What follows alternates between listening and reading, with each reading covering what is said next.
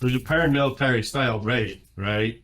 The government went in there, broke down their door with battering rams, pointed sniper rifles at them, seized all their electronics, a lot of their literature, their archives. For telling the truth about the war in Ukraine, right? And also another reason why they were targeted was because of the real things that they're building in the community. It outlines some of those. Well, for example, the infant mortality rates and maternal mortality rates in the black areas of St. Louis are higher than a lot of nations in the global south. Some of the highest in the world. And they found out that if somebody black is involved in caring for the mother and the infant, the mortality rates are cut to 10. So they started a doula training program, which is kind of like a midwife. It's not, they don't actually do the delivery, but they care for the mother and they care for the child. They started a program to teach black women, right, to be doulas, right, to help combat that. The day they got raided, right, was the day that program was launched. So, Chairman's wife was in charge of that program. So at 5 a.m, right, she's ordered out of her house and the rifle's pointed at her, right? And that day, right, later that day, they opened that program anyway. Right? They built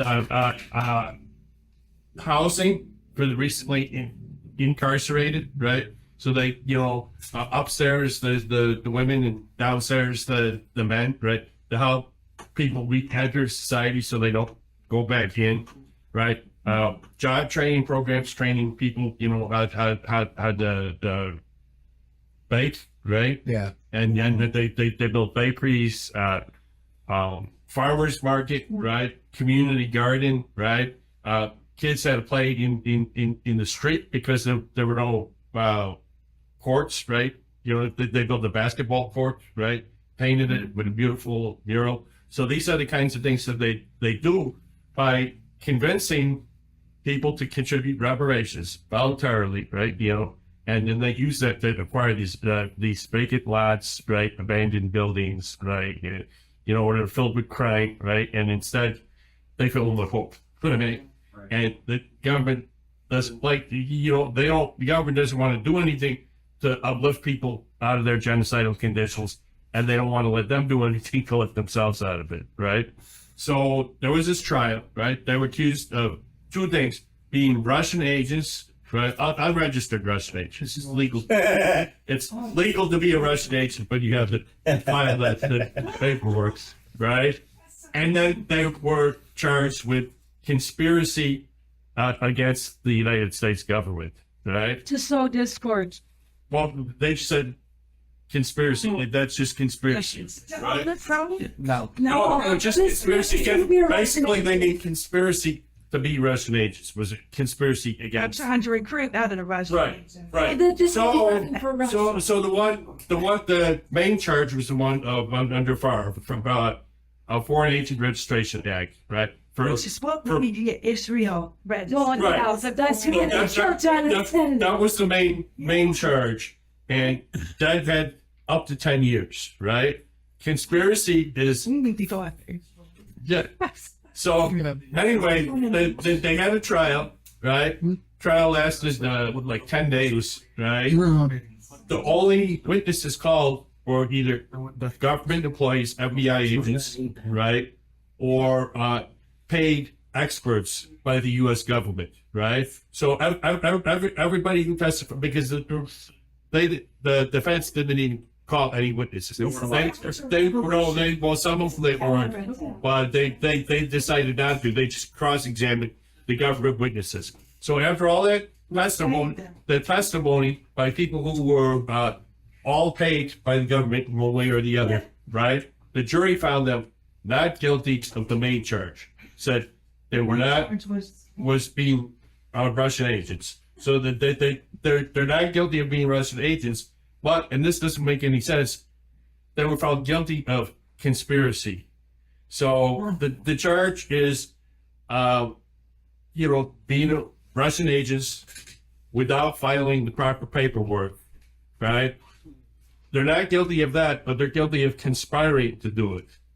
Now it's possible you can be conspiring to murder somebody or conspiring to rob a bank, right? And you don't complete it. Right. But how do you conspire to not file a piece of paperwork? It depends on the judge and the lawyer and the Right. prosecutor. So here's the thing. So here's the thing. The sentencing on that second charge is November 25th, right? And because It's coming. right, because it's such a logically inconsistent ruling, right? It's going to be appealed on a number, so it might eventually be overturned. But because it's such a weird law, there's no precedent for the sentencing. Normally if a judge sentences somebody, right, they look at the history of what other people were sentenced for, right? And it's never been done before because it's so ridiculous. So it's completely at the discretion of the judge. He can give up to 5 years. He could give time served. He could give probation, right? So in a lot of these cases, they send letters to the judges, what's called character letters, right? Testifying to how good these people are, right? What their character is, their contributions to the community, so that the judge takes that in that effect when they're doing the sentence. So the Mahura movement is calling for character letters to be submitted, right, from all over the world, really, to send to the judge, asking for a lenient sentence, right? And they want 500 letters apiece for each of the defendants. Right. And the deadline is Tuesday. They want them by Tuesday because even though the hearing is like a month after that, right? These letters are being sent to the attorneys. The attorneys are going to review them and then put them together and submit it, right? So they have an online tool at their website. It's attorneys. Yeah. Right. I know everybody doesn't have their phones right now, but the website is handsofmahura.org and then /letters/. Now, the purpose of these letters is to not to be like a revolutionary manifesto and not to talk about whether they're guilty or innocent. There will be an appeal, and the appeal will most likely be successful, but we're not at that stage yet. The purpose of this is to appeal to the judge for leniency, right? If you write just one letter, right, for Chairman Obama, but it's best to write for all three. Anybody who read some of them personally, like, Jim has read some of them personally, you can write, about your personal contact with them. But other than that, you could just write about these projects that this with the community and the positive impact that they're making in people's lives. One thing you can put in there is like the whole reason they're in St. Louis in the first place. They went there after Mike Brown was murdered by the police, and so there was unrest. There was unrest there. There was unrest, and people came from all over the country. All these politicians and celebrities, and they came for the cameras. Right. Right? And to help stir things up. And then as soon as the cameras left, they left, right?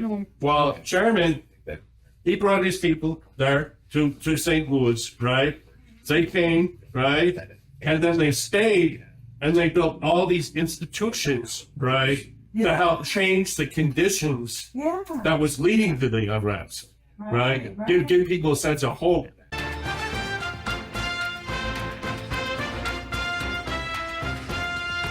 Welcome to Donahue. My guest tonight is Minister Louis Farrakhan. Take a look.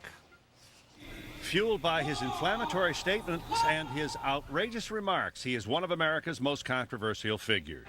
You are a slave. In 1985, a dressed up Brooks Brothers alligator shoe wearing, diamond ring wearing slave. What is it about Louis Farrakhan? Controversy follows him everywhere. After a 10-country world peace mission, he was busy on Capitol Hill rallying for reparations to collect the unpaid wages for his forebears held as slaves. He says his overall mission is righting the wrongs of the black man. White folk rule us with fear. It is not white people, it's your fear of them that you gotta be freed from. He is banned from Israel and not welcome in Great Britain. And his past meetings in Iraq and support of Saddam Hussein has not won him favors in the United States. When was that last meeting with Saddam? Oh, a few years ago. Yeah, he didn't see you this time. No, we Where didn't. meet have you this gone time. wrong here? I mean, you're one of the most famous faces. How many adherents? Islam, the Islamic world, boasts over 1 billion people? 1,800,000,000. I'd see you if I were Saddam. What is it? Did you... I met with everyone. You met with Tariq Aziz. Tariq Aziz would meet me. No, I didn't meet with Tariq Aziz this Who'd you time. meet? I met with all of the ministers of his government, including the vice president. You have many people that come to America Then that the don't president meet the doesn't say president, hello? but they meet the vice president, members of Congress, and they call it a successful visit. This march didn't do so hot. Now, Minister Farrakhan, I know you'll be honest enough to acknowledge that. You got nowhere near 1 million. We got, you know, what? I don't know. Did you get to, were there 2,000 people there? I don't know the number. It may have been 2,000 or 3,000, Was but it wasn't the number. Those that tried to organize that march did the best they could with the little money that they had. At the last minute, I was asked to appear, and I did appear. The idea is more important than the numbers that were present, and that idea is beginning to resonate very strongly in the black community. You speak of reparations, about which we'll speak in just a moment. Here's the Vice President of the United States speaking today in Nashville, Tennessee. Mr. Vice President. There is no doubt that Saddam Hussein now has weapons of mass destruction. There is no doubt that he is amassing them to use against our friends, against our allies, and against us. Time is not on our side. Deliverable weapons of mass destruction in the hands of a terror network or a murderous dictator, or the two working together, constitutes as grave a threat as can be imagined. The risk of inaction are far greater than the risk of action. Not long ago, this was February of this year, you had this to say about President Bush, possible attack on Iraq. Here you are, Minister Farrakhan, February this year. President Bush does intend to go into Iraq. He's made you believe that Saddam Hussein is a terrible man. He's no more terrible than Bush. He's no more terrible than Bush's father. He's no more terrible than Clinton. Because all of them do things in the name of their government that if the truth were made known, there would be a Nuremberg trial for American presidents.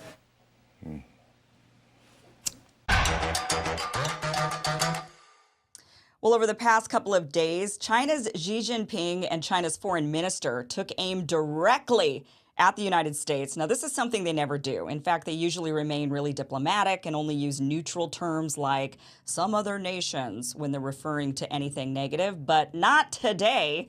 Instead, Xi Jinping said, quote, Western countries led by the U.S.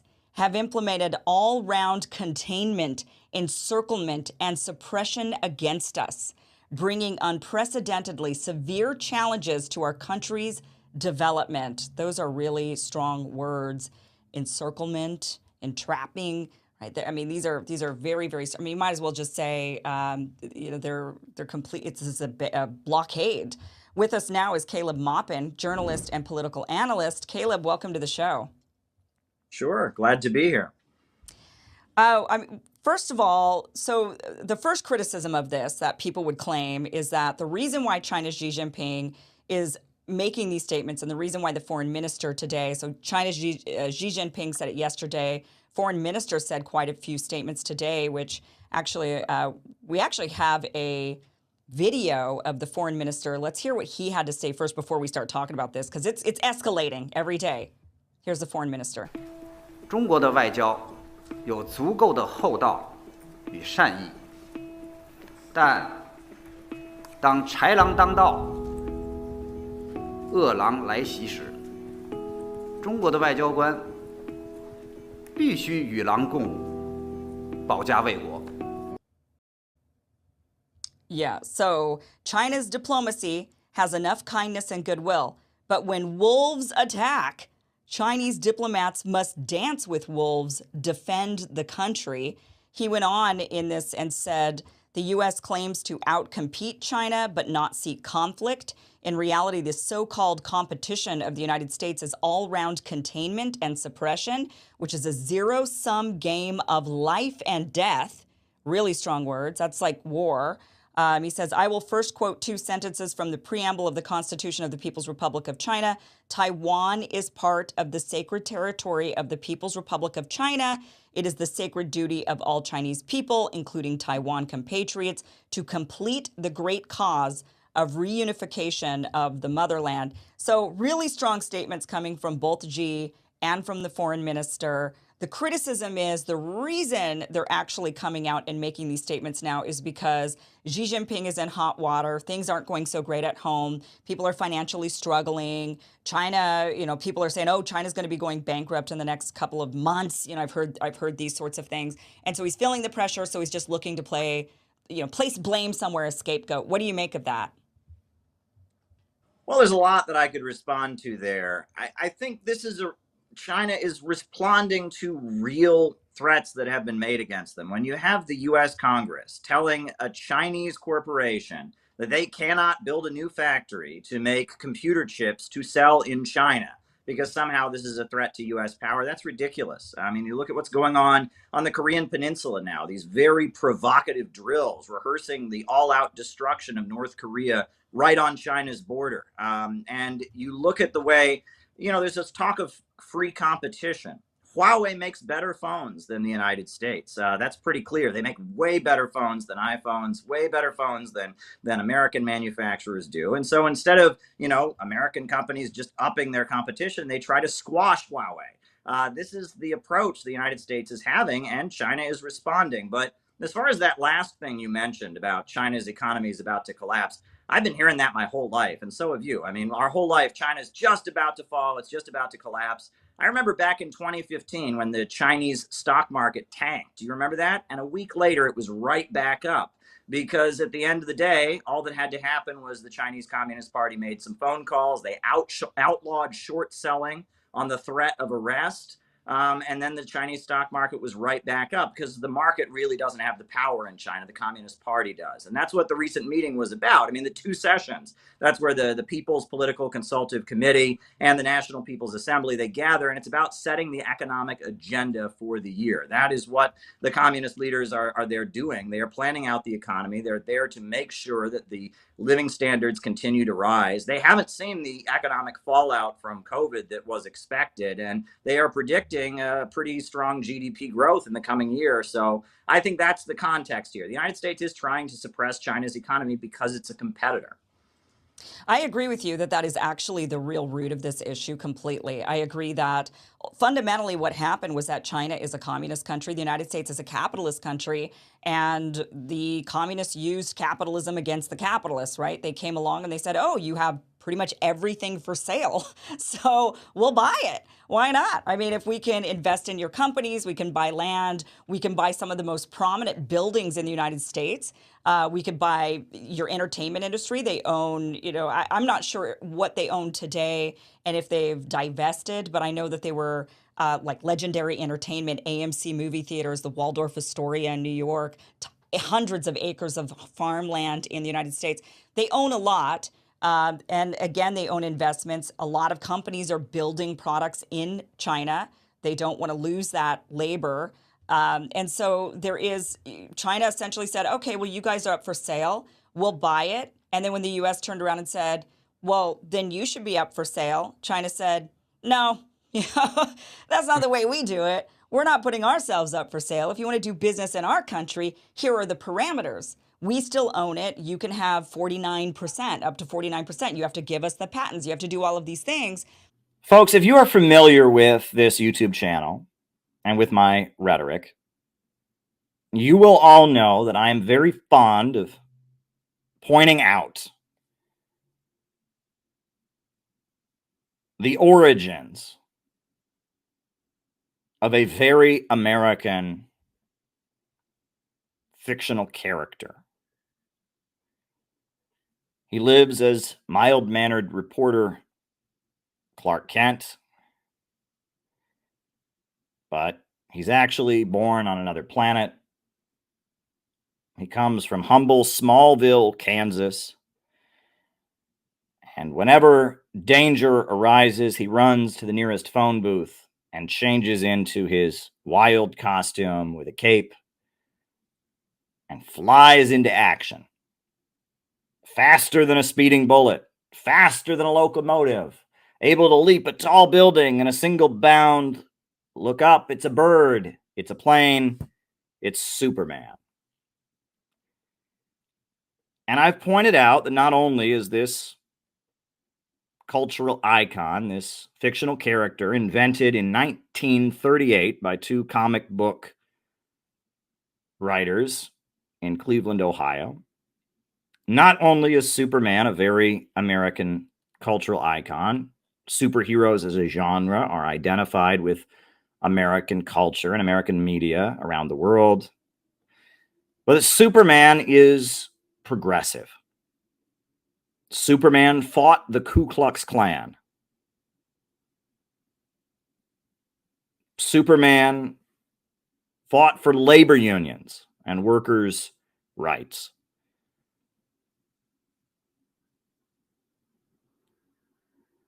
Lex Luthor, the villain, is a maniacally evil capitalist who's always scheming against the people. And Superman defends the people of Metropolis, against this ruthless techno-fascist who's trying to suppress them and scheme against them and harm them in order to advance his own profits. And while it may seem like a coincidence now in the year of 2024, it was no coincidence that in 1938, Superman took on the name Man of Steel, which you all know how one says the phrase Man of Steel in Russian. Stalin. Superman called himself Stalin. And the fact that he went around opposing racism, the fact that he fought against the Nazis, the fact that he fought for labor unions, the fact that he battled against a ruthless, maniacal, technocratic fascist, the fact that he fought against the Ku Klux Klan, all of that points to Superman being a progressive, being somebody who would have fit in pretty well with the Communist Party of the United States. But Superman doesn't fit exactly what we think of when we think of a communist. Superman doesn't like violence. Superman is humble and mild-mannered. He's from the wholesome Midwestern state of Kansas.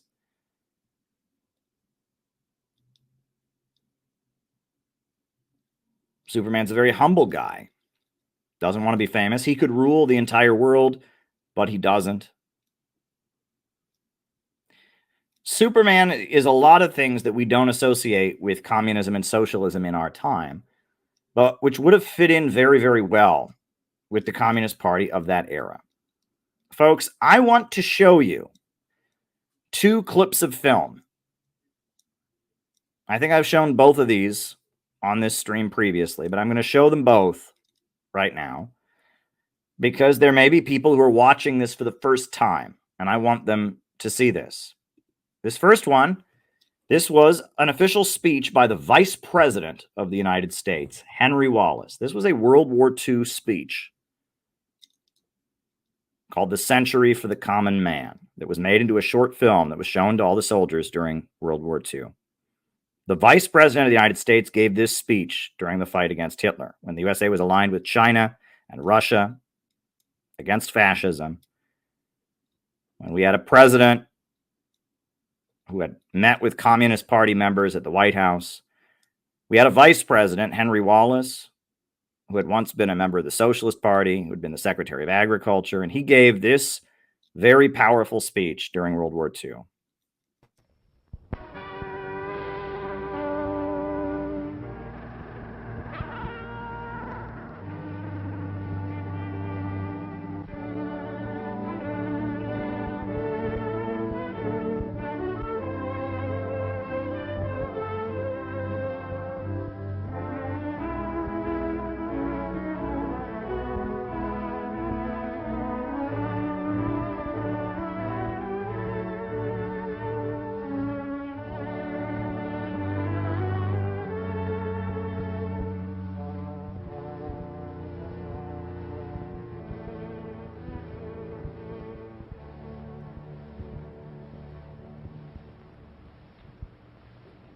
We who in a formal or an informal way represent most of the free peoples of the world are met here tonight in the interest of the millions in all the nations who have freedom in their souls, to let those millions in the other countries know that here in the United States are 130 million men, women, and children who are in this war to the finish. Our American people are utterly resolved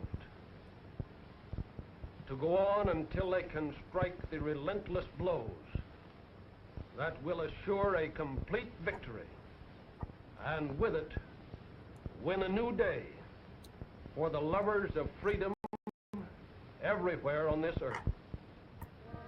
This is a fight between a slave world and a free world. Just as the United States in 1862 could not remain half slave and half free, so in 1942 the world must make its decision for a complete victory one way or the other. Down the years, the people of the United States have moved steadily forward in the practice of democracy. When the freedom-loving people march, when the farmers have an opportunity to buy land at reasonable prices and to sell the produce of their land through their own organizations, when the workers have the opportunity to form unions and bargain through them collectively, and when the children of all the people, these opportunities are open to everyone, then the world moves straight ahead. But through the leaders of the Nazi Revolution, Satan now is trying to lead the common man of the world back into slavery and darkness. For the stark truth is that the violence preached by the Nazis is the devil's own religion of darkness. So also is the doctrine that one race or one class is by heredity superior, and that all other races or classes are supposed to be slaves.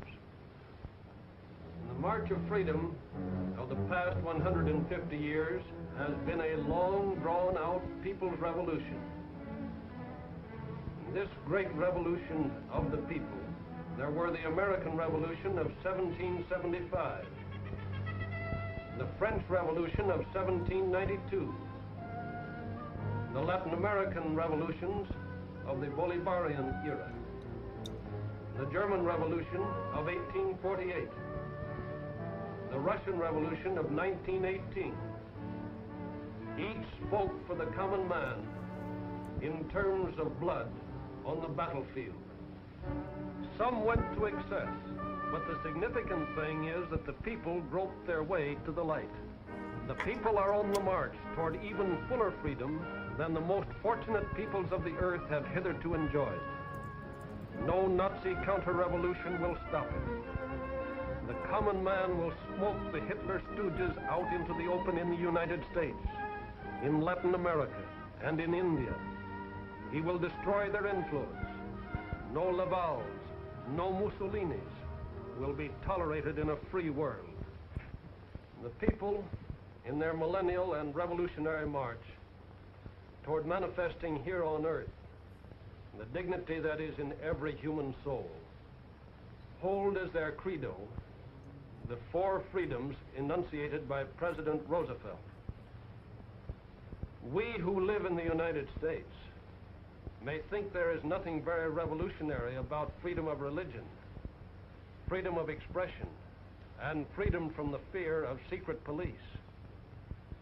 But when we begin to think about the significance of freedom from want for the average man, then we know that the revolution of the past 150 years has not been completed, either here in the United States or in any other nation in the world. We know that this revolution cannot stop until freedom from want has been attained.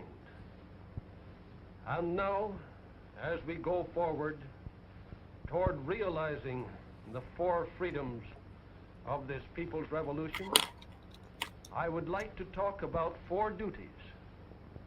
It is my belief that every freedom, every right, every privilege has its price, its corresponding duty, without which it cannot be enjoyed.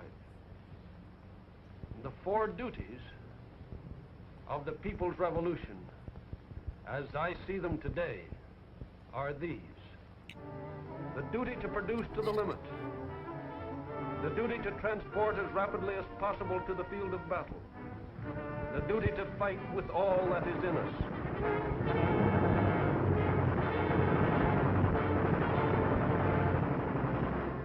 The duty to build a peace, just, charitable, and enduring. The 4th duty is that which inspires the other 3. We failed in our job after World War I, but by our very errors we learned much. And after this war, we shall be in position to utilize our knowledge in building a world which is economically, politically, and I hope spiritually sound. There must be neither military nor economic imperialism. Some have spoken of the American century. I say that the century on which we are entering, the century which will come out of this war, can be and must be the century of the common man. If we really believe we are fighting for a people's peace, all the rest becomes easy. Production, yes. It'll be easy to get production without either strikes or sabotage. Production with a wholehearted cooperation between willing arms and keen brains. Enthusiasm, zip, energy, geared to the tempo of keeping at it everlastingly day after day. Hitler knows as well as those of us who sit in on the War Production Board meetings that we here in the United States are winning the battle of production. He knows that both labor and business in the United States are doing a most remarkable job. I need say little about the duty to fight. Some people declare, and Hitler believes, that the American people have grown soft in the last generation. Hitler agents continually preach that we are cowards, unable to use, like the brave German soldiers, the weapons of modern war. It is true that American youth hates war with a holy hatred. But because of that fact, and because Hitler and the German people stand as the very symbol of war, we shall fight with a tireless enthusiasm until war and the possibility of war have been removed from this planet. We shall cleanse the plague spot of Europe, which is Hitler's Germany, and with it the hellhole of Asia, Japan. The American people have always had guts, and always will have. You know the story of bomber pilot Dixon, and radio man Gene Aldrich, and ordnance man Tony Pastula.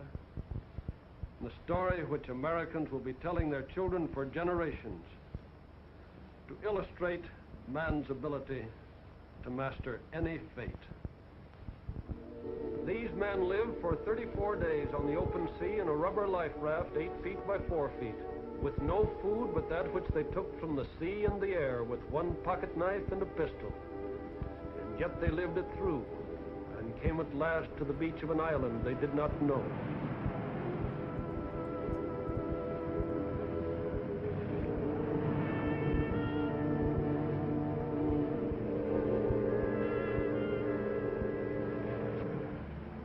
In spite of their suffering and weakness, they stood like men, with no weapon left to protect themselves, and no shoes on their feet, and walked in military file, because they said, if there were Japs, we didn't want to be crawling. The American fighting men, and all the fighting men of the United Nations, will need to summon all their courage during the next few months. I am convinced that the year 1942 will be a time of supreme crisis for all of us. Hitler, like the prize fighter, who realizes he is on the verge of being knocked out, is gathering all his remaining forces for one last desperate blow. The convulsive efforts of the dying madman will be so great that some of us may be deceived into thinking that the situation is bad, at a time when it is really getting better. But in the case of most of us, the events of the next few months, disturbing though they may be, will only increase our will to bring about complete victory in this war of liberation. Spiritually prepared, we cannot be surprised. Psychological terrorism will fall flat. As we nerve ourselves for the supreme effort in this hemisphere, we must not forget the sublime heroism of the oppressed in Europe and Asia. There can be no half measures. No compromise with Satan is possible. We shall not rest until all the victims under the Nazi yoke are freed. We shall fight for a complete peace as well as a complete victory. The people's revolution is on the march, and the devil and all his angels cannot prevail against it. They cannot prevail, for on the side of the people is the Lord. He giveth power to the faint. To them that have no might he increaseth strength. They that wait upon the Lord shall mount up with wings as eagles. They shall run and not be weary. They shall walk and not faint. Strong in the strength of the Lord, we who fight in the people's cause will never stop until that cause is won.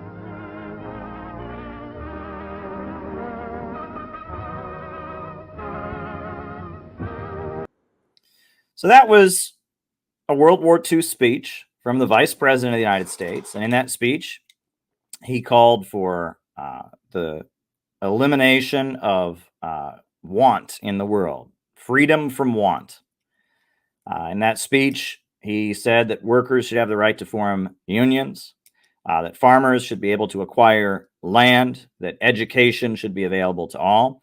And he hailed the American Revolution, the German Revolution, the French Revolution, the South American anti-colonial revolutions, and the Russian Revolution.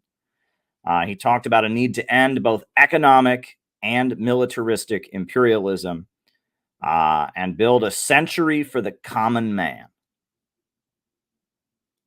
And that was the Vice President of the United States.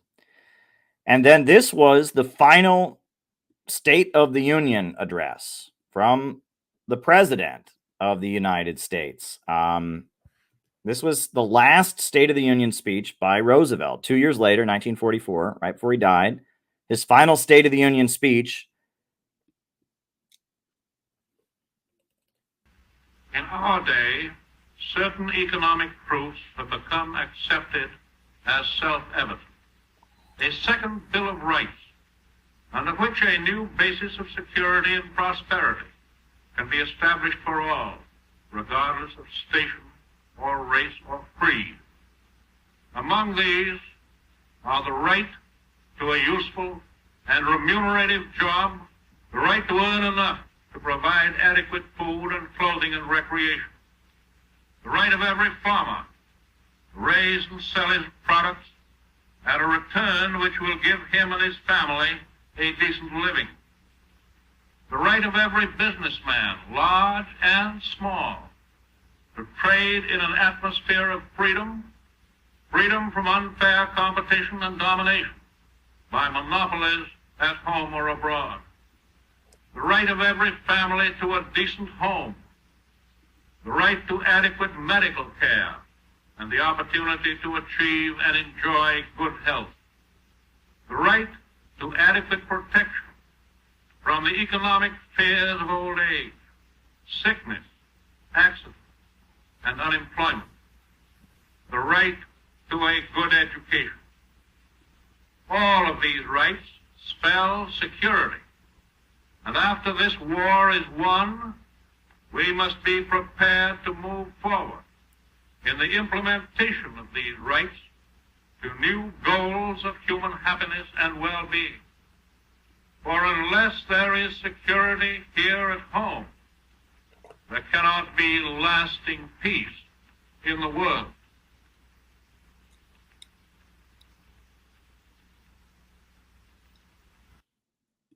Now, you watch those two speeches, and it was during the Second World War when they turned Superman from being a comic book into a radio program, that Superman adopted the slogan, "Truth, Justice, and the American Way." And that's what Superman fought for. He fought against the Ku Klux Klan on the radio show. He fought against the Nazis. He fought against Lex Luthor, the evil, wealthy technocrat fascist. And he fought for truth, justice, and the American way. And he was the man of steel. And if you can understand that Superman was a communist, but I mean, he wasn't that far. He would have fit in very, very well in the Communist Party of the time. You can understand a lot. And I'm going to help you understand a lot tonight. Oh, sorry. Hold on. Just trying to put some slides in for you. I want to show you a picture. This is a picture from the Communist Party of the United States National Convention in 1939 in Madison Square Garden. This was the Communist Party of the United States. They gathered for their national convention in Madison Square Garden in 1939. That was the 1939 convention of the Communist Party of the United States. As you can see, they've got Abraham Lincoln, the leader of the Second American Revolution to defeat slavery. And above him, it says democracy, security. And then the banner above the crowd says, "Hail the friendship of the peoples of the USA and the USSR." And then below Lincoln is the largest face you see there at the front. They've got Lenin and Stalin.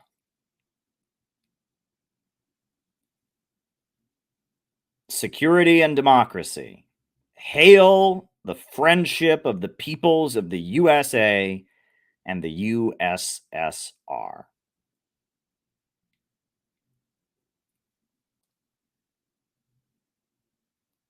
Now look at that.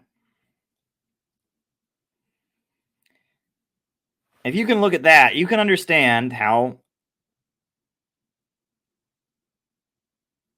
Superman could be a communist in 1939. That was the year that Superman was published, 38. This is the next year, 1 year later. Superman would have fit right in. He's up there talking about truth, justice, and the American way. He's opposing racial and ethnic bigotry. He's sticking up for labor unions. He's honoring Stalin as the man of steel. You can see Superman fitting in very, very well. Very, very well with the Communist Party. In fact, this is a clip from the Communist Party convention just a few years before. This is 1936. This is the Communist Party's national convention, also in Madison Square Gardens.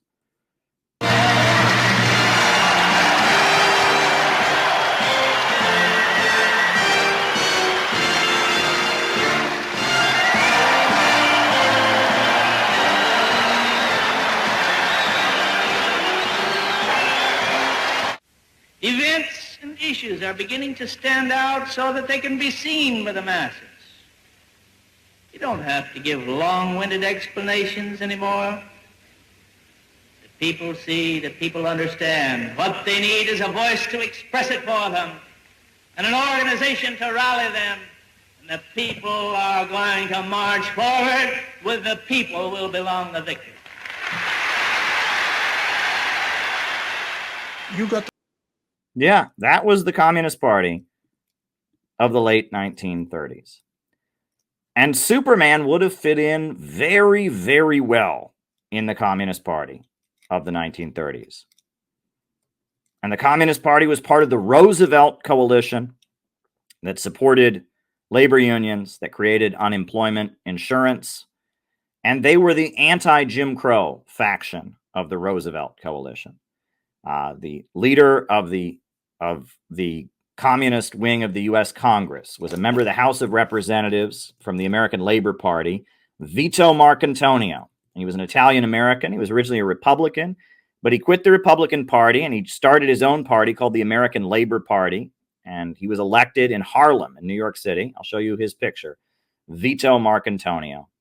And Vito Marcantonio was elected to the U.S. Congress. And even though he was very, very far away from the Jim Crow South, Vito Marcantonio, when he was in the U.S. Congress, Vito Marcantonio, who used to read from the Daily Worker, the Communist Party newspaper, into the U.S. Congressional Record, who represented Harlem in the U.S. Congress, every chance he got, he would propose an anti-lynching bill, a law that would impose the death penalty for anyone who engaged in the practice of lynching black men.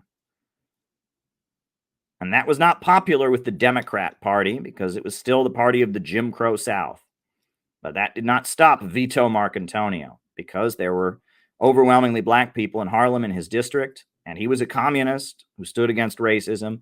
Every time he could, Vito Marcantonio would get up and propose the anti-lynching bill and be voted down.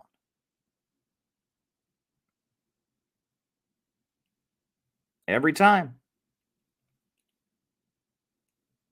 And the Communist Party was part of the Roosevelt coalition. And they wanted friendship with the Soviet Union. They wanted friendship with China. They wanted to oppose Wall Street, to oppose fascism, to oppose racism, to support labor unions. And in the final years of his life, Roosevelt proposed that economic Bill of Rights. Hey, everybody. This is a morning message from Rachel Winkle, also known as Dot Green, Farmer Rachel. I wanted to share with you a quote that I keep in my back pocket. It's a quote that I'm not sure who said it. I got it from a book, like a Buddhist, like one of those self-help Buddhist style deal with your anxiety kind of books. It was a long time ago, so I apologize to whoever wrote the book. I'm sorry, I just don't remember. So I tend to be somebody who worries a lot. I'm a thinker. I overthink things. But the main thing is that I do have a tendency to,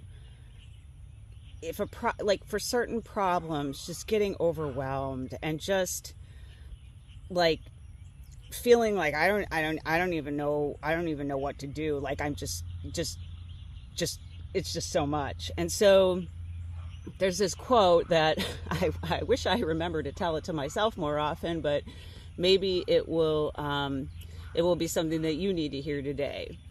And It goes like this. But Caleb, why don't you give us a little opening about what type of communist you are and how that relates to what you're trying to achieve today? Well, the first thing I want to make clear is that if I thought that the woke left were a representative of communism, if I thought that these people running around, burning buildings and advocating censorship on the internet, who want to allow Silicon Valley to silence free speech, who support the lockdowns, who are cheering for World War III against Russia, if I thought those people were communists, I'd hate communism too. I absolutely would. And, what I call the synthetic left, these entities that are a result of CIA programs like MK Ultra and the Congress for Cultural Freedom, these folks that are funded by the wealthiest capitalists, George Soros and the Ford Foundation and the Rockefeller think tanks, those folks are not representative of anything that I stand for. I'll tell you that much. The life-changing experiences that I've had is when I've gone to global communist gatherings. I went to the World Festival of Youth and Students in Quito, Ecuador in 2013.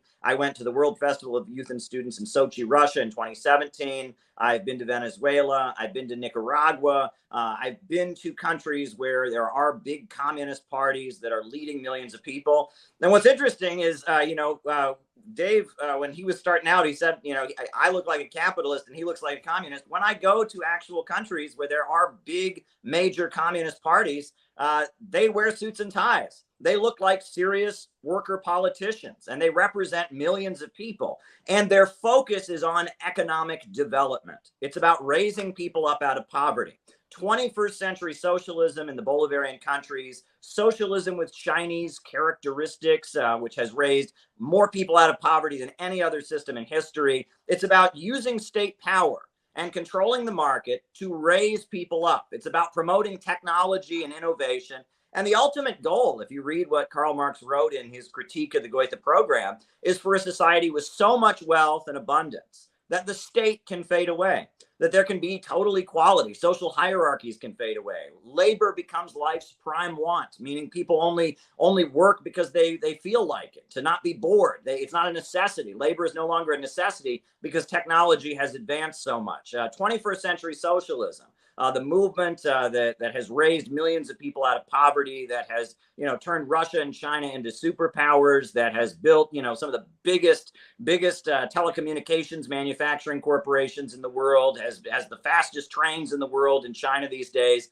This system of having an economy that is organized to serve public good and having a government of action that fights for working families and utilizes the market to strengthen an overall state-run economy. That's the vision that has been very successful in both the 20th century and the 21st century. Obviously, the Soviet Union had problems, and we've modernized, and things have changed. But around the world, if you get past the woke left and all these hipster kids that think they're Marxists, there is a global communist movement that runs many countries: Vietnam, China, Angola, many countries around the world, Cuba, Nicaragua, Venezuela, and they have had very positive results by utilizing a market sector to fit in with an overall state central vision for leading toward that ultimate goal of a stateless, classless world, building up and advancing technology. And I think a lot of libertarians, if they saw it this way, if they saw that we believe in technology, we believe in growth, and we believe in innovation, and we see capitalism and the rule of the world by big banks and big corporations, what Lenin called imperialism, capitalism in its monopoly stage, the highest stage of capitalism. I think if a lot of libertarians saw that we believe in growth, and we are opposed to these global big corporations and the governments that enforce their will with war, I think they might have a different perspective. Well, I'm going to just let one of the guys, Dave or Spike, jump in. I'm assuming when they heard the word state power or state control, that's when they got a little bit of because we know how they hate government. I think that libertarianism obviously has a lot of tendencies of anarchism, where we want no state, we want no overreaching power. Dave, why don't you jump in and give us your take on what type of libertarian you are and what you're all about, and why it might not be so great to go the communist route over here. Yeah, well, I suppose then after listening to, I'm not very familiar with Caleb, but after listening to his open remarks, I suppose you could say all three of us are anarchists. me and Spike are both anarcho-capitalists, basically Yep. believe in the non-aggression principle, self-ownership, private property rights. And Caleb is also a communist anarchist in the sense that the ultimate end goal would be the withering away of the state for a stateless, classless society. I would certainly be skeptical that the path toward abolishing the state would be to grow the state to be tremendously powerful. That seems counterproductive to me, and I don't think you're ever going to end up getting to that point. I think I can speak for Spike as well, and he can correct me if I'm wrong, but I'm not, because I know Spike very well, that both me and Spike have really no issue with socialism so long as it's voluntary. I mean, we have no issue with worker co-ops or people buying up plots of land and sharing them around. No issue with, all pitching in for mutual aid or something like this to take care of healthcare or something like this.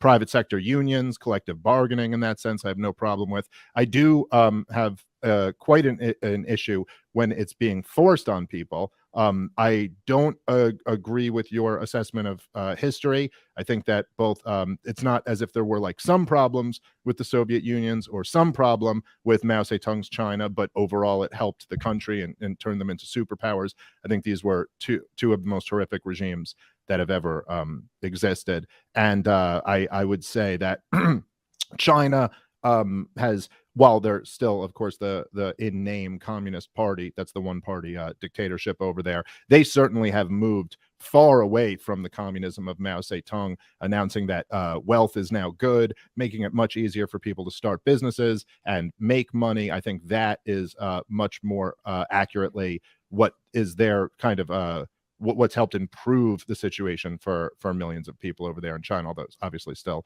a lot of problems. I do agree. Getting working people to realize their own economic interests. And they have a word for that, right? If you want to raise the minimum wage or if you want Medicare for all, you're a class reductionist. That's their term. What? Immediately they scream class reductionist. What does that mean?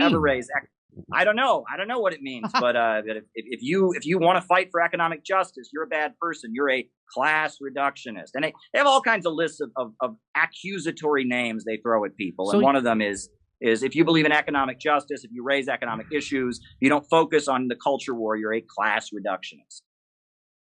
That is such, that's well, what I enjoy telling people is that when you hear people who say they're on the left in the United States and they say things like, we have to organize along class lines, right? We have to organize. You'll even hear the knuckleheads at TYT say this thing. We have to organize along class lines. They have no idea what that means. And if they do, they're just blatantly lying, because they do not mean what organizing along class lines means. Is that you organized with people in the same class, meaning whatever political stripe they come from, meaning if they're a libertarian or a socialist or a Republican or a boogaloo boy or a socialist or a communist, all those people have to come together. That's called, so it's just like when you organize in a union. I've been in unions my whole life.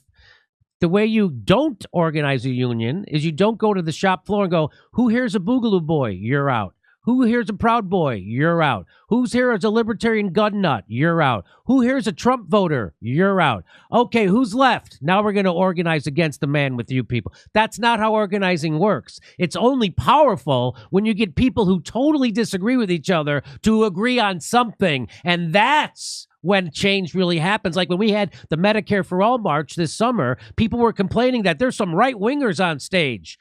That's because Medicare for All means Medicare for all. And that's when you can actually pressure government, when you have people from all different stripes of politics combined and converging on one idea. That's how you make something happen, which is why the Black Panthers teamed up with the KKK in Las Vegas to get their welfare checks back. That's why they killed Fred Hampton. Why did they kill Fred Hampton? Because he was organizing black people? No, because Fred Hampton was organizing Southern racist whites with black people in Chicago, and they were realizing they had more in common than they had separate and different, and that's when they killed Fred Hampton. So that's the thing that they can't have, and that's what people who say we have to organize along class lines, when you hear somebody at the Young Turks say we have to organize, they don't mean it for a second. They hate people who are in the different political party than they are and in the same class. They hate those people, and in fact, their business model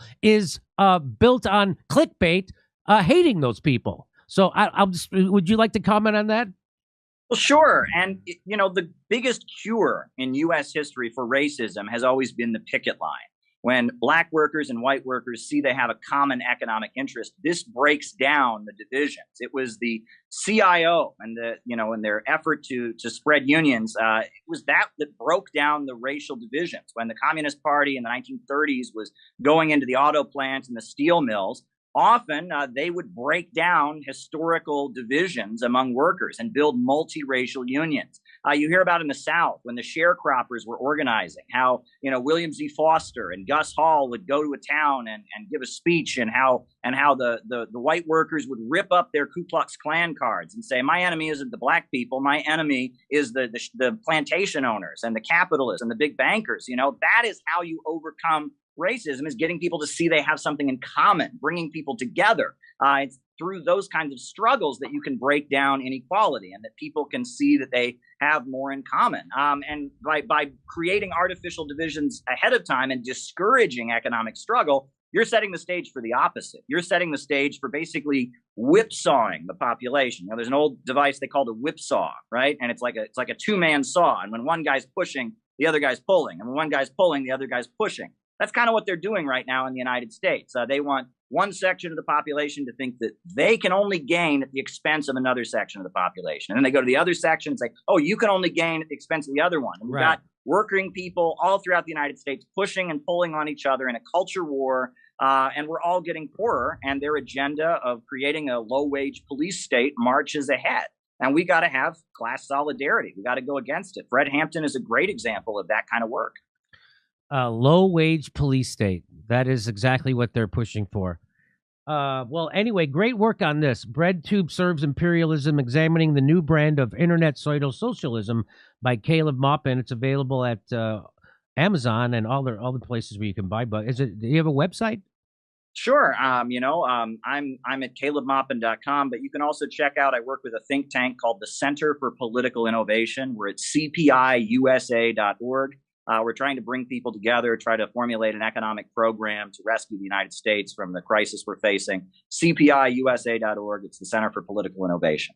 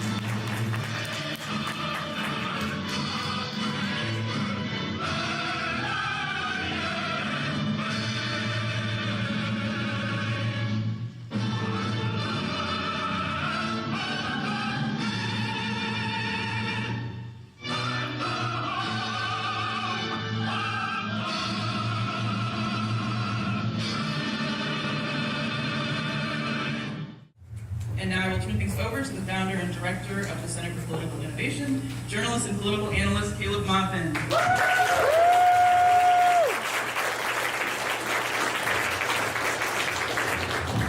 All right, everyone can hear me? Very good, very good. Well, there's been a lot of buzz about this meeting because we are planning to talk about Russia, and we will talk about Russia. But we're mainly here at this conference to talk about America. We love America. To us, America is not a flag, it's not the military, it's not the White House, the Congress, or even the Constitution. To us, America is a beautiful swath of land between Canada and Mexico, and most importantly, it is made up of hundreds of millions of working people people who love their community, love their neighborhood, love their families, and just want a decent life. America is made up of many different peoples from many different origins. The Native Americans who suffered horrendous genocide and land theft, the millions of black people brought to this country through the horrendous transatlantic slave trade, the Irish Americans who died building the railroads, the Italians, the Slavs, the Eastern Europeans who worked in the steel mills and the packing houses getting poverty wages. We have Latinos and Chicanos, the Arab Americans who came here looking for a better life, the Asian Americans, Pacific Islanders, the Southeast Asian community. America is not a nation. A nation would be a group that has a common territory, a common language, and a common culture. America is not a nation, it is a country. And it was a country that was synthetically created by the emergence of capitalism. The global imperialist system and its hunger for better profits and international trade brought hundreds of millions of people from every corner of the world to one landmass in the northern part of the hemisphere. And despite the hardships and the bigotry that has gone on, we can see in America some of the hope of human beings overcoming the deep-seated divisions, seeing what they have in common. And that's why the wave of anti-Russian hysteria that is currently taking place right now, banning Dostoevsky, banning the Disney movie Anastasia, is so horrendous and disturbing. And the same for the anti-Asian hate crimes that we've seen in the aftermath of the COVID-19 pandemic. This is not who we are as a people. And this isn't coming from average Americans. This is the result of propaganda from CNN, from Fox, from Twitter. Deep down, we the American people are better than this. And when I say that we love America, I can't say this without pointing out something that really should be obvious. The international ruling class, the big oil monopolists, the international bankers, the Pentagon contractors, the war hawks, and the prostitute politicians, they do not love America. They have sold this country down the river in their trade deals. They have driven down wages and living standards, and they are currently unleashing inflation. They've set up a system of prisons for profit. They've created an epidemic of addiction, pushing doctors to overprescribe opioid medications. They've created a situation where roads in this country are crumbling. Last year, in a particularly cold winter, we saw the power grid here in Texas collapse, leaving all kinds of working families out in the cold. We love America, but Wall Street does not love America.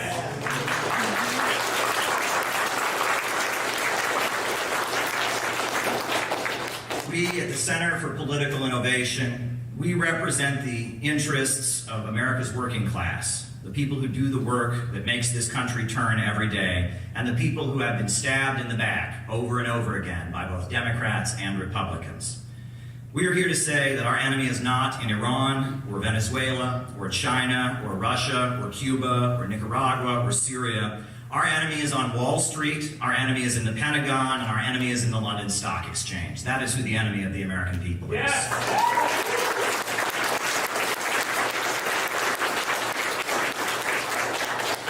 These forces of wealth and greed have created a global financial system, raking in super profits, keeping the world poor so that they can stay rich.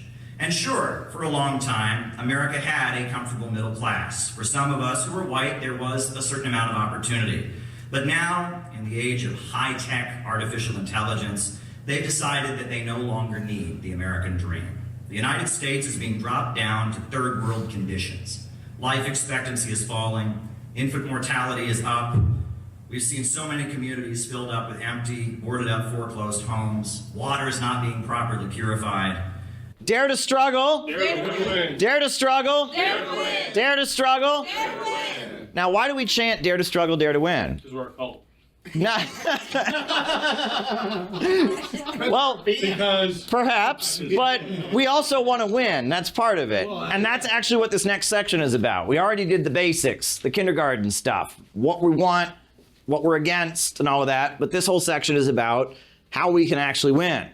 And a lot of people have pointed out that there's a lot of literature that talks about all of this that has a chapter 5 problem, right? That they're very good at chapter 1, telling you what the problem is. Chapter 2, telling you how bad the problem is. Chapter 3, telling you how really bad the problem is. Chapter 4, telling you how even worse the problem is. And then chapter 5 ends with you know, be a liberal activist, maybe vote for Bernie. Yeah. And that this is really the crux of what we're getting at, right? And that's why we're saying dare to struggle, dare to win, right? But I actually want us to sing that song we sang at the beginning of the day again, right? Because that really kind of points to what we're getting at, right? So shall we sing that song one more time? Step by step, the longest march can be won, can be won. Many stones can form an arch, singly none, singly none. And by union, what we will can be accomplished still. Drops of water turn a mill, singly none, singly none. So we're hitting on something that's very important, because what Peter was talking about with fandoms is that fandoms are an individual thing. It's about you being an individual consumer, you being satisfied by the fandom producer, you then competing with other people to prove that you're the best fan. It's a very individual thing. But the whole way that we've ever won anything in this world has been not with an individualist mindset, but rather with a collective mindset, seeing our common interests and working together as a group. And the ideology that defines the Western world, they talk about liberalism, which is an ideology that celebrates individualism above all else. And the right focuses on market liberalism, which is the idea that the state and society shouldn't control the economy. And the left focuses on personal and social liberalism, which is the idea you have no obligation to your country, your family, or your community. You can just pursue your own interest. You can just be yourself. And we are trying to cultivate collective consciousness, to get people to see what they have in common and how they can work together for a common aim. And so we are what they call, and they say is the greatest evil, we are an illiberal movement. We are rejecting liberalism in favor of illiberalism. So there we go. So speaking of that, who wants to hit this first quote? Because this is directly from the Communist Manifesto. Okay. The collision between individual workmen and individual bourgeois take more and more the character of collisions between two classes. Thereupon, the workers begin to form combinations, trades unions, against the bourgeois. They club together in order to keep up the rate of wages. They found permanent associations in order to make provision beforehand for these occasional revolts. Here and there, the contests breaks out into riots. Now and then, the workers are victorious, but only for a time.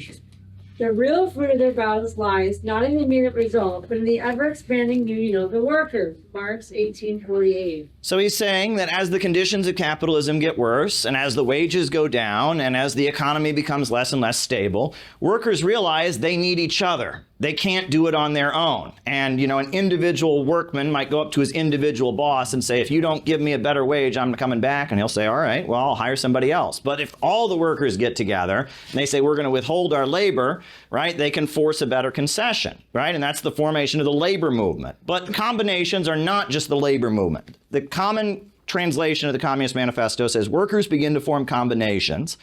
And then it usually says in parentheses afterwards, trade unions. But that I don't think is necessarily the case. Combinations can also be unemployment associations. Combinations can also be, places where people are taught skills. Combinations are people forced by economic conditions to come together and work in their own interest. And I think we're going to be seeing a lot more of that pretty soon. I've been talking about a concept called strategic equilibrium. And that in a revolutionary movement, right, you generally have three types of organizing, three periods that you can organize in. The first one, can I have a marker? The first type of revolutionary organizing, here, I'll do that, is called strategic defensive. And that's the period we're in right now. And in a period of strategic defensive, the conditions in society are at the point that it's very hard to have a revolutionary organization, that you're just struggling to hold the group together, right? And that's strategic defensive. And we've been in strategic defensive in the United States since the 1950s. since McCarthyism, where it's very, very difficult to hold together a revolutionary organization. And periods of strategic defensive are very difficult because the conditions among the masses are not to the point that they would want to join our organization. Society is stable enough that people would not, be receptive to our message, and that there's not divisions that allow us to exist. And so as a result, we split, we divide, we don't see progress. You can go out and do exactly the right thing, but not get any results. You're in strategic defensive. But then conditions in society deteriorate a little bit further to the point that, number one, the conditions in society get worse to the point that people can't survive on their own. And because they can't survive on their own, they have to form combinations. The only way they're able to live is if they're relying on other people. Under those conditions, when things are getting worse, when people need to rely on each other, what also is happening? The ruling class begin fighting with each other because their system is in crisis. Ronald Reagan used to say, we're all friends after 6 o'clock, right? He said, we're all friends after 6 o'clock, Democrat, Republicans. They're not all friends after 6 o'clock today. We can see that. Look at January 6th. Look at what's happening in this election. They are not all friends after 6 o'clock. They're trying to put each other in jail. And we are rapidly approaching, I think in the next 5 years, a different period of organizing called strategic equilibrium. And strategic equilibrium is a period in which, because of the conditions in society and because of the divisions in the ruling class, a mass revolutionary organization can begin to function in society because there will be conditions among the masses where they'll be suffering enough, they need to be taken care of, they need to join some kind of organization. And because the ruling class will be fighting enough among themselves, they'll see organizations that would lead the working class, they will see them as useful and necessary in their divisions, and they'll allow them to exist. Now, strategic equilibrium, we haven't seen that in this country really since the 1930s. That's when we saw strategic equilibrium. There was possibly the opening of it a little bit in the 70s, but it didn't fully happen. Was that the New Deal? Was that equilibrium? Yeah, and we're going to talk about it. The late 1930s was the last time we saw strategic equilibrium. The Communist Party was a mass organization that had membership in every major city. There were members of Congress that were sympathizing with it, and they had mass influence because conditions were bad enough with the Great Depression, and the divisions among the ruling class were to the point that they could be such a thing. Now, strategic equilibrium can then lead to, ultimately, strategic offensive. A period... You proud of that statement? Nuremberg trial? Absolutely. I know that what I said is the truth. The trial called... The American government is a criminal government in dealing with Iraq. Look at the statement of your vice president. He said there is no doubt that there are weapons of mass destruction in Iraq. Why does not he do what the United States government did when they found weapons of mass destruction in Cuba? They came before the United Nations. They presented the evidence and a strong case by the vice president saying that there are weapons of mass destruction there, that there is no doubt. Where is the proof? There is no country in the world that agrees with America going to war with Iraq. So who is the real threat? Is it that Saddam is a threat to the world? Or is that President Bush and his administration is a threat to world peace? You join significant numbers of Americans in condemning an attack on Iraq by the United States, especially if we're going to go alone, and it's increasingly looking like that's the case. Why the Nuremberg comment? Why, once again, the Nuremberg trials, one of the most civil attempts to redress a horrible grievance, a moment in 20th century history, trying imperfectly as it was carried out to bring justice, to bring those who did these horrible things to Jewish people to justice.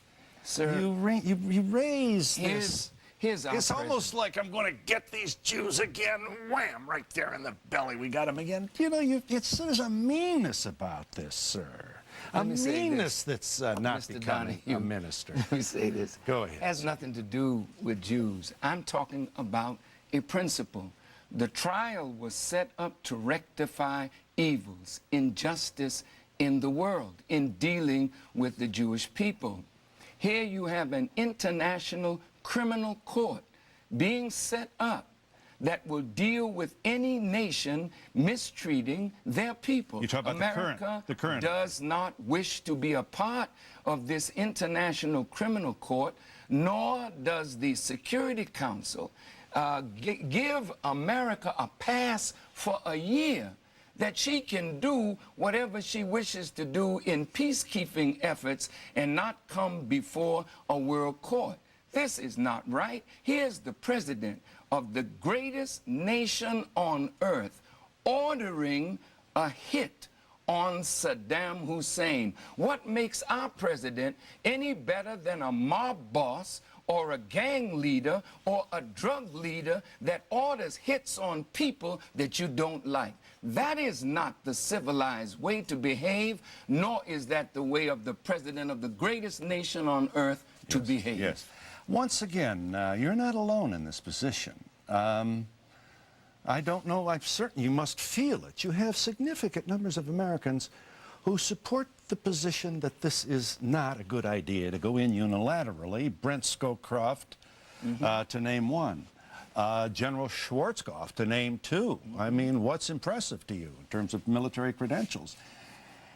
The question is, do you do your brothers and sisters, the members of the African American community, a service by this kind of mean reference to sending the president before a tribunal, someone like Nuremberg? It sounds like you're doing your best to turn off the white folks and not make a step forward. But what I'm trying to show America, that you are not above the law. You say this is a government of laws and not of men. But now America wants to contravene international law and go before the world as an international criminal. I do not think that this is the way that the American people want their leaders to behave, and I think she's losing the respect of the nations of the earth by this kind of behavior. Yes, and you sat down with a guy who gassed the Kurds. Oh, sir. You sat down with a man who has knocked off members of his own cabinet, his closest friends. Look, you're not denying this man wait a minute. is wanton in the area of moral thinking and virtue. Sir, I sit down with white people who killed Native Americans, who brought my fathers into slavery for 310 years, who watched our people lynched and did nothing about it. So if I can sit with them... You may have sat down with the I ancestors sat down with of the those. children of them. But is the American government so innocent? How did crack cocaine come into the black community? Why is AIDS the #1 killer of black people in America as well as in Africa? Is this just an accident? We have a government, sir, that needs to be opened up before the American people, because I believe there are criminals in this government that have to be brought before the bar of justice. And I'm not saying something as an insane radical, but if America continues in the way that she's going, the whole world will turn against her, and this is not something that I want to see or any decent thinking American We are wants with to Minister Louis Farrakhan, and we'll be back entertaining your phone calls in just a moment. Since you don't like me, Jewish people of America, since you don't like me, press of America, why have not you been able to stop me from doing what I do? Angry with me are righteous people.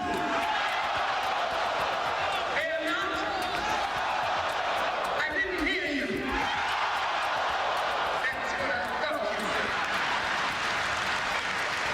Jews were getting their heads knocked by cops who just didn't want these black folks in the neighborhood. That was communism. And now you're out there making faces, smiling. I see the hurt. I do. I do. Call me a grandstander. Sir, I mean, a man of your talent and power. This is 2002. You bring up something... Now you're going to say it's old stuff. Just a minute, sir. You brought up something from 1985. Now ask me 17 a years question. ago.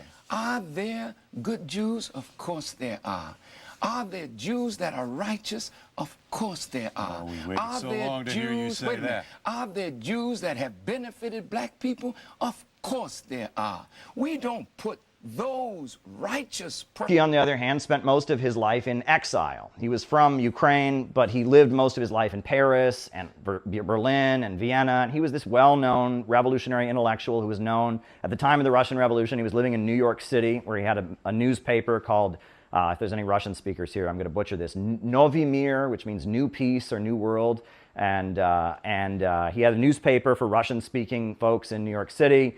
And when the Russian Revolution happened, he went back to Russia, and he joined the Bolsheviks.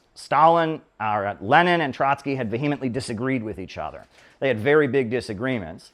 However, he saw the Bolsheviks were going to win, and so he joined the Bolsheviks in July of 1917, and the Bolsheviks took power in October of 1917.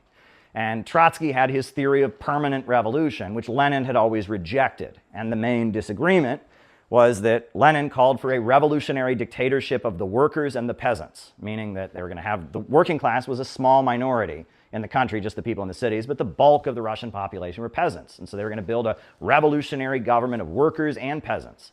Trotsky said peasants are an inherently backward class because they were working farms that are owned by nobles. They aspire to own their own farms. They aspire to become capitalists. They seek to become capitalists. They have a reactionary aspiration, so they're an inherently backward class. So any government, any revolutionary government that came into existence couldn't include the peasantry because they were inherently backward.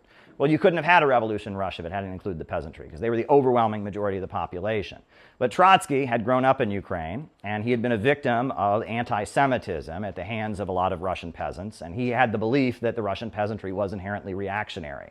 And that was the primary disagreement between him and Lenin. Lenin wanted to organize the peasantry and want an alliance with the working class, and Trotsky said the peasants are inherently backward and reactionary. And because Russia had a peasant majority, Trotsky said the only place that it would really count to have a communist revolution was the Western countries. So if Russia had a revolution, it would just be a temporary holdout to spread communism to where it really mattered, the West, where they don't have peasants anymore, right? That was the idea, because peasants were inherently backward. Another thing that Lenin and Trotsky disagreed about was that Trotsky was going around calling for the creation of the United States of Europe, the European Union. He was going around saying that if we brought all the European countries into one country, that would break down national barriers and the workers would come together and they'd have a revolution. And Lenin said, we don't want that. We don't want all the Western imperialist countries to come together, because then as they combine their strength, they can more effectively colonize and exploit the third world. So we don't want to create a United States of Europe. In fact, we want the Western imperialist countries to be divided, because that can open the door for colonized countries to get their freedom. So that was a big source of disagreement between the two of them. And then Trotsky announced on the verge of the Russian Revolution breaking out, he announced that, he repented or whatever, he supported Lenin. He joined the Bolsheviks, but then after Lenin's death, he starts talking about the permanent revolution again. And of course, he has a falling out and a disagreement with Stalin, and he forms the Trotskyite movement, which is the other communists, right? It was a way that one could be a communist, but against the Soviet Union, against the socialist countries. In the name of permanent revolution, in the name of being ultra-revolutionary, you would oppose the actual communist governments. And that was the disagreement. And it was really, in essence, a lot about land versus sea, but also about the East versus the West. Trotsky was holding on to Western Marxism, and Lenin and later Stalin had taken Marxism in an Eastern direction, and there was a clear divide. And when we think of the revolutionary movement in Europe, we think of the middle class. We think of, if you ever see Les Miserables, right? Those guys in the pubs, do you hear the people sing, and waving the red flags, and the intellectual students who want freedom and want to rebel and tear the world down. That's the ideology of the Western revolutionary middle class intelligentsia. And that was Trotsky. That's what he was about. But if you look at Stalin, Stalin's a guy from the countryside who went to seminary school. And there's almost a conservatism about Stalin. Stalin is trying to build a movement of people that are patriotic and loyal to their country and want to use socialist methods to build their country up. And there's a disagreement. And this is the Stalin-Trotsky divide. And it's important to understand this divide because it's rather key in understanding where PSL and Sam Marcy came from. So Sam Marcy, his birth name was Sam Balin, and he was born in Ukraine, I believe in like 1912, 1911, something like that. And he was born in a Jewish village. And, you know, in Tsarist Russia, Jews were segregated. They lived in different villages. They were segregated. And during the Russian Revolution, the White Army was known to terrorize Jewish villages, and the Red Army protected his village from the White Army. And so his earliest memories of childhood was the Red Army, which he called our army, protecting the village. And he remembered when he was a child how he saw those Red Army soldiers come and protect the village, how happy his family was to be protected. His father was already living in New York City at the time, but he and his brothers were with their mother and they lived in Ukraine. A few years later, he came to New York City, but his earliest memories were of the Red Army protecting his village. And so before we go any further, this is an important time to get into what Marxists call the Jewish question, right? Because there's a lot of talk about this in intellectual circles and such, right? Where does Zionism come from? Why are there so many Jews among the Marxist movement in the West in particular? What's going on there? Well, if we look at it historically, right, Jews as a group were not forced to convert to Christianity in medieval Europe. Almost every other ethnic group was forced to convert to Christianity. Jews were not. They were, because of the Old Testament, etc., they were not forced to convert to Christianity. And in feudal society, there's very little use for money, right? You know, if you're a peasant, you grow your crops, you give your crops to the landowner, you keep what you can. If you're a craftsman or a blacksmith, you work for a noble, you make metal or whatever, but there's very little use for money. There's no wages. However, as the Silk Road started rising from Asia and as international commerce started to develop, there became more and more of a need in Europe for somebody to handle money, currency. And so because the Catholic Church considered lending money at interest to be a sin, but they needed someone to handle money and they needed someone to be the group of people to handle money, they designated Jews as the group of people, the religious minority that could handle money. And so Jews became the caste of people in feudal society who were assigned the task of handling money. You know, if your father was a blacksmith, you became a blacksmith. If your father was a peasant, you became a peasant, right? If your father was a king, you became a king. Well, in feudal society, if your father was Jewish, you became somebody who could handle money. And the Jews lived separate from other people. We're talking Germany, Belgium, Britain, France, places like that. Jews lived in separate areas, and they were a designated group of people whose job it was to handle money. And there's a book called On the Jewish Question by Leon Abrams. And Leon Abrams was a Marxist who actually died in the Holocaust, and he wrote an entire study of what is Judaism. And Judaism is a culture that originated among this designated group of people whose job it was to handle money. And everywhere Jews in feudal society stopped having that role, they immediately assimilated and converted to Christianity. And that's an important thing to remember, because a lot of anti-Semites and Nazis talk about the biological Jew, like there's some genetic thing or something. Well, all European white people have Jewish heritage probably, because millions and millions of Jews all over Europe at various times converted to Christianity. And that the only reason Jews as a caste were preserved was for their purpose in feudal society as lenders of money. And everywhere that they no longer held that purpose, they converted. And that's an important thing to remember. And so Marx is of followers had killed Sharon Tate with. So Jeff Jones is saying he wants to appeal to the part of every kid that hates Superman and loves Lex Luthor.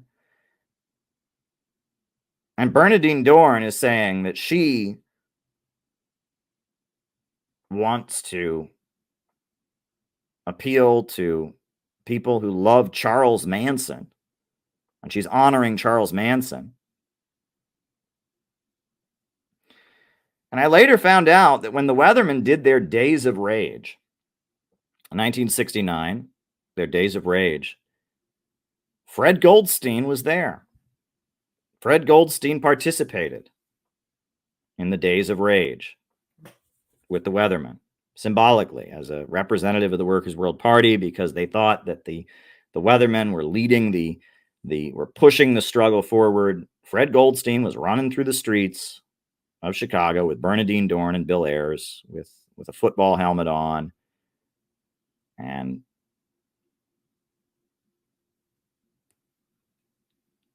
years later, I've started to understand this. Now, I read a very, very good book written by a member of the British Communist Party in the late 1930s named Reuben Osborne. And we are going to republish this book. It is in the public domain.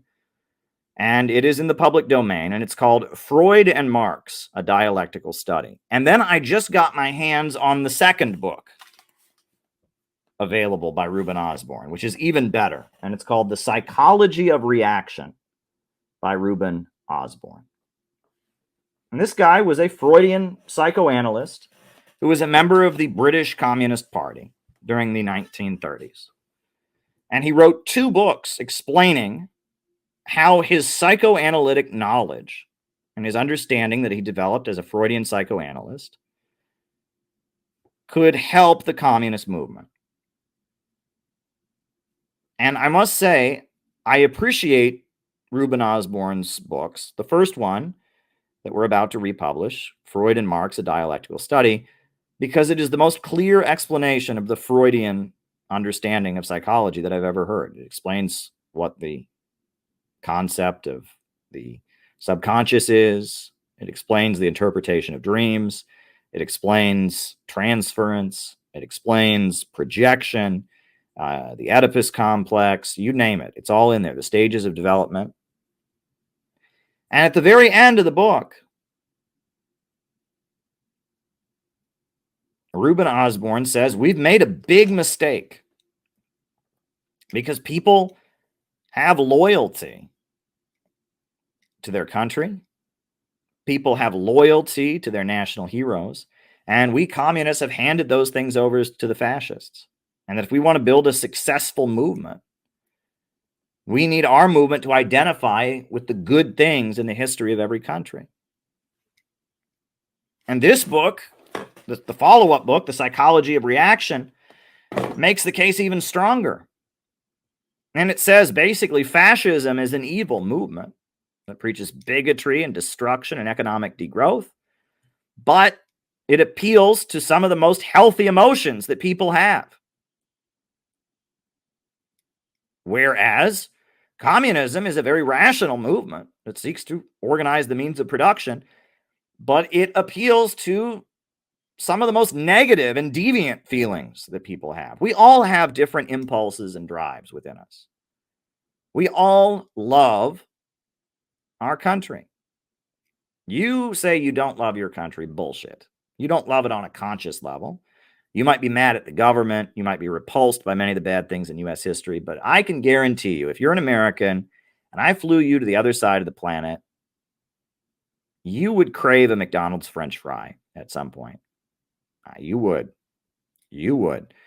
If I flew you to a part of the world where you never had the opportunity to listen to some R&B, you would want to listen to R&B. That you have an attachment to the place in which you were born, to the country in which you live.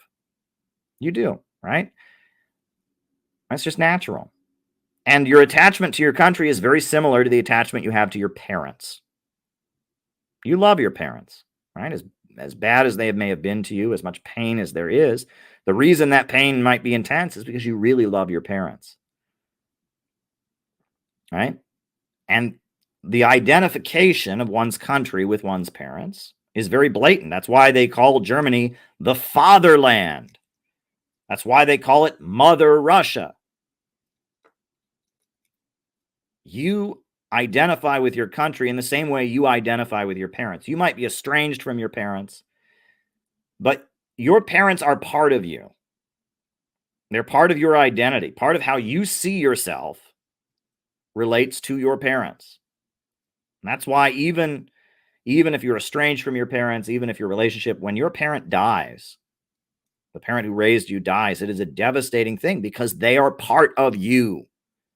Your soul, your identity is tied up with your parents, just like your soul and your identity is tied up with the country that you live in. Loving the country that you live in, not being a chauvinist and thinking that your country is better than other countries, not going around wanting to put down other people's countries, but just identifying with your country is just as normal and healthy as identifying with your parents.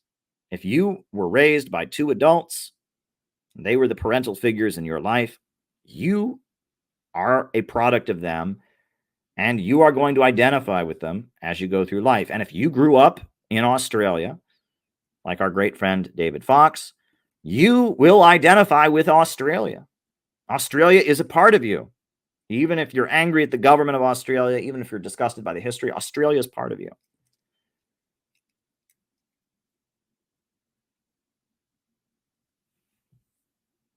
And that's what this was about. This was an understanding that Americans were brought up to look up to Abraham Lincoln as a great hero who fought against slavery, who held the country together. And that rather than trying to tell them, oh, Abraham Lincoln was awful, the communists should say, we are continuing what Lincoln was trying to do. Lincoln was opposed to slavery. We're opposed to wage slavery and exploitation. Lincoln believed in labor unions. We're fighting for the labor unions of workers.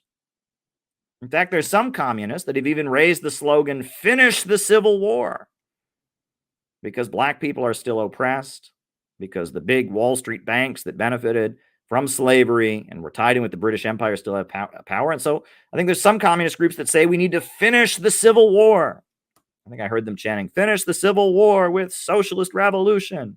Finish the Civil War with socialist revolution. This is common sense. If you're building a movement in America,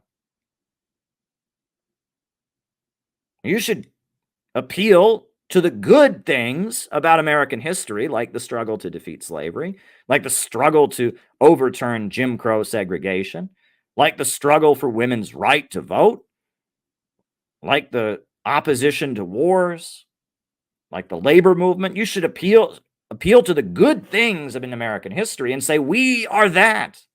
And if you feel good about Lincoln, and if you love your homeland, you love your neighborhood, your community, you love your family, you should love what we're all about. This was common sense.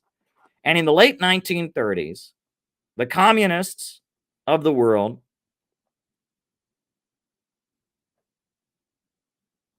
in the late 1930s came to an awakening.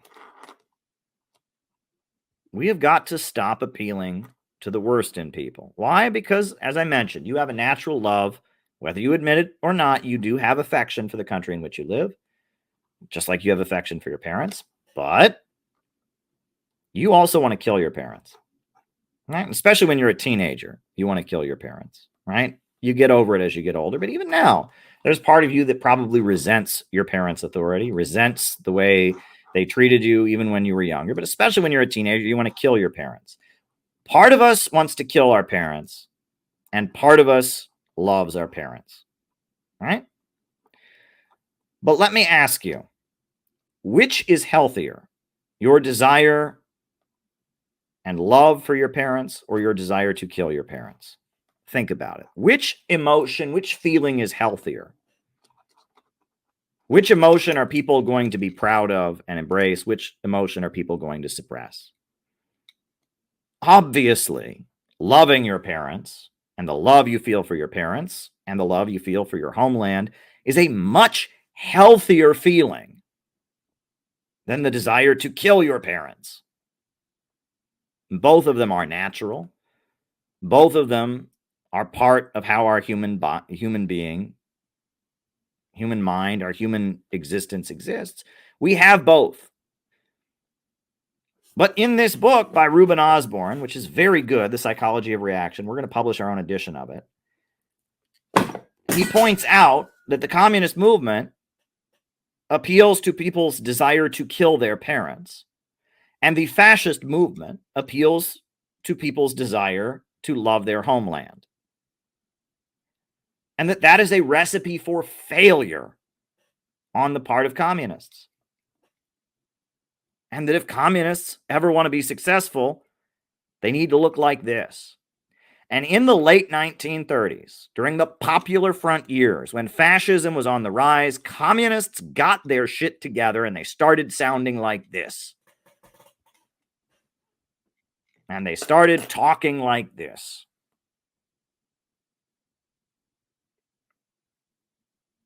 Right?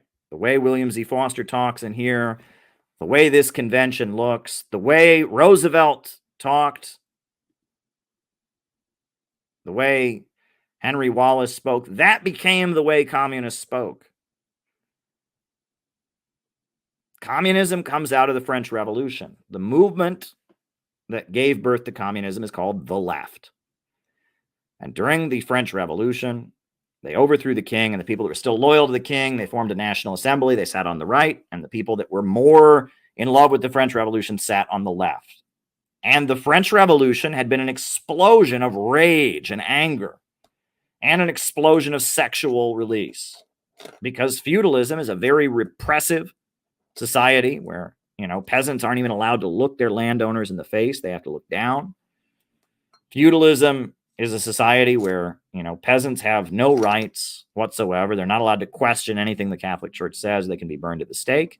And it's also a very sexually restrictive society where people are, told they can only have sex under certain circumstances. If you have sex outside of marriage, you can be hanged, you can be flogged. Feudalism is a society where people are constantly holding in their sexual desires and constantly holding in their anger and enduring humiliation and degradation at the hands of their natural superiors. And so when the capitalist class came along to overthrow feudalism, the way they did it is they went to people and they said, let it out. Unleash your rage. You're mad at the landlord who's oppressing you, let it out. We'll chop his head off. We'll publicly behead him in a guillotine. And sexual release was a very big part, very, very, very big part of the French Revolution as well. The Marquis de Sade was the main propagandist of the French Revolution, the pornographic writer, the rapist, who had sexually assaulted women, cut up women, was in a mental hospital. He was one of the main people stirring up the French Revolution. And he argued that if they really wanted to keep the revolution going, they needed to have theaters where naked women could be on display so that people could look at their bodies and become sexually aroused and go and become more revolutionary. The French Revolution was an unleashing of rage and an unleashing of sexual impulses. It was a rebellion against the Catholic Church. It was a rebellion against the nobility. It was a rebellion against sexual restraint. It was the unleashing of impulses. Communism very much came out of that movement. It was people that were not satisfied with the results of the French Revolution who said, look, we don't have a just society. Yes, we have freedom. We have freedom of speech. We have freedom of assembly. But there's still rich and poor. People are still being oppressed. And they were looking for answers. And Marx was a left Hegelian, follower of the philosopher Hegel, who believed in historical progress. And he studied in Paris with people who'd been part of the French Revolution. In 1848, there were uprisings all across Europe called the Spring of Nations. And the German Revolution of 1848 was the biggest uprising in the Spring of Nations. And the German Revolution of 1848, the Communist League or the Communist Party was a faction. And the Communist Manifesto was composed as part of that uprising. Communists, revolutionaries, the left, they waved the red flag. Why? The red is the color of passion. When you're angry, your face gets red. When you're sexually aroused, red, right? When they want to make a bull really mad at a bullfight, what flag do they wave in its face? Red. Red is the color of passion and rage and anger and sexual release. And communism as a movement was very much a movement that attached itself to the left, which was the wing of capitalist politics that came out of the French Revolution, that was about tearing down traditional institutions, tearing down patriarchy, tearing down traditional social hierarchies, questioning social norms, and unleashing libido.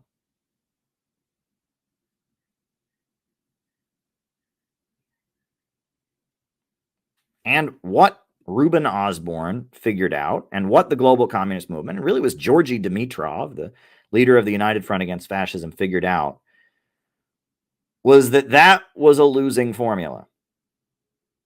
And that fascists were gaining ground. Fascism is an evil ideology. It's an ideology that brings out the worst in people. It's an ideology that glorifies destruction and vengeance. It's an ideology that incites people against each other and creates a slave labor fascism is evil. But fascists were saying appealing not to people's desire to rebel, not to people's desire to burn things down or tear them down, but rather people's desire to love their country and love their community. People's desire to have everyone get along. Communists were seen as the people that were inciting chaos and revolt and instability, whereas fascists were saying, we want a nice, healthy society where everyone gets along. Fascists were appealing to people's more healthy sentiments in order to do the evil things that they did. Whereas communism was still appealing to this deviant desire to unleash your rage, kill your parents, tear everything down. And that's why fascists were winning. And that's why Reuben Osborne wrote this book. Hey folks, so yesterday I had an opportunity to interview some of the anti-Maduro activists who were outside the United Nations General Assembly. These are Venezuelans who want to violently overthrow the Venezuelan government and topple the leader and replace the leader with the US-backed figure Juan Guaido. So keep in mind, these aren't just random Venezuelans. These are folks that came all the way to New York City to protest outside the United Nations. And you'd be surprised what these folks have to say. The level of dishonesty is quite massive. This is what I heard from anti-Maduro regime change activists outside the United Nations. We live in a really hard situation there in Venezuela. We want justice in our country. Okay. And who's to blame for the situation? Of course, it's Maduro. Repression, communism. Can you tell me about the repression? Yeah, the repression. I used to be a leadership in my university. They follow me out so many times that I got shoot by bullet tear gas. What is this for, the State Department? No, I'm an independent blogger. I have a YouTube channel. And how are you going to use it? I'm asking you. I'm going to post it on YouTube. On YouTube? Yeah. So why are you here today? In English or Spanish? English. Now, did you hear what he just said? He said, are you from the State Department? Right? He sees some white guy in a suit with a camera and thinks I'm from the State Department. These are not just grassroots activists. These are not just random people, right? This movement to bring down Maduro is not a revolution from below. These people are deeply, deeply embedded with the U.S. government, with the U.S. intelligence agencies. This is a regime change operation. He sees me and says, oh, are you at the State Department? But it gets much better. Wasn't Chavez elected? He was elected originally, but then he sold Venezuela and he changed the constitution several times. The last elections were all rigged. How were they rigged? Huh? How were they rigged? They were rigged with, the computer system, the computer, everything. They don't respect private property. They don't respect the freedom of the people, and they don't respect the life. Okay. Now I've been to Venezuela. Yeah. When I was in Venezuela, I saw ads on television for the mood. I saw opposition demonstrations taking place. Why is it a dictatorship? Because it's not an easy thing to talk about it. But no, I saw elections taking place. I can still show you conversations with journalist people. Yeah. I can show you so many contexts and so much information that is already explained on Juan internet. Guaido, right, says Juan he's Guaido, the president. Yes. Yes, absolutely. And yes. he's being supported by the United States. Yes. If I was in the United States here and I said that I was the president and I had Venezuela and North Korea backing me, I would be in prison right now. So how is it a dictatorship? No. This is a different situation. Venezuela is a dictatorship. So why is Juan Guaido walking around saying he's the president, funded by the United States, and he's not killed? If I did that in America, which is a democratic country, if I said I was the president and I had Venezuela backing me, I would go to prison. Because they're not, any other country, he'd be in jail. Our government is not that stupid. They know if they touch Guaido, something's gonna happen. Why have members of the opposition like yourself been caught burning food and destroying food warehouses, trying to starve your own people so that you can overthrow the government? We're not burning food. What? So it's not- fake news, it's lies, you haven't burned any food, they haven't caught you burning warehouses? It's common sense, bro. The Venezuelan opposition has been caught with warehouses full of food they keep from the people because they want a crisis so they can overthrow Maduro. No, that's not They true. lit the food truck on the border on fire. Did you see the video? But that wasn't the opposition. It was the government. The New York Times even says it was the opposition. No, well, New York Times can be wrong. So they're part of a conspiracy to help Maduro? That's a conspiracy to help Maduro. Guaido has the support more than 80% of the people. 80% of the people support 80% Guaido. of the people support Guaido. Are you serious? I'm serious. Right, you're serious. 80% support Guaido. 80% of the population What support poll Guaido. showed that? What's that? What poll showed that? Well, How did you determine 80% of the people support Juan Guaido? Why determine 80% of the people? Because if the people has no able to fly. How did you determine? You just said 80% of the people 80% of the people. Guaido. 80% of the people. You How did you do a poll? You told. Like, what is that based on? It's because I believe so. You believe it? I believe it. Oh, you believe it? Okay. I believe it. Now, I'm a reporter. If I got on TV and made up numbers because I look believed at it, I numbers. would No, lose you my don't have job. to make. Well, you're a reporter. I'm not. Oh, okay. You're a All right. reporter. Your obligation is different than mine. Right. I have to tell the truth. You don't. Before Chavez, before Maduro, it was good. The relationship it functioned at least better. At least there was a functioning democracy oligarchy. They're killing me. How? They're not You look fine. What? Because I'm in America. Right. So they were trying to kill Thank you? you. I came here and I have AIDS. You know why I have AIDS? Because my government never gave me medication to survive. So you know the Venezuelan government gave you AIDS. No, the Venezuelan government don't give me the medication to survive. The U.S. government blocks that medicine from getting there. That was In fact, before Cuba is leading the world in AIDS treatment. Cuba leads the world in AIDS I came here treatment. 10 years ago, and the sensation started 5 years ago, and I came here 10 years ago. So why does and they Cuba already- have some of the most advanced treatment for AIDS of any country in the world? That's not true. Oh, it's not true. That's Okay. not true. All right. Who are you reporting for? Who am I reporting for? It's for my YouTube channel. And what is your YouTube channel about? My YouTube channel. I About cover what? international news, all kinds of things. I've been to Venezuela. I've seen what's actually going on there, right? And I don't want another war. And you guys are out here campaigning for my government to invade Venezuela, for people my age to go and die in a new war, and I don't want that. It will not be just the United States. It will be a coalition. Oh, it'll be a coalition that'll invade Venezuela. Yeah. So you want your own country to be invaded? At this moment, So yes. how's Libya doing since of their invasion? What happened is you're looking at it from the wrong How's point of Iraq view. doing Wait, since you're the asking me a invasion? question. You want me to answer? Sure. Yeah, then let me talk. All right. Okay. What happening is right now we are invaded already. We have Cuba is invading Venezuela. The elected government has welcomed Cuban doctors. That's why you have no illiteracy in No. Venezuela. Are you 'cause kidding Cuban me? volunteers. Oh my God! What you're using is a leftist narrative that is called the blind leftist narrative. Okay. But you want the U.S. military to roll into your country. If anybody lifts the flag and says revolution, you will blindly go and give him support. No. It's ridiculous. But so continue. You said you want the U.S. military to invade Venezuela. At this point, so many people are desperate that they will say yes. If you make an election, they will say yes. Please come in. So how has Iraq been since the U.S. invaded? How has Iraq been since the U.S. What about Libya? How's Libya been since the USA invaded? Those are different situations. Afghanistan, how they've been since the USA invaded? Those are different. How about Honduras, situations. since the USA overthrew the elected leader? Honduras has become a mess of drug cartels. But you want to do that to your own country.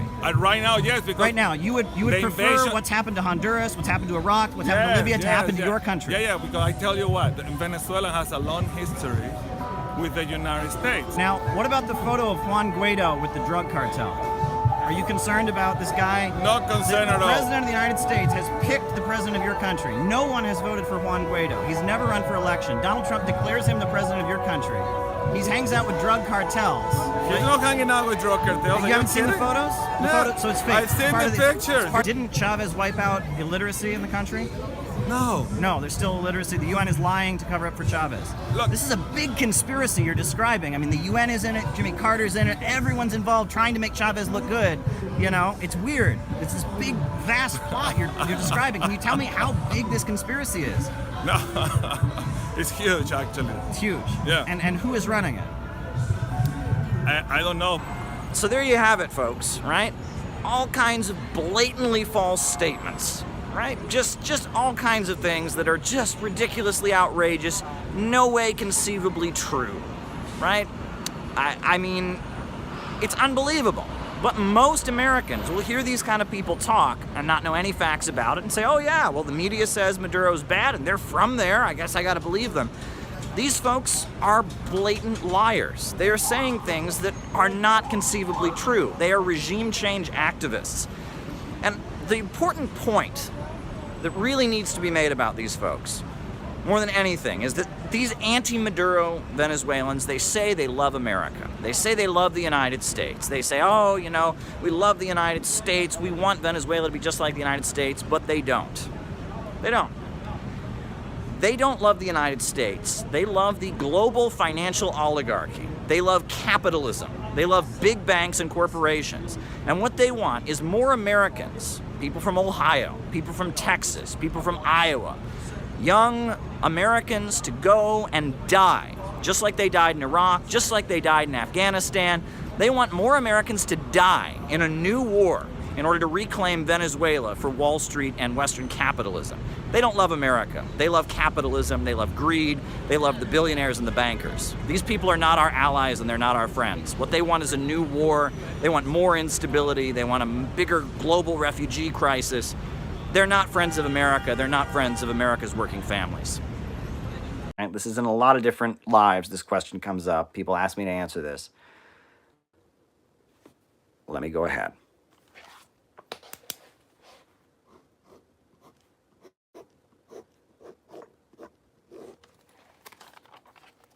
A does not equal A. A does not equal A. There is no way this first A can be the same as this second A. No matter how close I drew them, they were going to be different. Because nothing in the universe is exactly like anything else. Dialectical materialism is the philosophical basis of Karl Marx's beliefs. Right? Karl Marx began in philosophy and then he moved into economics. And Karl Marx believed that all that exists is matter, but that matter is constantly in a state of motion. And that history is driven forward by contradiction, right? So Marx was a follower of Hegel, right? The philosopher Hegel, the German philosopher, who had this belief that history is driven forward through conflict, through contradictions. When there are things, and he was talking mainly about ideas, when there are ideas that cannot coexist with each other, they clash, they contradict each other. If you think one thing and I think something else, that's a contradiction. And that the first idea is called a thesis. The second idea is called an antithesis. And they contradict each other. They clash. When they clash, the result is called a synthesis. And the synthesis then becomes a new thesis, and then an antithesis emerge, and they clash. And you get a new synthesis, and then the synthesis becomes a thesis, and that's how history is driven forward. And that history is advancing, and the way it advances is through contradiction. Right? That is the dialectic. That's a Hegelian concept. Hegel thought that history was advancing, that the German nation state was the most advanced thing to come into existence. Christianity was the most advanced religion. Europe was the most advanced part of the world, but that the world was constantly in motion. That is the Hegelian dialectic, and that's the basis of Hegel's thought. And there were right Hegelians and left Hegelians. Karl Marx was a left Hegelian. But Karl Marx was also a follower of the Greek materialists. Right? In Greece, in ancient Greece, there was a big debate. The debate went on like this. Does the mind create reality, or does reality create the mind? Right? The idealists believed that the mind creates reality. Right? That our consciousness, our thoughts create the world. That's the belief of idealists, right? The most prevalent form of idealism is religion, right? That we exist as a reflection of God, right? That God said, let there be light, that human beings came into existence as the reflection of God's thoughts or wishes, right? That's idealism.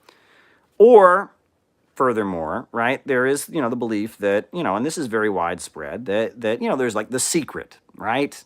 People that believe if I just picture money and go, money will appear, right? They call it, the idea that thinking makes it so. You can do anything you want if you just try hard enough. That thinking, if you think it, it will happen. You can create things. Things will happen because you think them hard enough. That's idealism. I believe Descartes, the philosopher, very famously said, I think, therefore I am. That's idealism. And Karl Marx was from the opposite school.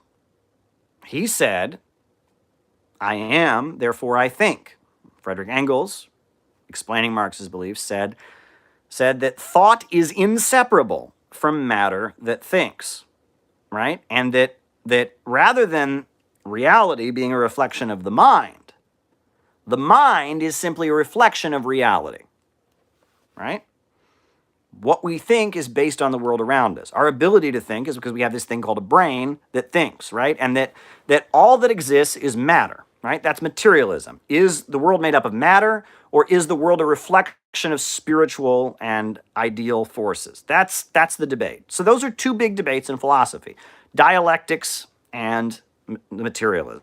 Materialism versus idealism, dialectics, or whatever, right? That's the debate, right? Historical progress, change through conflict, and what is the nature of reality. And Karl Marx combines the two of them into one philosophy called dialectical materialism, which is the belief, on the one hand, he's following that materialism, right? That all that exists is matter in motion, and that thoughts and ideas are a reflection of matter. So materialism, but that matter is constantly moving and constantly in a state of motion, and that conflict drives forward history, dialectics. So it's dialectical materialism, right? Heraclitus, who was one of the biggest influences on Hegel, developing his concept of the dialectic. He said, you never step into the same river twice. I've quoted that many times before. You never step into the same river twice, right? This is dialectical materialism. That's the philosophical basis of Marxism.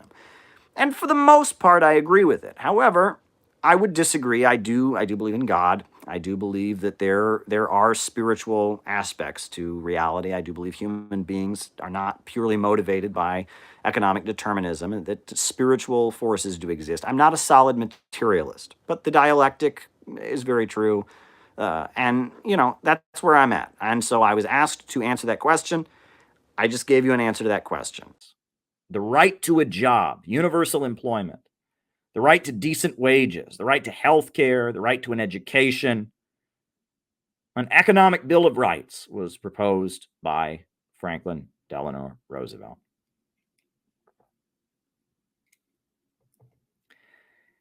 And so if you can understand what the Communist Party was before World War II, before McCarthyism, before a lot of other things that came after McCarthyism, you can understand why Superman would have fit in very, very well with the Communist Party. And my political development came in the aftermath of the great financial crisis of 2008. After the stock market crashed, as I was finishing college and prospects of getting a job were slim, I began to study. I was already interested in communism, but I began to study Marxism to understand why the economic crisis had happened. And the person who taught me the most about Marxism is this man, William Z. Foster. William Z. Foster. And back in the day when the Communist Party was a massive organization, he was their leader. And when Earl Browder, the guy you saw in the video earlier, tried to liquidate the Communist Party, got cowardly towards the end of the Second World War, they ousted Earl Browder. And when McCarthyism hit, William Z. Foster became the leader. He led an uprising against Earl Browder. And as the Communist Party was being crushed by the FBI, as communists were being thrown in federal prison, as the FBI was following them around to prevent them from getting jobs, William Z. Foster was their leader. And he wrote this beautiful book, The Twilight of World Capitalism. And in this book, William Z. Foster talks about all that he's learned throughout his life. And he actually dedicates his book. This is the dedication. To my great-grandson, Joseph Manly Kolko, who will live in a communist United States.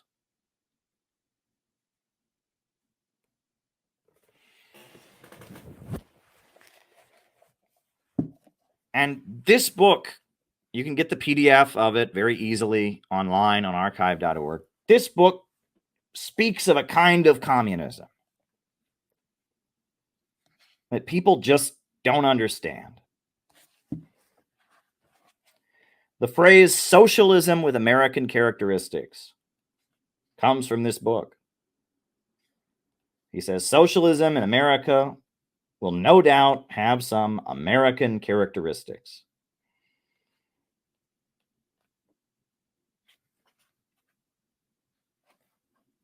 I've quoted the part about how they envision coming to power.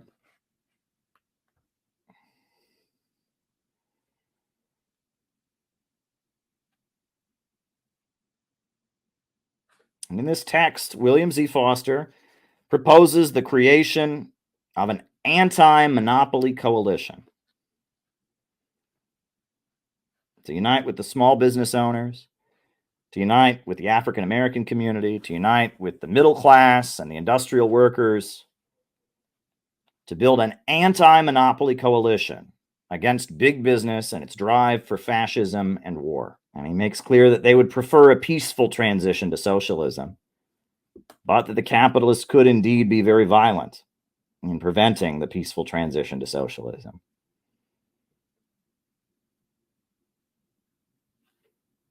He talks about the election of an anti-war, anti-monopoly coalition government in America.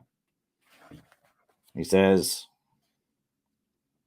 a people's government would be forced to proceed to directly curb and undermine the power of the big monopolies by adopting far-reaching policies of nationalization of banks and major industries, breaking up of big land holdings, and the beginning of a planned economy, the elimination of reactionary control of the army, schools, and industry, as well as various other industries to weaken monopoly and strengthen the working class as a leading progressive force in the nation. American socialism, beyond question, will have its own specific forms and methods.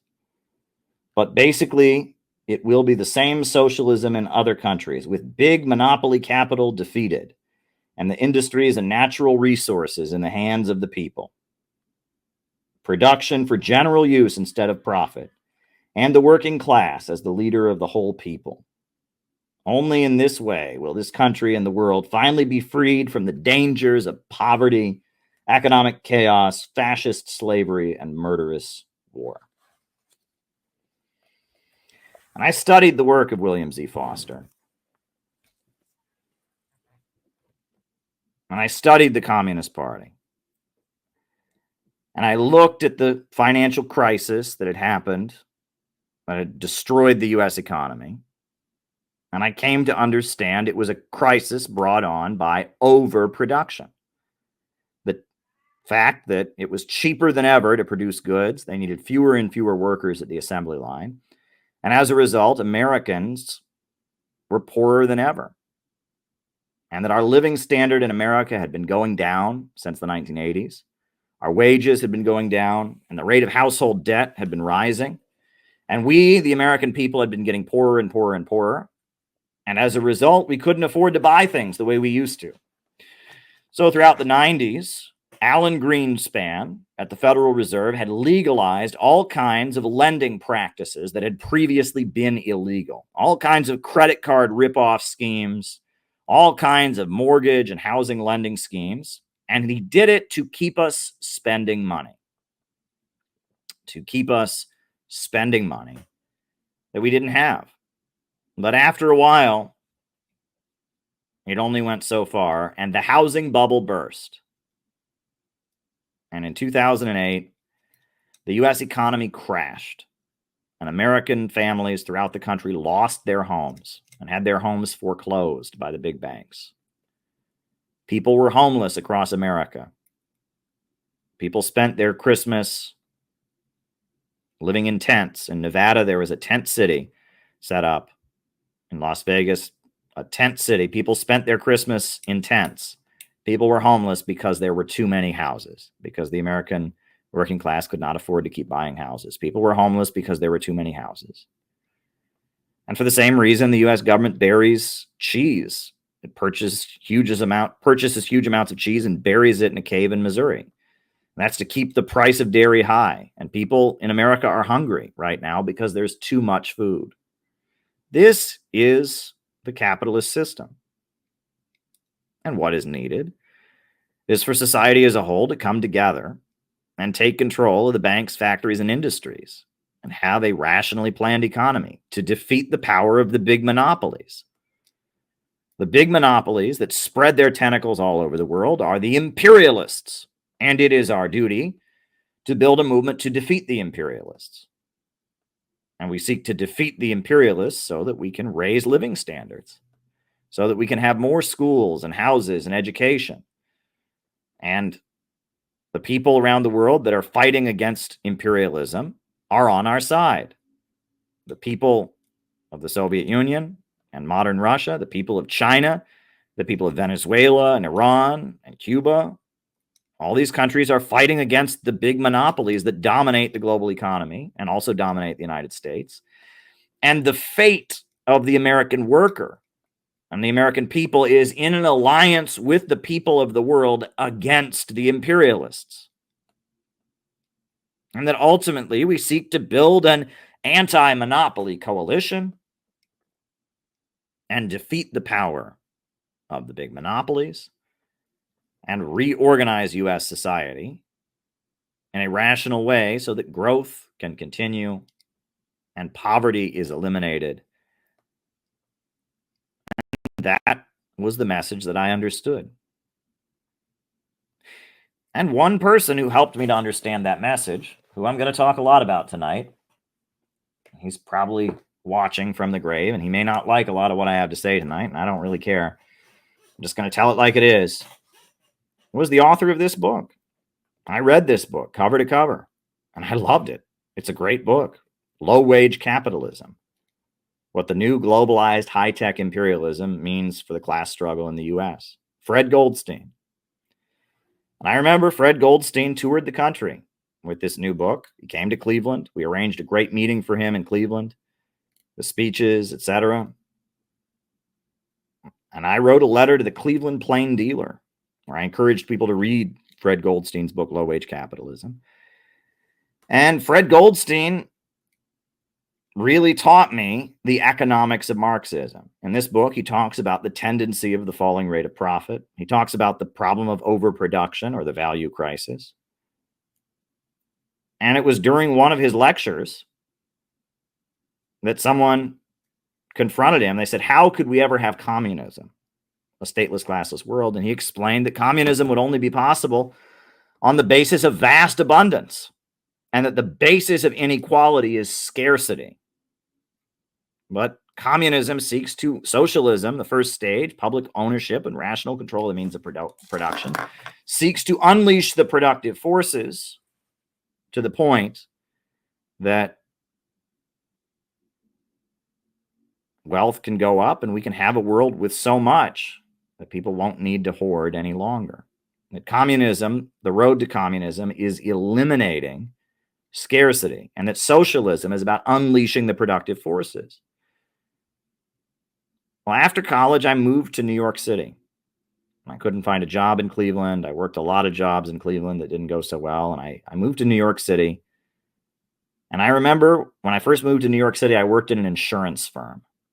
And at the insurance firm, what I would do is I would read William Z. Foster all day. I would read, I would make my calls. I had my checklist of things I had to do. And then I had William Z. Foster PDFs on my screen, and I studied these pamphlets.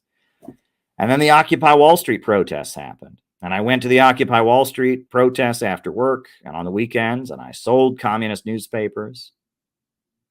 And I talked to people about communism, and I promoted Fred's writing.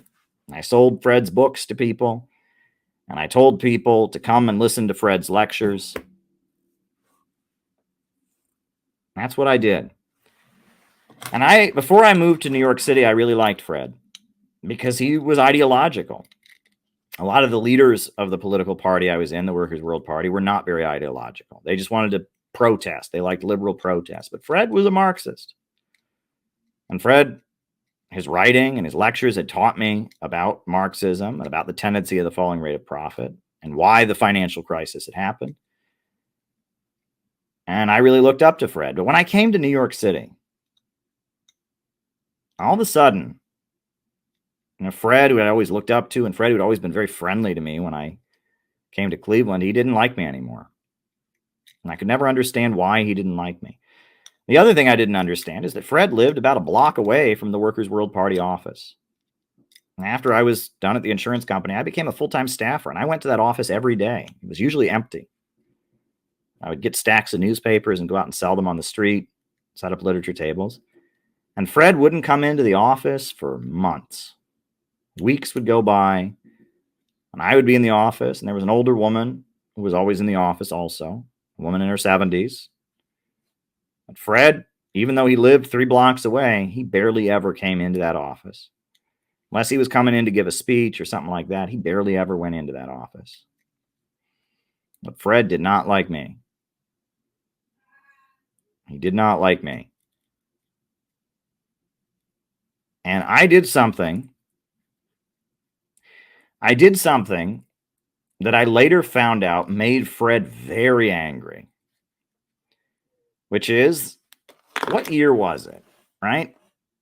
There was a movie that came out called Superman, Man of Steel.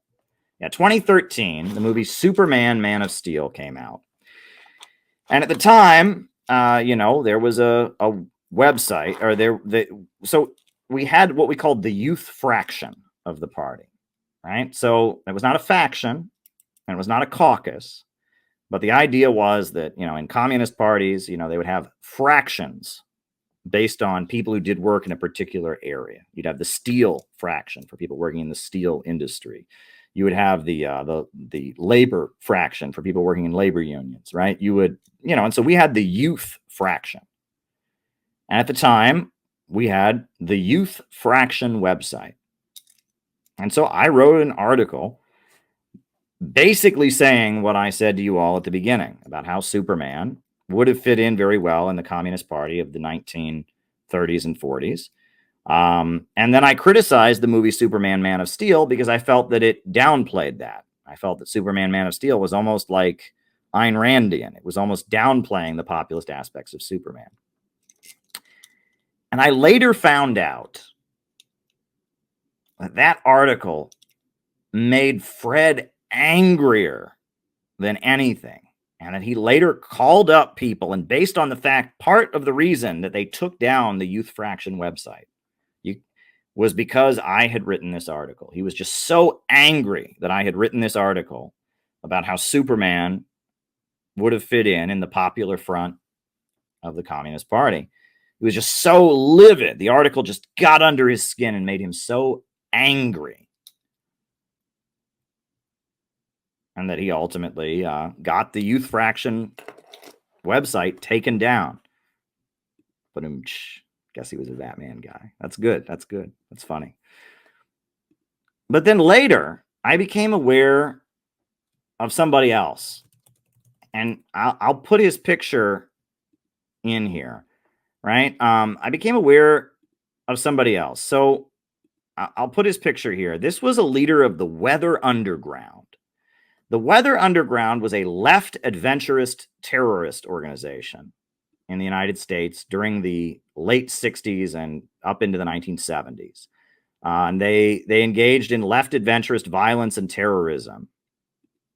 They were called the Weather Underground organization. And one of the leaders of the Weather Underground organization was a guy named Jeff Jones. Yeah, Jeff Jones. Here we go. I'll put the image of Jeff Jones. Here's Bernadine Dorn and Jeff Jones. And Jeff Jones, that's Bernadine Dorn, who's married to Bill Ayers. And that's Jeff Jones, who was a leader of the Weather Underground. And Jeff Jones apparently said in a speech that he gave to the Weather Underground at their National War Council in Flint, Michigan in 1969. He said, "We want to appeal to the part of every kid that sympathizes with Lex Luthor and hates Superman."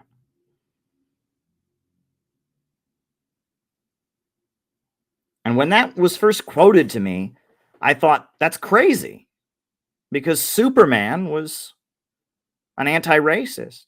Superman was an advocate of labor unions. Superman was named after Stalin. So why did Jeff Jones, the leader of the Weather Underground organization, give a speech and say, we're trying to appeal to the part of every kid that loves Lex Luthor and hates Superman? And this was the same convention that the Weathermen held, where the other woman in the picture, Bernadine Dorn, where Bernadine Dorn gave a speech honoring Charles Manson, the murderer, and saying that he killed those pigs with the forks they were eating with. Right on. And they all began saluting each other with a fork in honor of the fork that Manson... He was also backed by the National Association of Manufacturers, and they brought him in, and he was going to make the economy better with the National Recovery Act. And the National Industrial Recovery Act was his plan to make the economy better. And they pushed it very, very hard, and it was largely degrowth. The first National Recovery Act was a degrowth plan. What did they do? They killed half the cows in the country. During 1932-33, he sent the Department of Agriculture out, and they killed half the cows in the country and buried them, and they poured lime on the bodies so no one could dig them up and eat the meat. And that was supposed to make the price of beef go up. And there was all kinds of degrowth measures that were just trying to make the U.S. economy better. But it didn't work. It didn't work. And the Communist Party at that time was aligned with the Soviet Union, and it was building these unemployment movements, demanding work or wages. They had huge hunger marches and rallies demanding, jobs and, worker wages now, don't starve, fight. They had this mass movement of hungry, unemployed people. So then the summer of 1934 happened. And the summer of 1934 is one of the most important summers in American history. Because what happened that year was in San Francisco, the dock workers went on strike led by a communist labor union. And they shut down the docks of San Francisco. And the truck drivers of Minneapolis went on strike, led by the Teamsters. And the auto light workers in Toledo, Ohio also went on strike. And all of these strikes were like national emergencies. The National Guard was sent in, and it was like, communists were controlling the city and things like that. All throughout the South, there were sharecropper strikes. South Carolina declared a state of emergency because the sharecroppers were on strike. And 1934, it was clear the country was in the state of uprising because these labor unions, workers on the job, and unemployed workers were rioting and protesting. So Roosevelt, as the president, and his National Industrial Recovery Act, which was pretty awful, wasn't making things better. So what do we find out? We find out that the National Association of Manufacturers, which is the factory owners, they said these protests, these unions are a big threat, because that could lead to communist revolution, and they're going to force us to sign union contracts. So they began talking with the military about overthrowing Roosevelt and installing a fascist dictatorship. And it was called the Business Plot. And Smedley Butler of the U.S. Marine Corps blew the whistle and announced that they'd approached him about trying to overthrow the government and install a fascist dictatorship. Why did they want a fascist dictatorship? To crush the protests and the mass movements that were going on. So Roosevelt realizes, 1934, that there's unrest in the country, and that if things don't get better, he's going to be killed. He's going to be overthrown, and the military is going to topple him. So what does Roosevelt do? In 1935, he creates the Works Progress Administration. And over the head of Congress, with the stroke of a pen, executive order, he hires millions of unemployed people, and he puts them to work. In 1935, you had the Works Progress Administration was created. Millions of unemployed people are hired. After that, you then had the Wagner Act, which legalized labor unions and made labor unions legal, 1935. So 1936, Roosevelt ran for president, once again, for re-election. And he's passed all these popular reforms, and the bulk of his own class wants him out. But during the 1936 election, he starts sounding very, very radical. And he starts talking about economic royalists, and he starts talking about war profiteers. And, never before has Wall Street been so united in their hatred of a candidate, but I welcome their hatred. And he's inviting labor unions and communist folks to meet him at the White House and all of this. 1936, they have a presidential election. And in 1936, they announce the National Association of Manufacturers. Henry Ford says, if Roosevelt gets reelected, we're going to lay people off en masse because he taxes us too much and we're going to lay people off. Well, Roosevelt wins the 1936 election en masse because he's provided these services to hungry people. So after he gets reelected, the employers start making good on their promise. And they start saying, you know what, we're going to lay people off. And it starts in Akron, Ohio. Rubber workers are told they're laid off because Roosevelt has been reelected.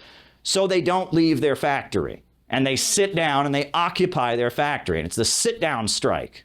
And then in other parts of the country, workers are going to lose their jobs. And they don't just protest outside the plant. They sit down and they occupy the plant. So all of this leads to then January, or like the end of the year, 1936, 1937, January, you have the Flint sit-down strike, where auto workers in Flint, Michigan, they are on strike and they occupy their factory. And workers from all over the country are driving to Flint, Michigan to support the auto workers that have occupied their factory. And thousands of workers gather, and the police try to drive them out of the plant. And there's the famous Battle of Bull's Run, where they take the fire hoses from inside the plant and knock over the police with the fire hoses. And then the military is sent to Flint, Michigan by Roosevelt, and everyone's expecting that the military is going to come and drive the workers out of the plant. But then everyone's blown away when the military pulls up to the plant and points the machine gun away from the factory and is protecting the workers' right to occupy their plant. And Roosevelt says that workers have the right to occupy their factories. And at that point, then the company surrenders, and that's how the United Auto Workers was created. That's why auto workers have the good wages they have, was because of that.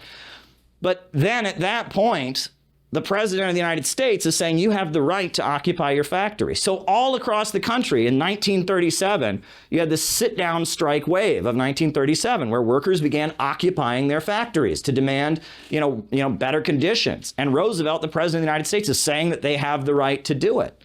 Right? This is a division in the ruling class. And it's because those factory owners are the ones trying to overthrow him, and the people who are backing him are the Rockefellers that are oil monopolies. They're not as threatened by the industrial unions. It's not as much of a threat to them. They're making money from oil. And so there's a division in the ruling class. And in 1937, you have a huge expansion of the Communist Party, and the CIO, the Congress of Industrial Organizations, emerges as this mass organization of workers occupying their factories, the CIO. And this is a moment where you can talk about strategic equilibrium. The Communist Party was a household name that people were following and supporting en masse, and it was leading the CIO, and it was because of this division in the ruling class. Go ahead, Rachel.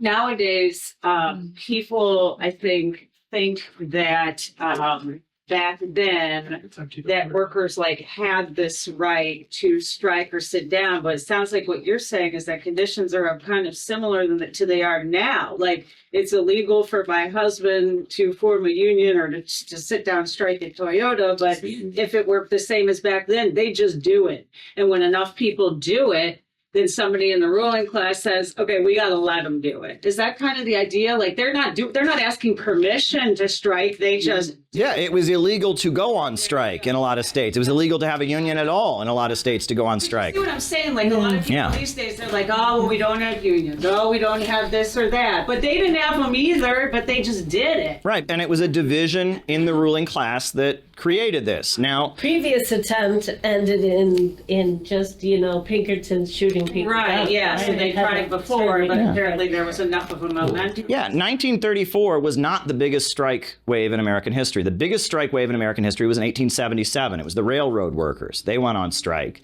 but they didn't win a single thing. There was way more of them. And then Debs, was that? Yeah, Debs was the leader of it, and he went to prison, and when he got out, he became the socialist leader. But they didn't win a single thing in 1877. But why did they win so much in 1934? Why is it in response to the 1934 strike wave that you got the Wagner Act, you got all this division in the ruling class? Because they were aligned with 1/5 of the world. They were aligned with the Soviet Union.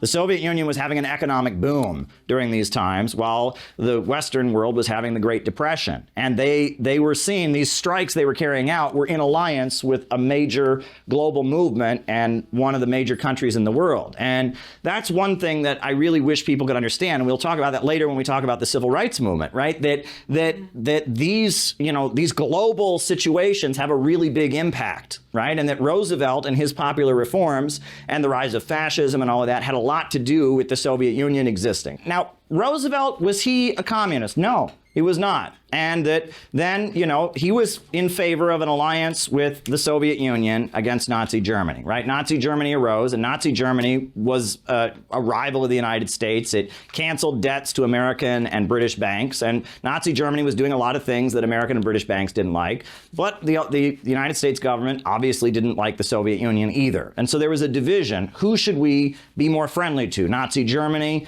or the Soviet Union? Well, the National Association of Manufacturers, they wanted to be friendly to Nazi Germany. Persons in a class of those that are not good any more than you put indecent blacks in the class of those that are doing good. Or indecent Catholics. Thank you very much. And there seems to be a lot of that today.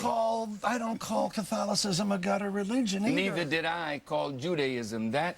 And I wish that you all would stop bringing up what I have defended for 18 years. You didn't bring me on here to talk about yesterday. Let me talk about Phil. 1994. Is that yesterday? Man, you need to go back to your program. Not a few people. This is a modern program. Let's get modern. All right, 1994, modern. Thank you.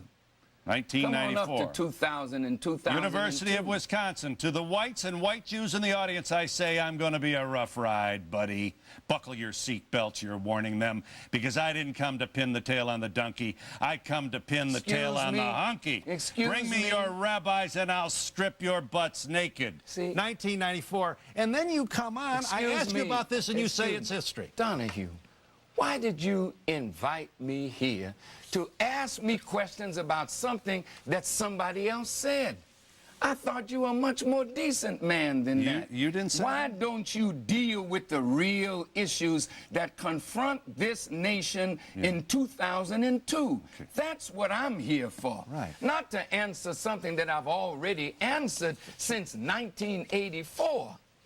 And I've answered them well on your old shows. Do you want this to be your old show? No. Or do you want this to be a new show? I don't. Then let's come on up to date then. Okay, well, you don't like my question. No, I don't. But I did mention 1994. That's not ancient history. But I did not make those remarks. You are attributing to me something that was made by somebody else. You didn't say I come to pin the tail on the honky? No, sir. Bring me That's your rabbi? not my language. All right.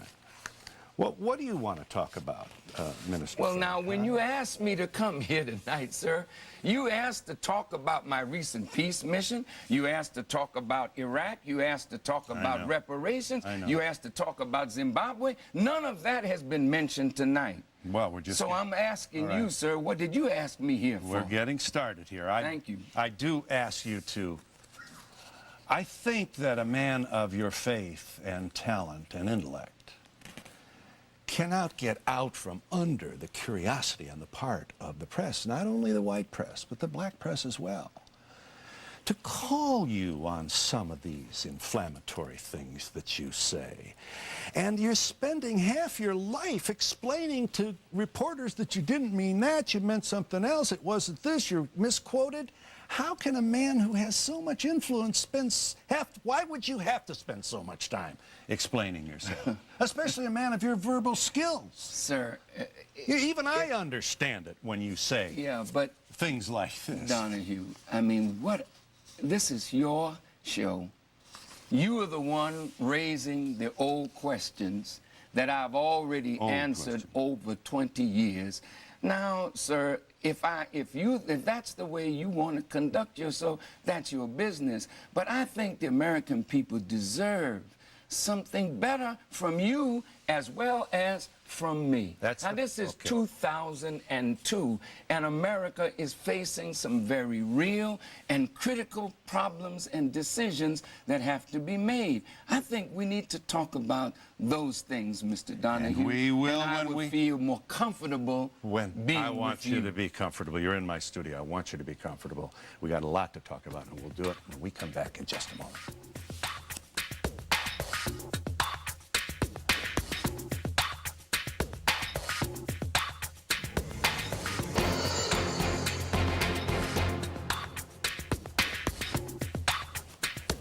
We're with Minister Louis Farrakhan. Let's talk about Israelis and the Palestinians. Here's one of the points you made. Let me show our viewers here. Minister Farrakhan on the hopelessness of the Palestinians, right here. You know, beloved brothers and sisters, that hopelessness is the mother of violence. It is the mother of suicide. It is the mother of self-destruction. That's also 1984 now. Okay, you're not going to be upset with me for going back there. That's the wisdom of so many people today. Suicide bombing is the result of hopelessness. You believed that in 84 and you believe that today. That is correct. And you also believe that Israel has a more prominent seat at the table of discussions here in this country, and that our favoring Israel has not promoted the peace in that area. You would want to add what to that? I think that the United States of America has a great opportunity to win the hearts of the Arab and Muslim world, not by favoring Israel, but by being an honest broker in the process for peace. I was in the Middle East when President Bush made his now famous peace initiative, where he called for the removal of Yasser Arafat as the leader and sets down several conditions which would be the predicate for the United States working to see the Palestinians with an independent state. Most of the people in that part of the world rejected that idea of America, the greatest exponent of democracy, literally trying to coerce the Palestinian people on the basis of their desire to get rid of an elected leader, and that they would not deal with with him if he were re-elected. And for that reason, you feel that it would be possible for us to have peace in the Middle East if we brought our own power to bear and our own influence to both sides. I'll give you a chance to expand on that when we come back in just a moment. This is in all of Islam. He is Minister Louis Farrakhan. Ever want to talk to him? Here's your chance. Minister Farrakhan returns, answering your phone calls as soon as we catch up on the news from MSNBC.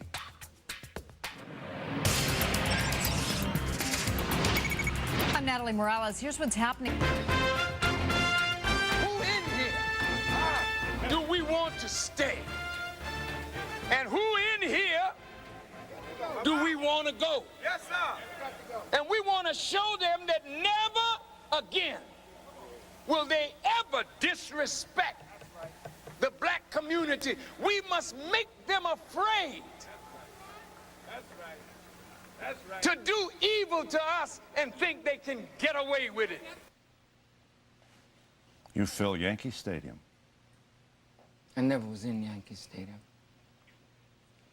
I thought you appeared in Yankee Stadium. No, sir. Well, which stadium? Which stadium am I confused? You certainly brought Randall's Island. But in New other York. cities, there's thousands and thousands of people. Yes. Come to hear you speak. And I think I understand why. You speak to their anger. And you know, it's not possible to argue against the anger. Let's look at just a couple of things. Unemployment rate. This is July of this year. Whites 5.3%, Hispanics 7.6%, almost 10%. 10% of black folks And these numbers, you know, we all know, there's a lot more than that. Unemployed. How about the jails? 2 million people in jail. For every 100,000 people in prison, 3,500 are black, 1,100 Hispanic. The explosive used by U.S. military during Vietnam War was also equivalent to 725 atomic bombs, which was dropped in Hiroshima and Nagasaki.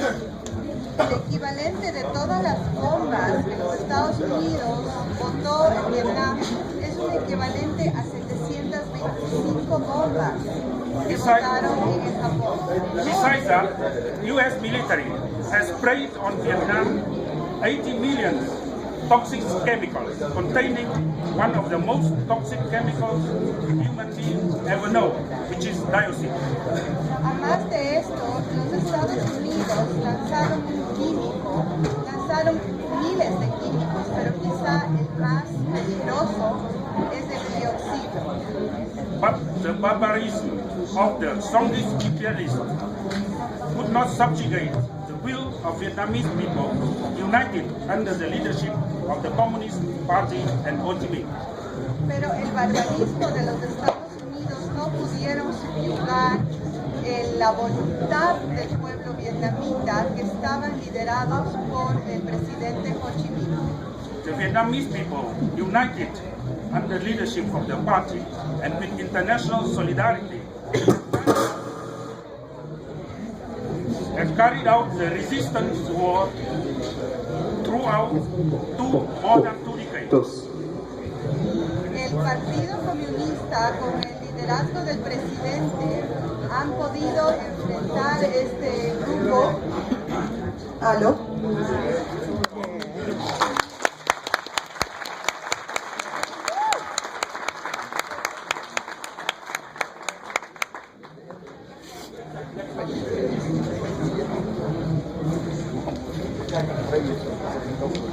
La verdad es que esto está mejor porque si no nos íbamos a quedar sin garganta y ustedes no oían nada. En todo caso, lo que estaba diciendo es, ¿aló? El Partido Comunista, bajo el liderazgo del presidente, y todo el partido pudo resistir la presencia de los Estados Unidos por más de 20 años. One example, more than 4,000 U.S. planes were shot down in the north of Vietnam. Uno de los ejemplos, más de 4,000 aviones. ¿Aló? Más de 4,000 aviones volaron sobre Vietnam y atacaron Vietnam. And finally, Vietnamese people succeeded to liberate the country at the 40s, 30s, 1975. Finalmente, el pueblo vietnamita logró la victoria en abril de 1970.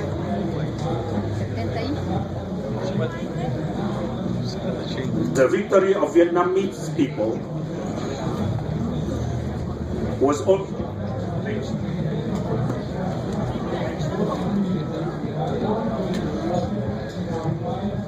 also thanks to the very strong international solidarity, and many of you here are representing those movements. And on this occasion, we would like once again to express our sincere thanks to all of you, to your people, to your comrades, for solidarity and support of the struggle of Vietnamese people for national independence.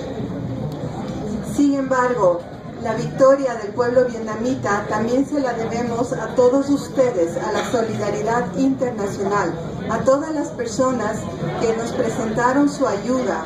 Así que estamos el día de hoy aquí para agradecer por todo su apoyo y solidaridad con el pueblo vietnamita. After the liberation, we had a situation that the country was destroyed heavily. Después de la liberación, el país quedó totalmente destruido. The war left behind on Vietnam very heavy legacies. La guerra dejó unos legados demasiado difíciles al pueblo vietnamita. 3 million people were killed. 3 millones de personas fueron matadas. 4 million people were injured. 4 millones de heridos. 4.8 million people were exposed to dioxin. 4.8 millones de personas fueron expuestos al dioxin. Unexploded bombs and mines remained in Vietnam and were in huge quantity. Y las bombas explosivas o las minas todavía permanecen en Vietnam. Experts concluded that Vietnam needs another 300 years. Vietnam needs another 300 years in order to clean up the country from unexploded ordnance remains from the war.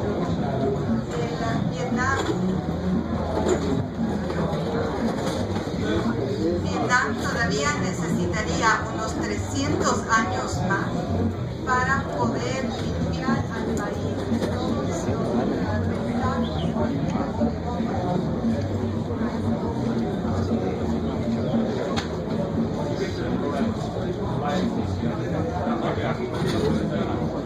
Pido disculpas porque ya se me sale de las manos, es cuestión de la energía eléctrica. Tuvimos que hacer una conexión lejos y hoy tenemos los problemas.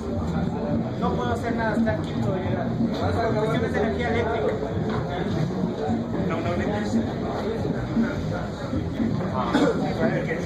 Sorry for technical problems.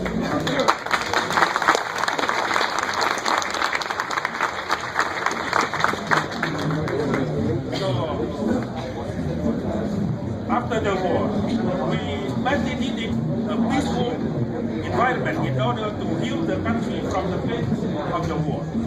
Después de la guerra necesitábamos un ambiente de paz para poder sanar todas las heridas de la guerra. We were in the big need of the resources in order to develop our economy, in order to improve the life of the people. Necesitábamos de todos los recursos para agree with the criticisms of the imperialist West. I think that if you want to describe that as capitalism, because semantic debates are the most boring and least productive debates, I would just say that what me and Spike are advocating for is laissez-faire, non-interventionist free markets, and that certainly the most powerful government in the history of the world, the United States of America, going all around the world, starting wars for profit, is certainly not anything that we would be advocating for. So I'll say this, that in the spirit of what we've talked about the last few times on the show, we are all opposed to the American warfare machine. That is despite what any other economic differences we may have, that's a pretty damn important agreement.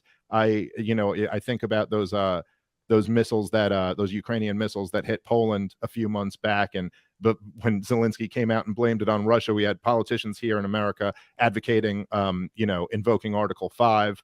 Just the other day, there was in the German parliament, one of their politicians announced that Germany was at war with Russia, which always works out really well when Germany and Russia go to war. It's kind of, the stakes are very high, and I do look at this kind of like, if you were like an abolitionist during slavery and you were like, but we disagree on tax policy or something like that, it'd still be a pretty important issue that you were both on the same side of. So I do kind of feel that.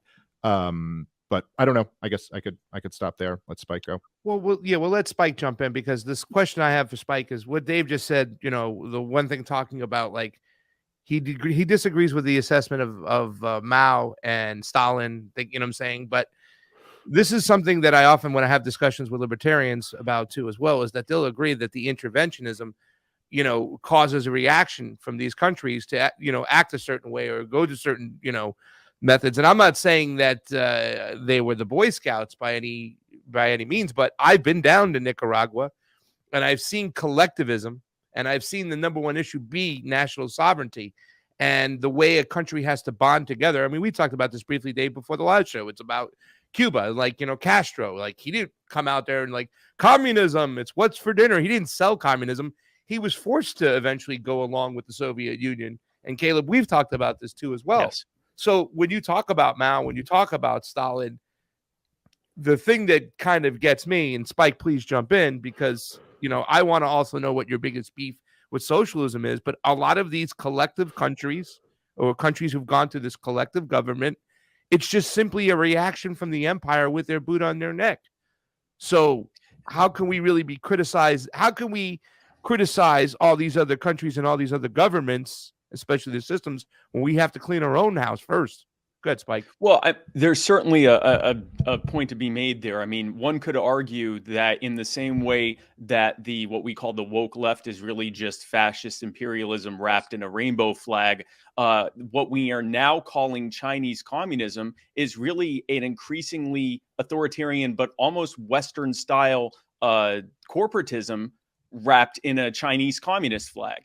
But I would say it's correct that that is a kind of reaction to Western forces or Western elements of Western policy, where the corporatists who run things in the Western world, in order to basically destroy their smaller competition, so poison the well with regulatory burdens and tax burdens in their home countries that they destroyed their competition with the idea that they would go over to countries like China and like Vietnam and so forth and set up shop there, and then use the U.S. military to guard, protect their products as they're shipped back into this country, thereby basically closing off entire markets to themselves. The exchange there, the trade-off, was that China would adopt an increasingly a less communist or less socialist push for how their government is run, and more of a corporatist one, which is why we see a lot of the elements in China that we see in the West, but just even more so. Yes, we see this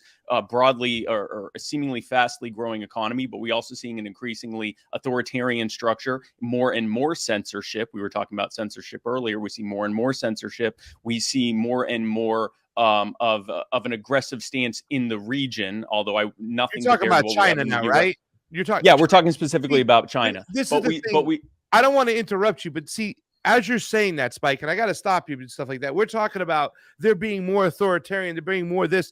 They're lifting way more people out of poverty, and our streets are getting filled with more and more homeless people. You know what I'm saying? Well, so and this is I don't mean to stop you, but this is the part until the debt bubble bursts. So China, we talk about the debt bubble and inflation that's happening here, and the looming threat of that. If you compare that to China's, it's barely even comparable.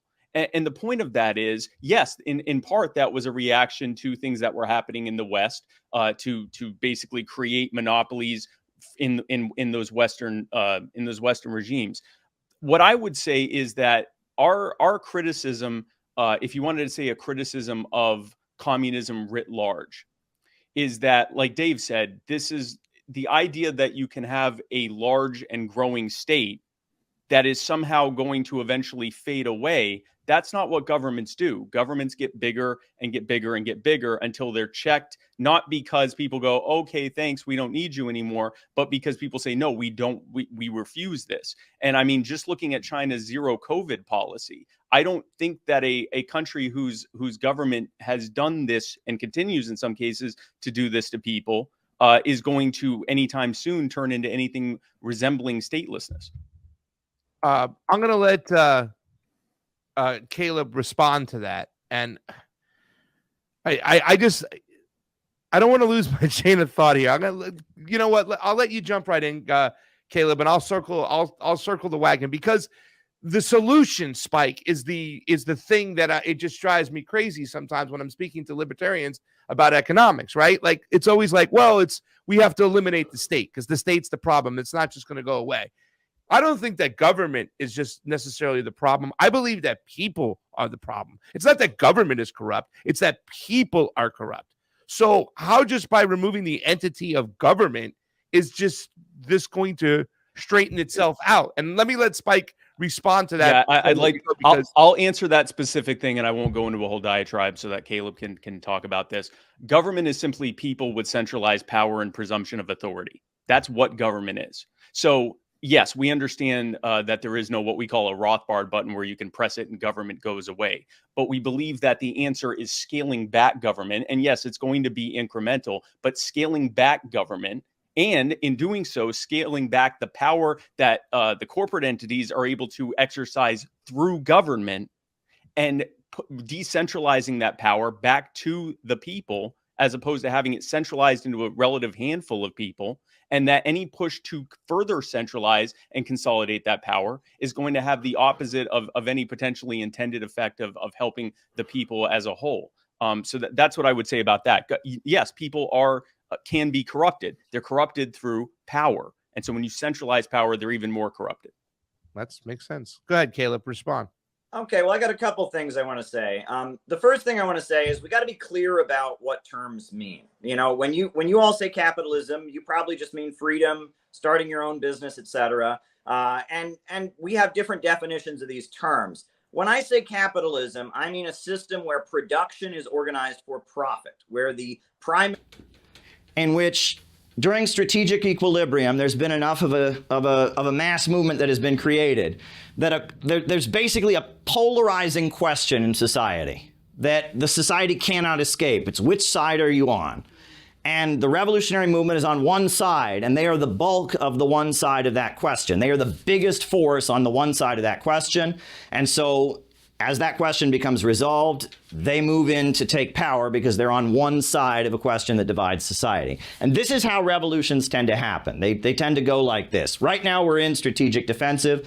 We could soon be in strategic equilibrium. And then, hypothetically speaking, strategic equilibrium could lead to a situation where such a big mass movement has formed and society is divided right down the middle over a key question that as resolving that key question, you know, we could move into strategic offensive and move into the creation of a socialist society. And this is the way to understand these questions. Now, yes? Like what kind of key question has ever brought people into a successful revolution? Okay, well, we'll jump into that right now. The Russian Revolution, what was the question? The question was World War I. Will we continue fighting in World War I or not? And the Bolsheviks, it had been strategic defensive. They had been an isolated small group, but the conditions in society got to the point that there was a big division over the question of will we continue fighting in World War I? And the Tsar was viewed as incompetent, and the Tsar was brought down in the February Revolution. He was toppled, but then there was still division. Do we continue the war, just not with the Tsar, or do we end it? And there was a big division in society, and the Bolsheviks had built up this mass organization that said we want to end World War I immediately. And then they, as the anti-war guys, the biggest mass movement in the biggest bloc that was against continuing World War I, they were able to take power.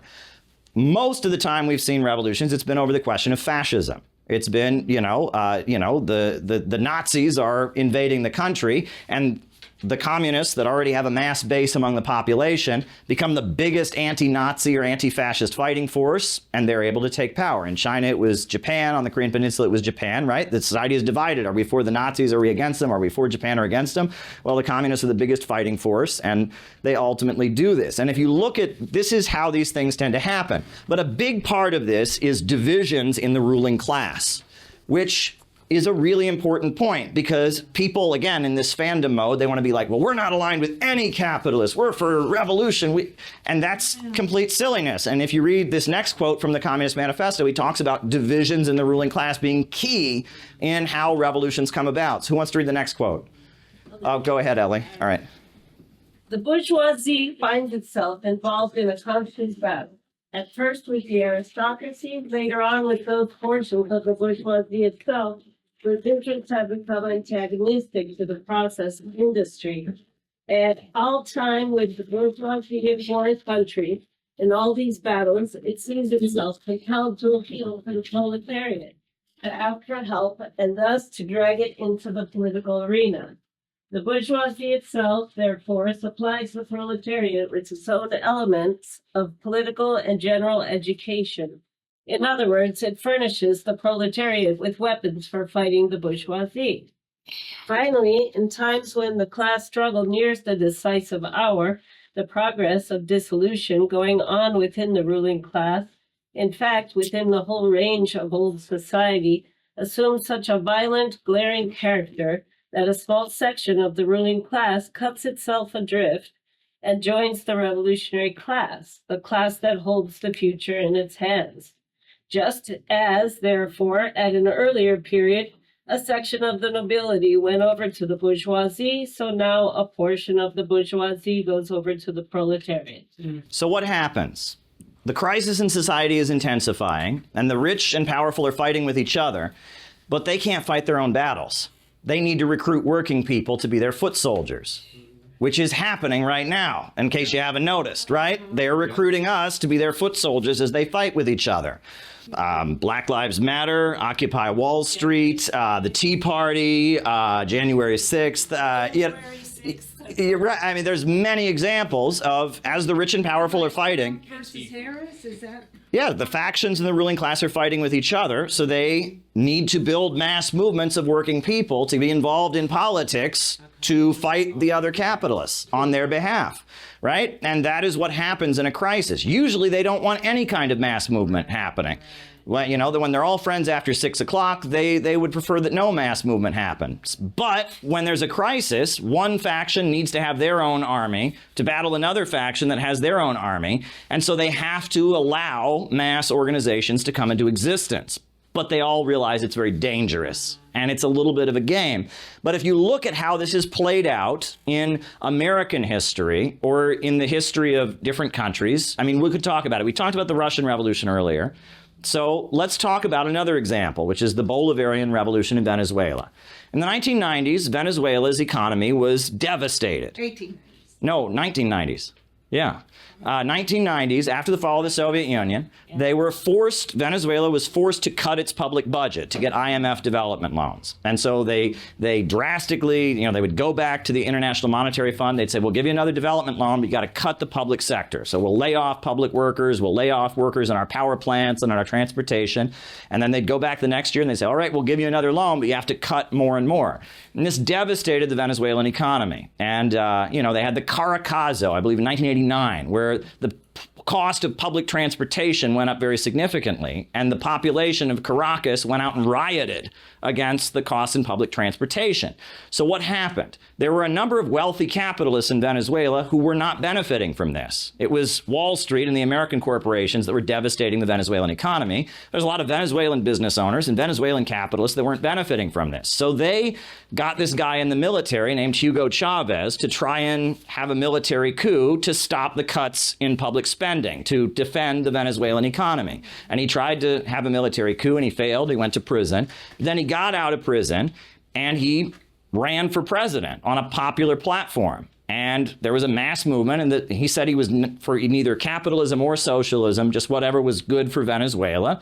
And he got elected. And almost immediately after he got elected, they called him a dictator, and they were accusing him of being a communist. And because the communists had been so essential in his campaign, he appointed a member of the Communist Party to his cabinet.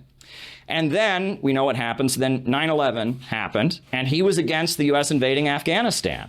And he said 9/11 was awful, but it doesn't justify what the USA is doing in Afghanistan. And on top of that, he was saying no to the Western banks, the Wall Street banks, et cetera. And so because of that, there was an attempted military coup against him. And so he was arrested, and the military tried to remove him. But then the rank and file soldiers rose up and rescued him and brought him back to office in 2002, and they defeated the coup.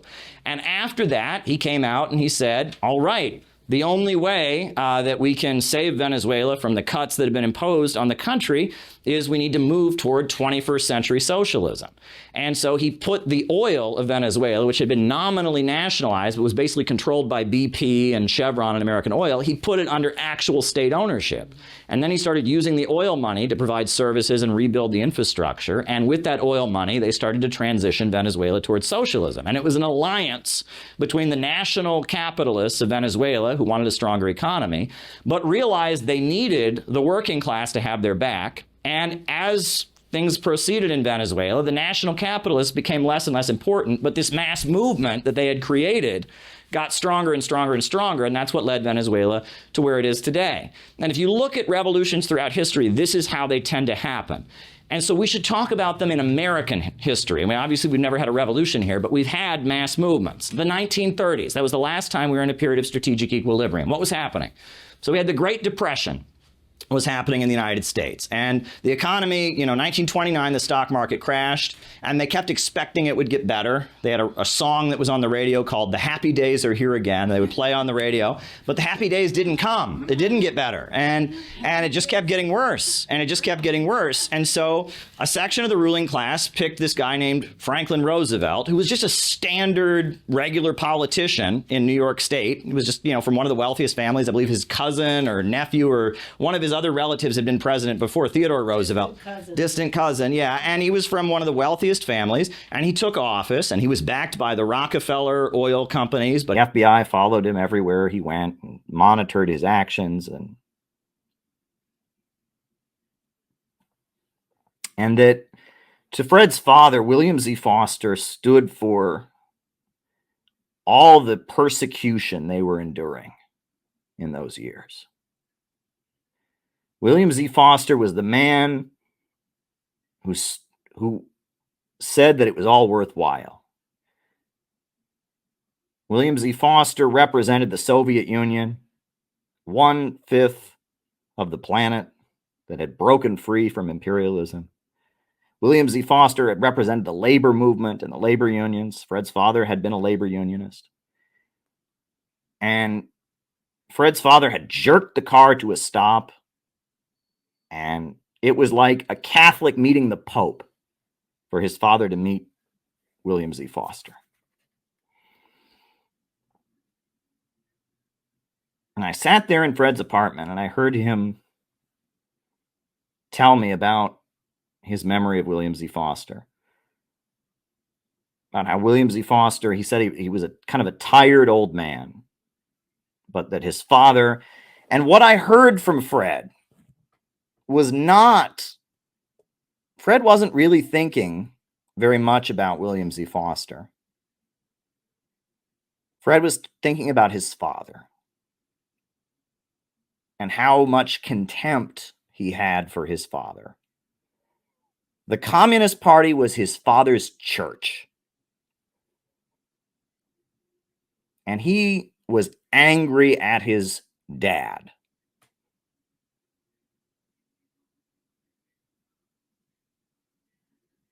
And he thought his dad was foolish for bowing before this old man in the Bronx. And he thought, oh, yeah, my dad, William Z. Foster, he was just this, oh, yeah, I mean, my dad, he jerked the car to a stop.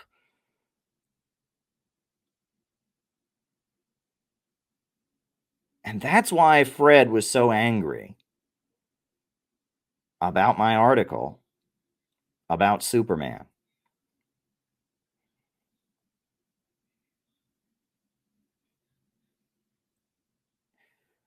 Because there is something so much bigger than capitalism versus communism going on in the world right now. There is something so much bigger than ideologies or economic systems battling themselves out. There is a spiritual war taking place right now.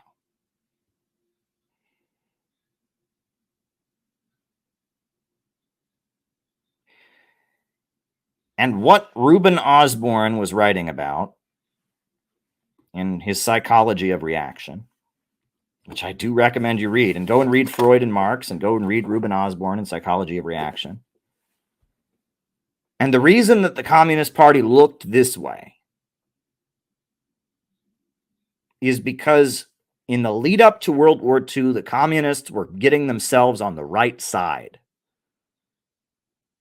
There was a war going on in the world.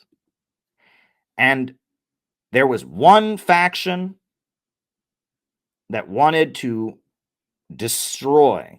You heard Henry Wallace speaking on there about how Nazism is the devil's own religion of darkness, a plan to march humanity backward into slavery. Henry Wallace was exactly right. And what did Henry Wallace say that the American people were fighting for? A century for the common man. giving people access to healthcare and education and jobs and economic opportunity. A century for the common man. Freedom from want. The battle in the Second World War was between the Soviet Union, that had lifted millions of people up from poverty and was building itself up with 5-year economic plans, that was aligned with the United States, where the response to the Great Depression had been Roosevelt becoming a Bonapartist and aligning with the labor unions and building Key West Highway and building post offices and funding scientific research and building beautiful murals in the post offices of the country and building LaGuardia Airport and constructing. And there was a spiritual war going on in the world between the forces that said the way to respond to the Great Depression is to grind back the wheels of history, start breeding people like animals, reduce the population, grind people into poverty, create artificial scarcity, reassert hierarchies and say that some are just naturally superior to others, create a slave labor underclass and prepare for universal war. That's what Hitler was fighting for. And Stalin, the man of steel, and Roosevelt and Henry Wallace talking about freedom from want, they were fighting for something different. And there was a spiritual war taking place in the world. And the communists were on the right side of that spiritual war. And they realized it. During the Second World War, Stalin brought back the Russian Orthodox Church. No leader in the history of Russia has built more Russian Orthodox churches than Stalin. And during that war, humanity was faced with the question of growth or degrowth. Growth or degrowth, progress or reaction. And the communists and Roosevelt were on the right side. And Hitler and Trotsky were on the wrong side.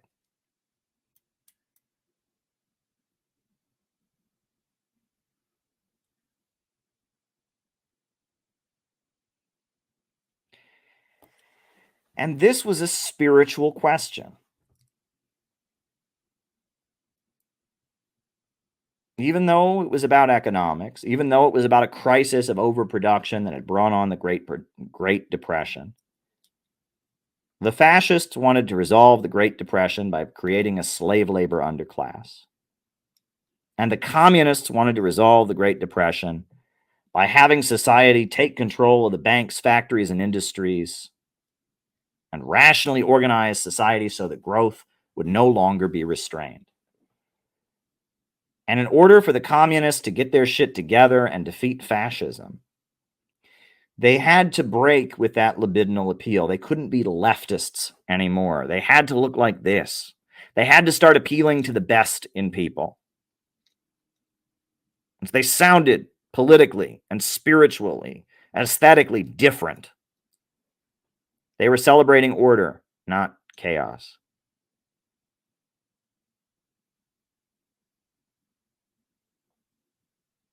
And that is what scared the ruling class more than anything. Right? I actually had an opportunity to visit the Moscow subways. Let me see if I can find the video for you all. I visited the Moscow subways and I saw, I'll just show you, I'm not going to show you the whole video. And I saw some of the art from the Stalin era. And I'm going to show you that art that they have in the Moscow subways. They've been revamping the Moscow subways to look like the Stalin era, right? They've been getting them back to the original way that they were during the Stalin years. They've been doing that because, again, that's the power. And the forces that they are fighting in Kiev with their torchlit marches, the tear down World War II memorials, those forces are the same forces that they were fighting in World War II. And they brag about it. They honor Stepan Bandera, a literal Nazi collaborator. They're very open about it. And there's something deeper happening in the world today. I understand it on an economic level. I understand it on a political level. But we can talk about it on a spiritual level as well. And we should talk about it on a spiritual level as well, because it is very, very deep. Let me find this video for you.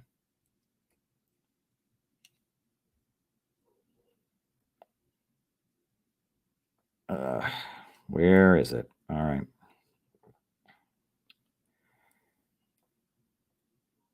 Here we go. Here we go. All right.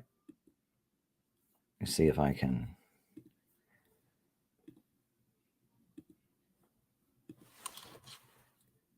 Okay, hold on. Yeah, that video is almost downloaded for you, but I'll show you the art in the Moscow subways.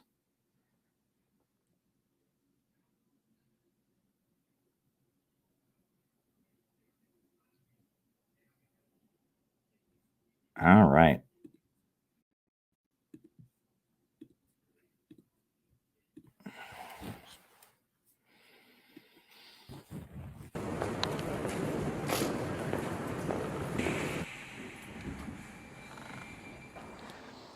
Well, I'm an American, and I love my country. I'm a Christian, and I try to live according to the teachings of Jesus Christ. But if you look at the way our government is operating right now, it's not in the interest of the American people. They're working to protect an international... All right, let's skip ahead, right? I could ramble about politics all day long, but let's... All righty. Oh, yeah, here we go. This is the subway. This beautiful mural, this painting that they've got behind me here in the subway system. This is just the normal subway system that people take on their way to work, on their way home from school, to, you know, to get through the city. This is the normal subway system. You can hear trains going by. They have this beautiful banner, but there's actually some very important significance to this banner. I want to point this out. This is a banner commemorating the victory over fascism, and it actually includes traditional Ukrainian dancers celebrating the victory over fascism, right? You see the banners with Lenin, you see the soldiers, and this is the victory in the Second World War, what they call the Great Patriotic War. And it has traditional Ukrainian dancers because Ukrainians are considered to be part of Russia. And they have no opposition to Ukrainian culture. They have no opposition to the Ukrainian language or Ukrainian traditions. And here in Moscow, you see traditional Ukrainian dancers celebrating, and this mural celebrating the victory, the defeat of the Nazis during the Second World War, with banners of Lenin and the Red Army. But this is a monument in Kiev, in the Ukrainian capital, and traditional Ukrainian dancers participating in the mural. So this is something I wish more Americans were aware of. Tucker Carlson and others have reflected on just how beautiful the subways really are here. And compared to our New York City subways, I mean, this is like a palace. You know, this is like a palace. It's so clean, so beautiful architecture, etc. But it's also important to understand the political significance of these banners.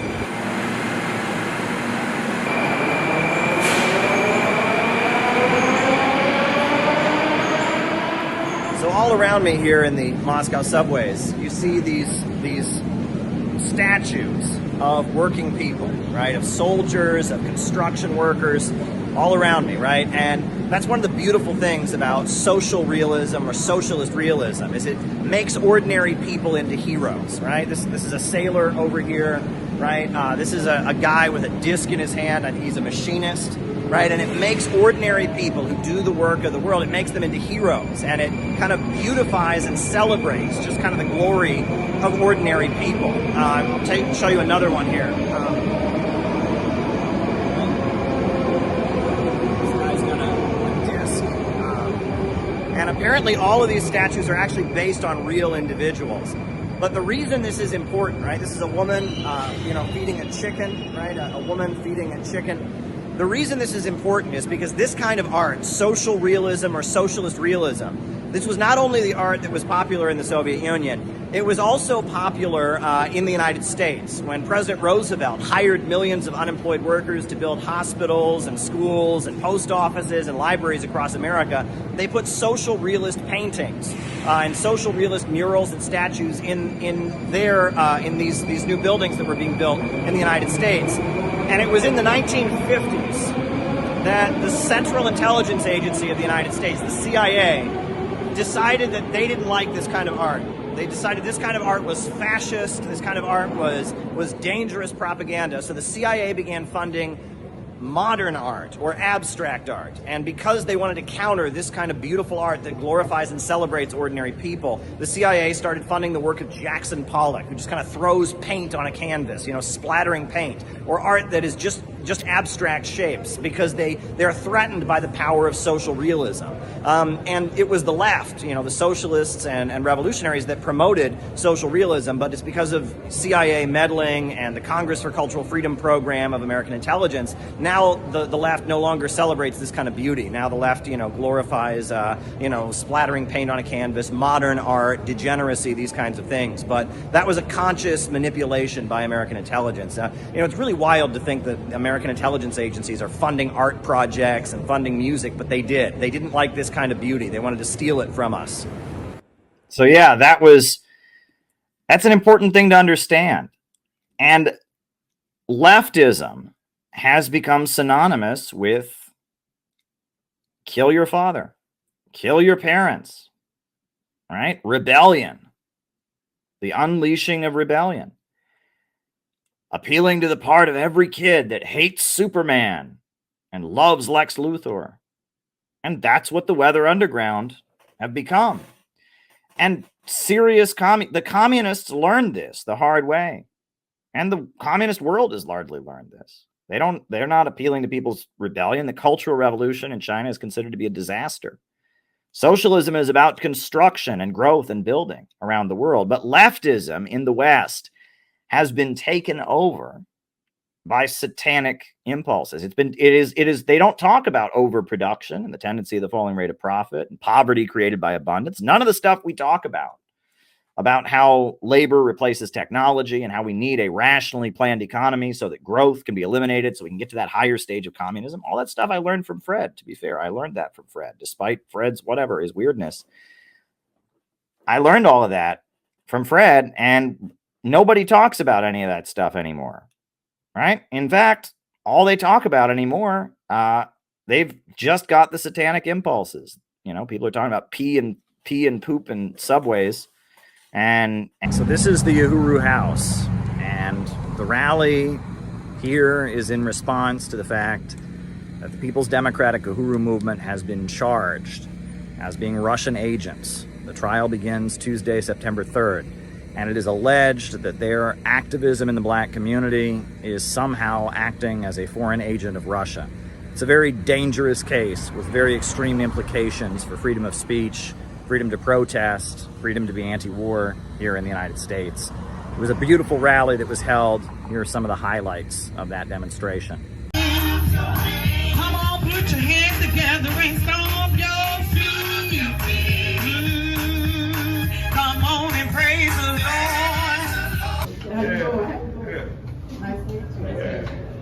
Yeah, we've been messing with each other for a very long time.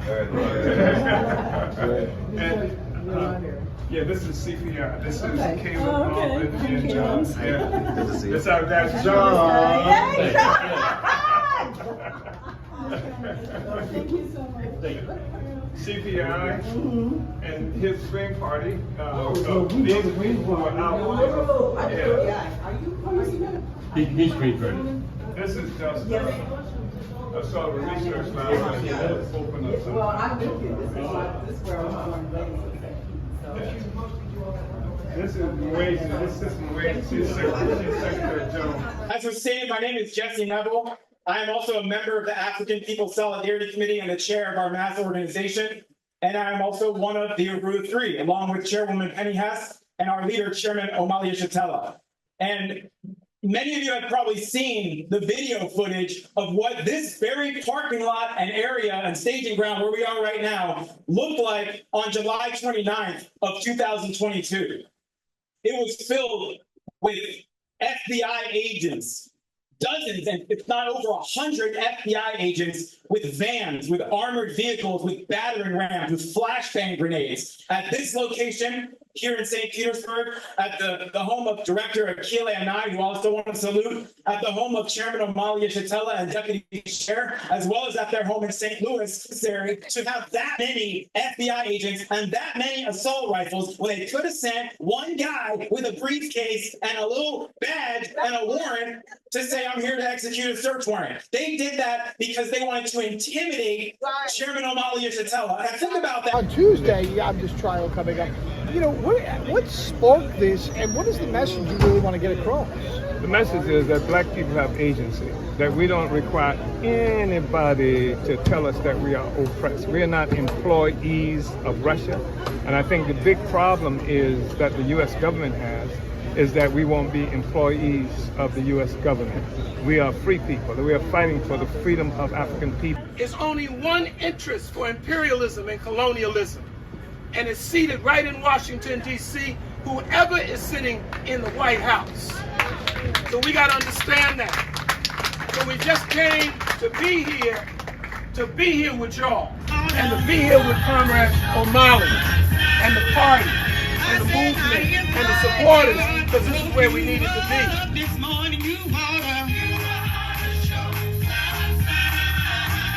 your hands. Come on, put your hands together and stomp your feet. So we got to find out what's happening. So they made me read Marx. They forced me to read Lenin. They forced me to look at Trotsky and all the others who represented what was characterized as scientific revolution. And it was helpful. I read Marx. And having read Marx, I came to damn different conclusions about so much using the science that Marx provided. Because Marx told us, he said, you have to have an understanding of how capitalism came into existence. He said, in order for there to be capitalist production, there must be accumulation of capital. He said, but how do you get an accumulation of capital if there's no capitalist production? He said, the only way we can get out of this is to presuppose that there was an accumulation of capital that preceded the production, capitalist production. He said that accumulation of capital came about as a consequence of turning Africa into a warren for the commercial hunting of black skins. He said it came and tearing the indigenous people in this land into the mines, bringing up gold and silver and what have you for the Europeans. He said it had to do with the attack that was going on at what they call East India at the time. We're talking about the India in that particular area of South Asia. Hell, he just described the mode of production. That is a mode of production for the first time in history with the enslavement of African people, with the attack on Africa, the Portuguese. 600 years we've been fighting this struggle. 600 years ago, 1415. I have a question. If Jesse and Penny and the chairman are foreign agents, then who are the elected officials who are receiving money from AIPAC? Are they not foreign agents also? Why aren't they going after them? The hypocrisy of this government is absolutely, it makes you want to toss your cookies, to coin a phrase, okay? People understand what this means in terms of the threat to free speech of everybody. So that's why people are here, and that's why we are here. So we expect many, many more people to arrive here, and people like Charles Barron, who you may know for years and years was on the city council in New York and the state assembly in New York. Turning 50 plus years old, I can't keep singing outside on the street corners. And then someone told me there was a new radio station called Black Power. I said, they called my name. Black Power. They called my name. I'm black and I got power. So I wanted to go out, and I came and I said, I want to be a DJ. And I never forget the person that was here, manager at the time, say, you want to be a DJ? And I say, yeah. He say, aren't you blind? I say, yes, I am. He said, well, I don't know if you can do it. I said, well, give me a chance, man. Give me a chance. And he said, okay, I guess I'll give you a chance. And Deputy Chair, she urged me on. And next thing you know, I was playing music and I was DJing and I was finding love for my community. And they was finding love for me, most importantly. Okay, CPI is honored to be here because we understand how important this case is. What's at stake is not just a life sentence for Chairman O'Malley. What's at stake is a death sentence for humanity.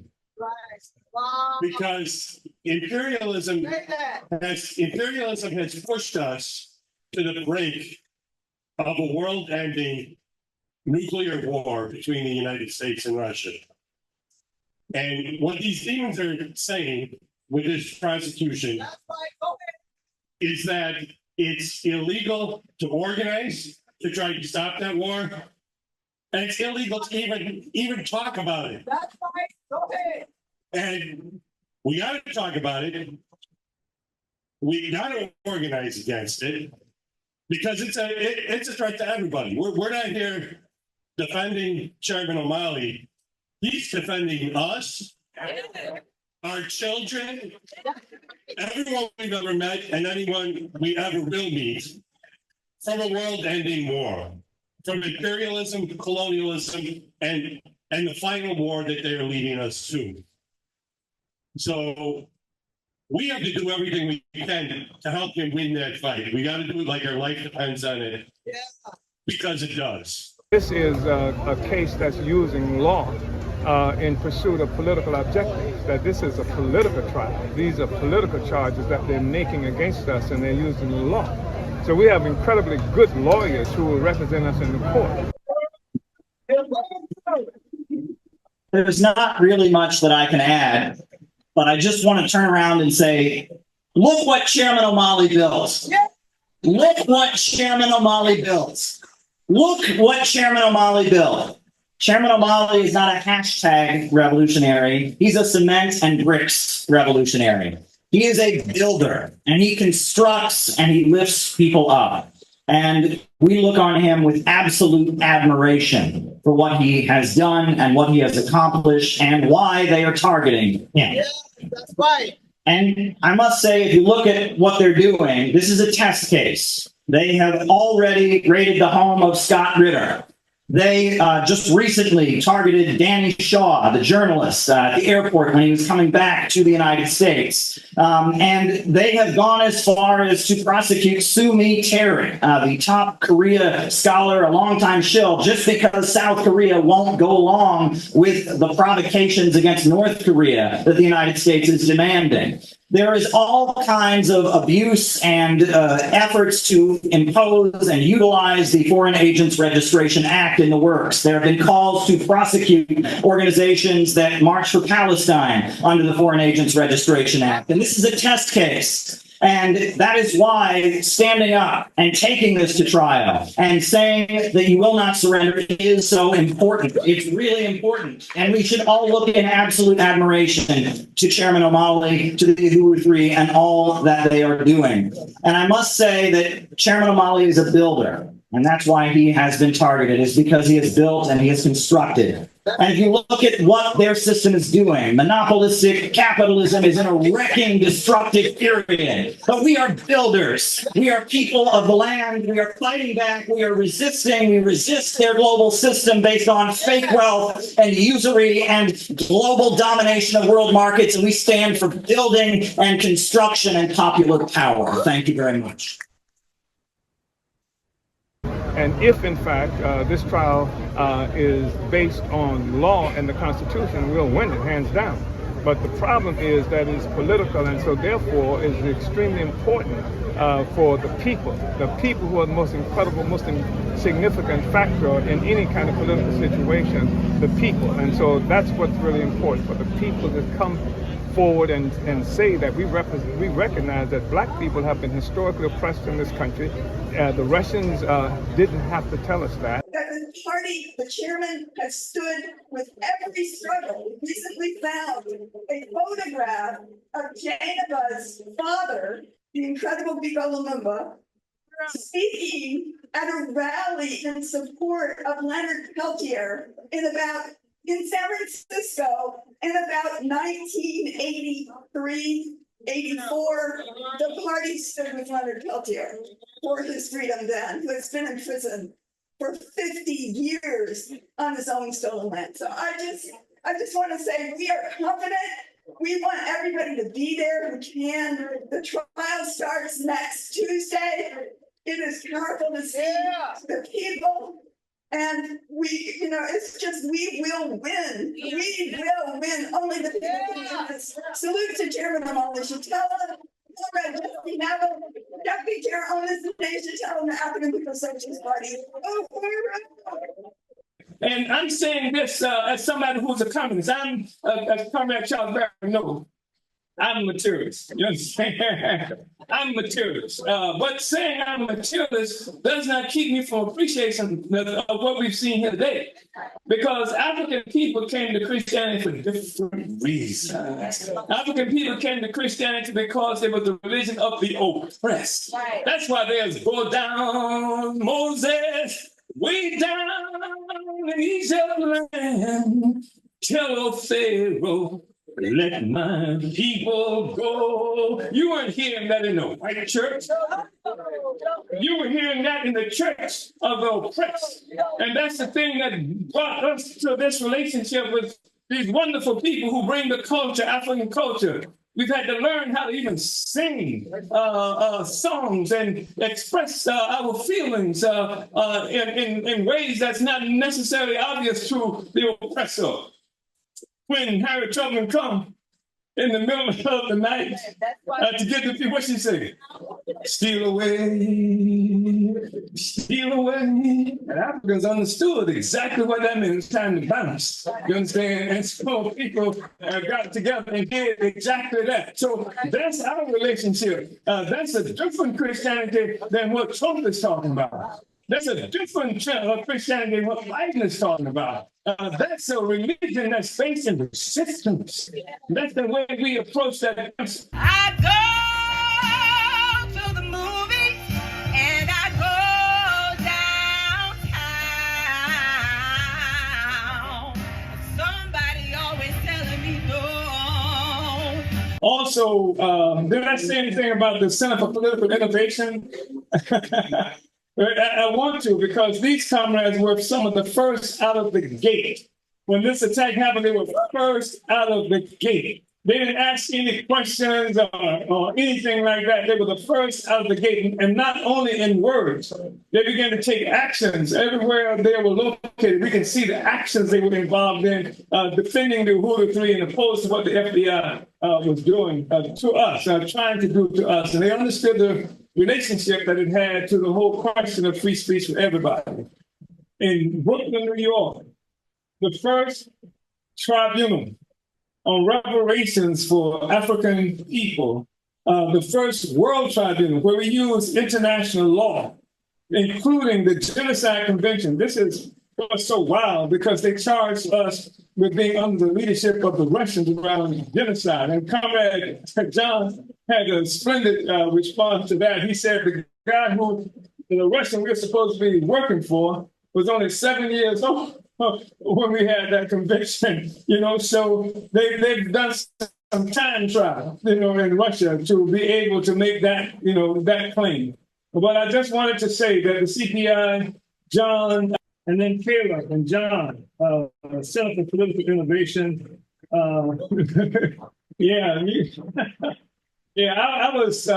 saw Caleb in this video, Comrade Caleb, and he was on a platform. Vladimir Putin, President Putin, was on the stage, and Caleb was in the audience, and he raised his hand and was recognized. And he said that what was happening with the Uhuru 3, and that they were using the Russia kind of thing as the basis for that, and he put it before them, and I thought that was really powerful and really great. Things between our two countries are not good at this point. Before we left, we had to have a press conference at the United Nations We are concerned about being prosecuted. There are 3 Americans that have already been charged and are facing prosecution, possibly 15 years in prison, simply because they attended a conference like this in Russia, the Uhuru movement they're called. And we are concerned because I know that I speak for the majority of the American people when I say that we do not want our tax money dumped into this conflict in Ukraine any longer.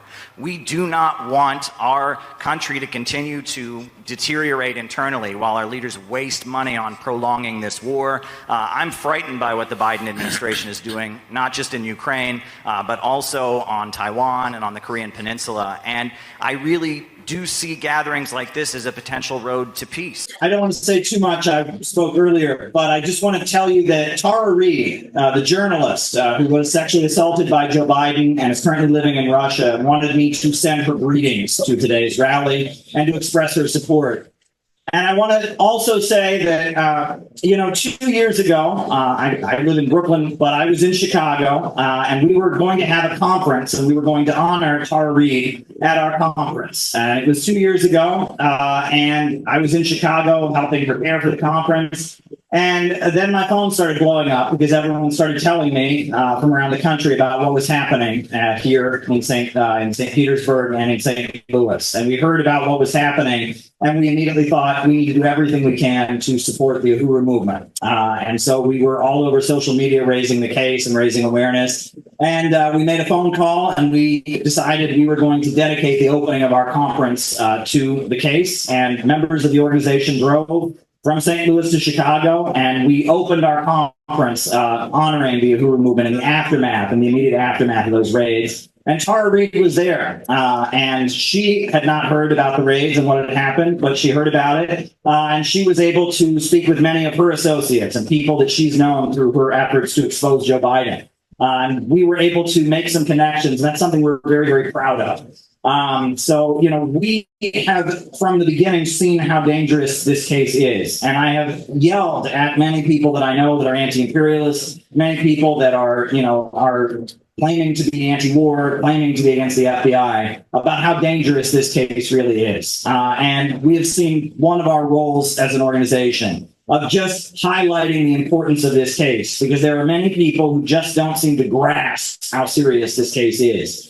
The attitude of the anti-imperialist movement, the attitude of the anti-war movement and the labor movement was an injury to one is an injury to all. And if they come for one of us, they have to deal with all of us. And that is the attitude of solidarity that we've been trying to bring from the beginning about this case. And so I want to urge people to go to their networks and demand people take a stand around this case, explain to them why it's so important, and don't let the issue go. Don't let them drop it. Don't let them just put out one statement, okay, we support them, and then move on and do something else. Explain to them how all of our rights are on trial here today. That's what I want to make clear. So thank you very much. Thank you so much, Kenya. Now more than ever, it's time to get organized. You and I both know that institutions like the African People's Socialist Party are crucial in advancing our struggle for liberation. That even the First Amendment that the prosecution has attempted to prevent us from using as a defense, even that First Amendment was not ratified by the United States Congress until 1791. At the time where African people were still living in the worst kind of slavery imaginable. So it certainly wasn't even made for us, but African people in this country have been the ones fighting harder for the constitutional rights than anybody else. So we are the ones who made the struggle for universal suffrage. We are the ones whose churches were bombed, our children killed, our leaders assassinated, just pursuing the right for the democratic rights that's associated with the First Amendment and the Bill of Rights. So we didn't need any Russians to tell us that. I go to the movies and I go downtown. Somebody always telling me no. There's many people in Russia and in China now who are talking about geopolitics and how the earth and landscapes and geography can affect politics, how the politics of a country and the political system and the economy of a country can reflect the way the land is set up. And generally, those who refer to geopolitics divide the history of the world between land civilizations and sea civilizations. And the idea is that in parts of the world where there's a lot of ocean access, you tend to have more individualist economies, and you tend to have more centralization of wealth, and you have empires that focus on controlling the trade routes. Whereas on land masses, in particular in Eurasia, in Russia, in China, in Iran, and places that are on the Eurasian world island, you tend to have civilizations that are more collectivist in nature and focus on development. And that this relates to the fact that in order to have expansion on the Eurasian mainland, you need to build roads, you have to build infrastructure, whereas, in order to dominate the ocean, you just simply need control of trade routes. And so there's a whole lot written about the empires of the sea in the ancient world versus empires of the land, right? And the term used for empires of the sea, they call them thalassocracy. And empires of the land, the term that is used is turgocracy. And the understanding is the ancient Chinese empire was an empire of the land. It was a turgocracy. The Russian Empire was a turgocracy, whereas the British Empire of the 1800s and the Roman Empire, these were empires of the sea, and they were thalassocracies. Ancient Greece was a thalassocracy, right? And that these are two types of civilizations that can exist. And this is kind of a vague historical analysis. Alexander Dugin promotes this kind of thinking. It's very popular in Russia. They talk about Eurasianism or Eurasianist thought. There's also a lot of Chinese academics that are promoting it, and it's been around for quite some time, arguing that the peoples of the East and the land-based civilizations have a different culture than the peoples of the sea. And if you look at the history of the Russian Revolution, many people argue that there was a shift in communism from sea communism to land communism with the rise of Stalin and the defeat of Trotsky. And it kind of started with Lenin. So Karl Marx did most of his writing in Britain. He lived in Britain, which was at that point the capital of the British Empire. And Karl Marx, his writing, he said, "Workers of the world unite." And he was focused on the idea that capitalism was an advance over feudalism, feudalism was an advance over slavery. And the way Marx saw it, capitalism was going to spread all over the entire world, and then that would eventually lead to a socialist revolution all over the whole world, and that would eventually lead to communism in the world. And so Marx defended free trade. Nowadays, Marxists and socialists generally go around opposing free trade because free trade allows banks and corporations to destroy economies, etc.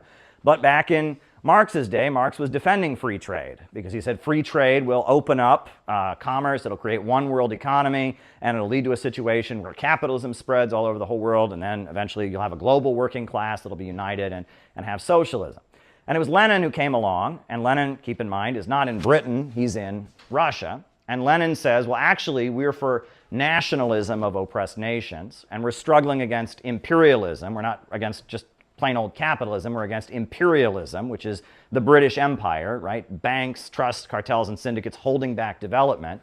And we're supporting the fight of entire nations to break free from imperialism, from this international financial system. So the beginning, you could argue, of Marxism and socialism shifting from a sea-oriented orientation to a land-oriented orientation begins with Lenin.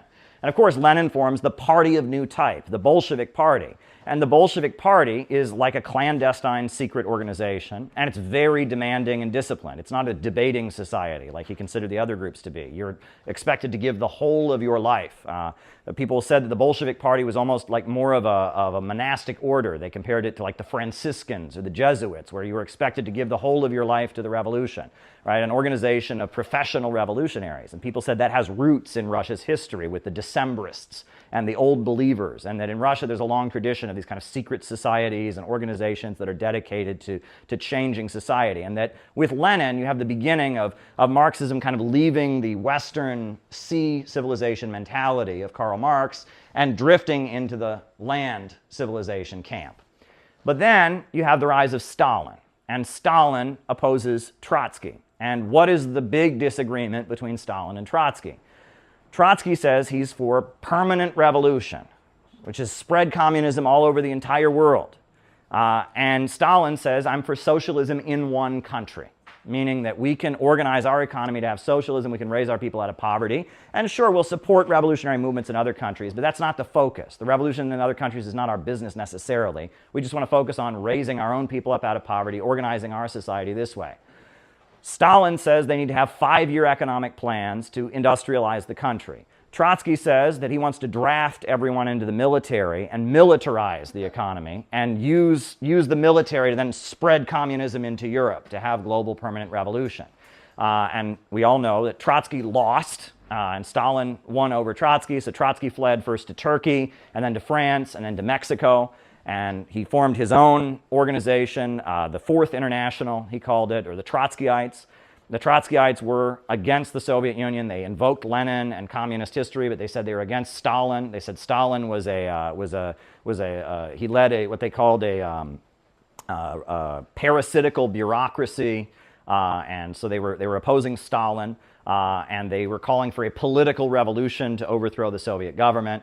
Eventually, as we saw in the film last night, a number of leaders of the Soviet government were arrested for allegedly being in a conspiracy with Trotsky and getting funding and support from the Nazis to try and overthrow Stalin. Trotsky was found guilty in absentia in the Soviet Union for being the leader of this conspiracy. And then in Mexico City, he was killed. Somebody came into his home and ice-picked him in the head, and he was killed. And that was, as World War II was breaking out, he was killed. And so Trotsky and Stalin kind of represented, I would argue, the land versus the sea division in communism. Whereas Stalin was a guy from the countryside. He was Country Joe. He was from a small village in Georgia. He'd gone to seminary school to learn to be a priest. And in priest school, he had been kind of a rebellious student. He dropped out of seminary school and eventually joined the Bolsheviks. He was a union organizer. He was the editor of Pravda, which was the daily agitational newspaper that they distributed. This poverty is being created by abundance. In systems of the past, people were hungry because there were food shortages. People were homeless because there were shortages of housing. But only under capitalism, the system of profits in command, do we have this problem of poverty created by abundance. People are homeless because there are too many houses. People are hungry because there is too much food. We, the American people, the multinational, multiracial working class, who have built this country, are now being told that we no longer have a seat at the table. We stand outcast and starving amid the wonders we have made. We built this country, but it no longer has a place for us. We are expected to just sit back and starve, die from opioids, commit suicide, get locked up in the world's largest prison system, spend our lives in low-wage, short-term service sector jobs, watch our brothers and sisters come home in body bags in foreign wars.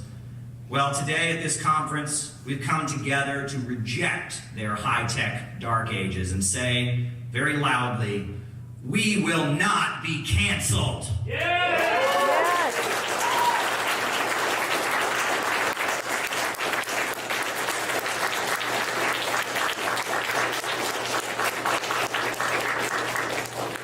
Why do they hate Russia? Why do they hate China? They hate them because at the beginning of the 20th century, both of these countries were impoverished, poor countries, underdeveloped by Western monopolists. They hate them because they broke free from that. It was Stalin, with his 5-year economic plans, that turned Russia into an industrial superpower. The Soviet Union saved the world from fascism, wiped out illiteracy, electrified the whole country, invented LED lights, invented space travel, and had tremendous achievements in science and technology. And the Chinese Communist Party has led China to become the second largest economy in the world, 800 million lifted out of poverty, the fastest high-speed railway in the world, the biggest telecommunications manufacturer in the world's largest hydroelectrical power plants, and amazing achievements on the road to fusion energy. They did this by breaking out of the global capitalist system, and they did this by organizing the economy to serve public good and not the profits of a wealthy few. In the 1990s, when the Soviet Union fell, the USA loved Russia. Russia's economy was in collapse, and people were starving. Boris Yeltsin was Bill Clinton's buddy, and the USA meddled in the 1996 elections to make sure that Yeltsin got reelected as he was wrecking the country with austerity and shock therapy neoliberal economics. Directed, of course, by George Soros. But things in Russia started changing in 1999 when Putin came into office. He restructured Russia's economy to be centered around government-controlled oil and natural gas resources. He used the energy revenue to rebuild the industries of Russia, and he made Russia once again a strong economy.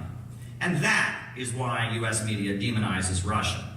That is why the U.S. government toppled the government of Ukraine in 2014 with the Euro-Maidan coup and installed a fanatically anti-Russian regime in Kiev. That's why the U.S. government backed Ukraine as they killed over 14,000 Russian-speaking people in Donetsk and Lugansk over the past 8 years with drone strikes, with a food blockade, and other crimes. And that's why they now portray Russia trying to bring an end to an 8-year war as somehow some kind of criminal invasion. And I brought this picture with me because people need to see this. Because, I saw a CNN reporter claim that Ukraine was a peaceful country until now. Well, this is the monument in Donbass to all the children who have died of the shelling and the bombing being carried out by the US-backed regime in Kiev. 14,000 plus people dead, children who have died. It hasn't been a peaceful country. The people of Donbass have been subject to 8 years of bombing, 8 years of shelling, 8 years of a food blockade. And Russia is now moving in to protect them and bring an end to this. The Wall Street money sharks hate Russia. They hate China, Cuba, Venezuela, Iran, and many other countries because they have governments that stand up to the international bankers and their monopolistic corporations. They have governments that control the banks, factories, and industries and force the economy to work for the good of the nation. With central planning, these countries have made sure that growth is not held back by the irrationality of greed and the imperialistic policies of neoliberalism. What we need here in the United States, it's not more privatizations, not more cutbacks, not more austerity, not more culture wars and symbolic woke makeovers of empire, and definitely not more warmongering and hatred for the peoples of other lands. What we need in America right now is a government of action that will fight for working families. I charge the government of the United States with dereliction of duty, with criminal neglect, with failure to serve the people. And we need to reinvest in the United States. We need to stop bailing out these speculators on Wall Street and these creeps who keep sending us to war. We need to bring all of our troops back home. What are they doing overseas? How the hell am I interested in what happens beyond my borders when my own people are starving on the streets? Whatever happened to America? And focus on opposing the Soviet Union because they thought communism was the biggest threat. And Roosevelt and a lot of the British capitalists said we want to focus on Nazi Germany, and if we have to have an alliance with the Soviet Union to do that, we can do that. Now, the Soviet Union was constantly asking to form a global, anti-fascist bloc against Nazi Germany. And the Western countries were refusing because so many of the capitalists were tied in with Nazi Germany. And then Spain, right? The Spanish Republic, the king of Spain had stepped down. They had an elected government and they had a communist majority in the parliament in Spain. And so Franco, the military leader of Spain, violently overthrew the Spanish Republic. You had the Spanish Civil War, and Spain's government was being overthrown, and the Nazis and the Italian fascists were sending weapons and military support to help Franco, and Franco eventually did overthrow the Spanish Republic. So when the Spanish Republic was overthrown and Spain became a fascist country as well, the Soviet Union said, wow, well, we've been trying to make an alliance with the Western capitalist countries all this time, but they don't want to make an alliance with us. And so they said, you know what, maybe we can make an alliance with Nazi Germany. So you had the 1939 Pact. Well, the U.S. government was obviously not thrilled about that. So Roosevelt reacted very negatively, and he actually put the leader of the Communist Party in prison, Earl Browder, and he sent Earl Browder to prison on a passport violation. The Roosevelt administration kind of went into an anti-communist frenzy after the pact was signed. But then, when the Soviet Union was invaded by Nazi Germany, and the Soviet Union was fighting Nazi Germany, and it became clear that, that the United States and the Soviet Union were allies, he let Earl Browder out of prison, and the communists became an essential part of the war effort. And right before he died, Roosevelt proposed an economic Bill of Rights, which is part of our 4-point plan.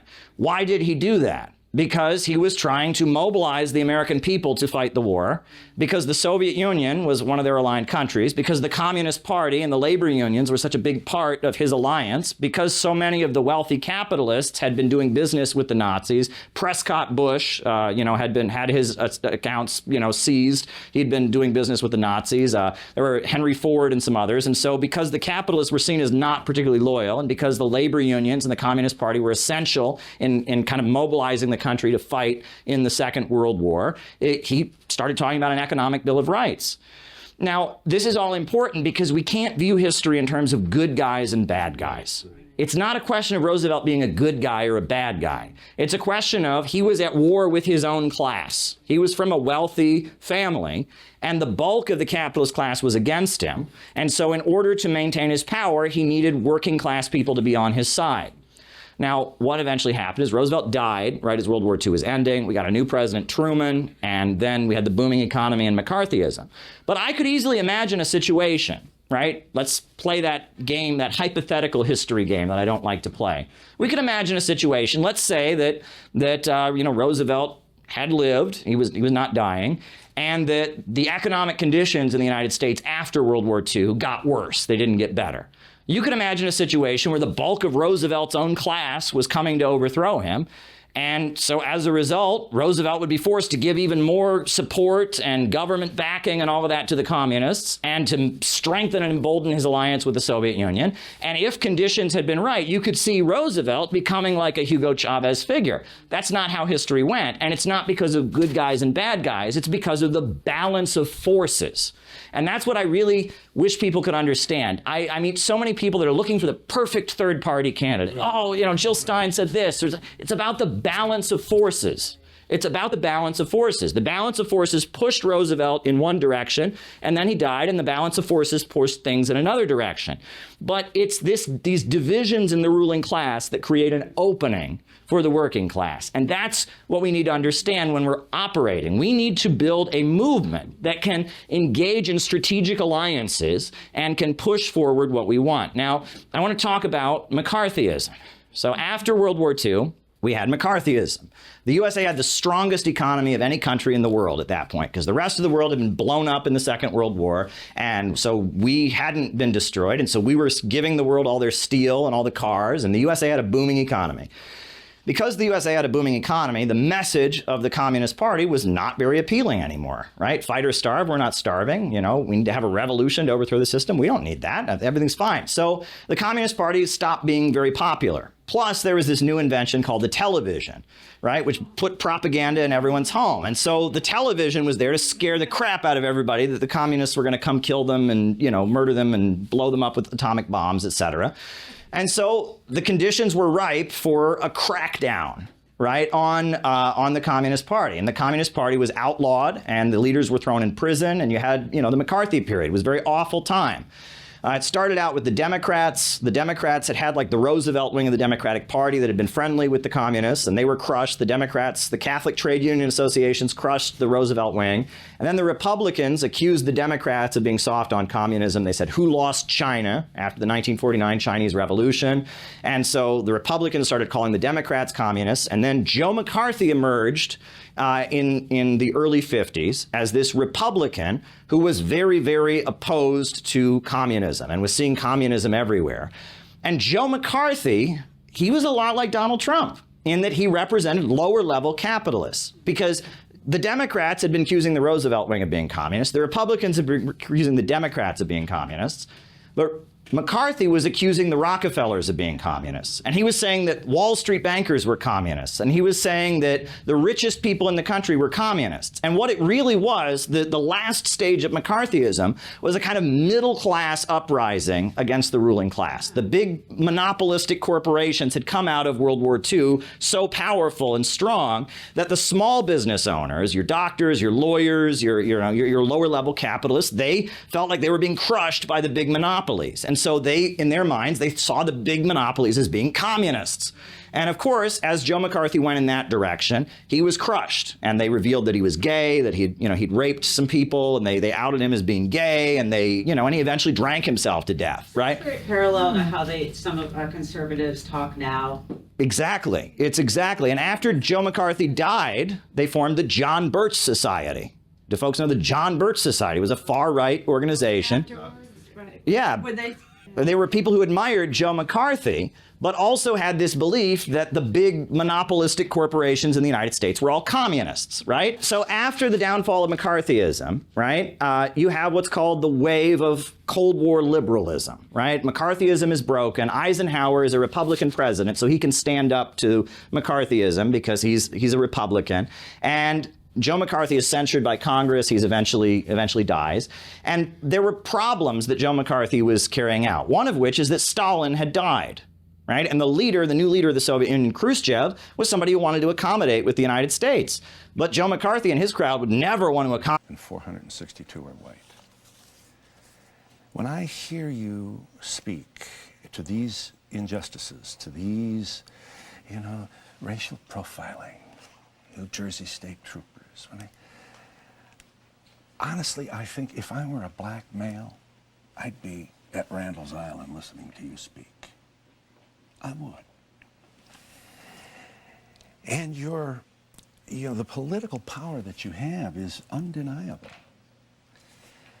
But you make it tough on the white reporters. I mean, how, it's with all this history of this kind of rhetoric, it's awful tough to say, hey, Minister Farrakhan, sit down, tell us how horrible we are. We have to challenge you as you would challenge us. This isn't a game. This is a matter of the respect that we want to have as professionals.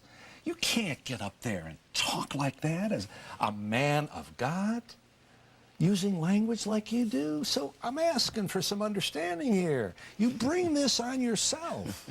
Sir, if I took the New Testament and took Jesus, the greatest human being in the eyes of Christians that ever lived, I could take Jesus with the scriptures and give him a sound bite and make him look anti-Semitic?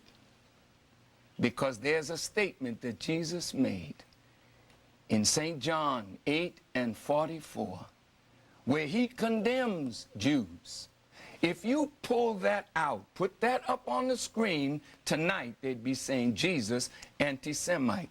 When Jesus beat the people in the temple, all we need is a 30-second bite on Donahue or CBS or CNN, and they'd say, look at that enraged maniac, how he beat those people out of the temple. You could accuse Jesus of teaching hate, for Jesus said in the gospel, you can't be my disciple unless you hate your mother, your father, your sister, your brother, yea, even your own life for my sake. Take that out of context. Jesus is a hate teacher. Another thing, take Jesus out of context. He's a man of peace, but he said, think not that I come to bring peace, nay, a sword. So if this media were listening to Jesus, like you all listen to me, to snatch things out of context, to deliberately make me look other than what I really am. That is my argument with the press, and that's my argument with you tonight. In fact, I'm really surprised at you, because I thought Donahue, a great man.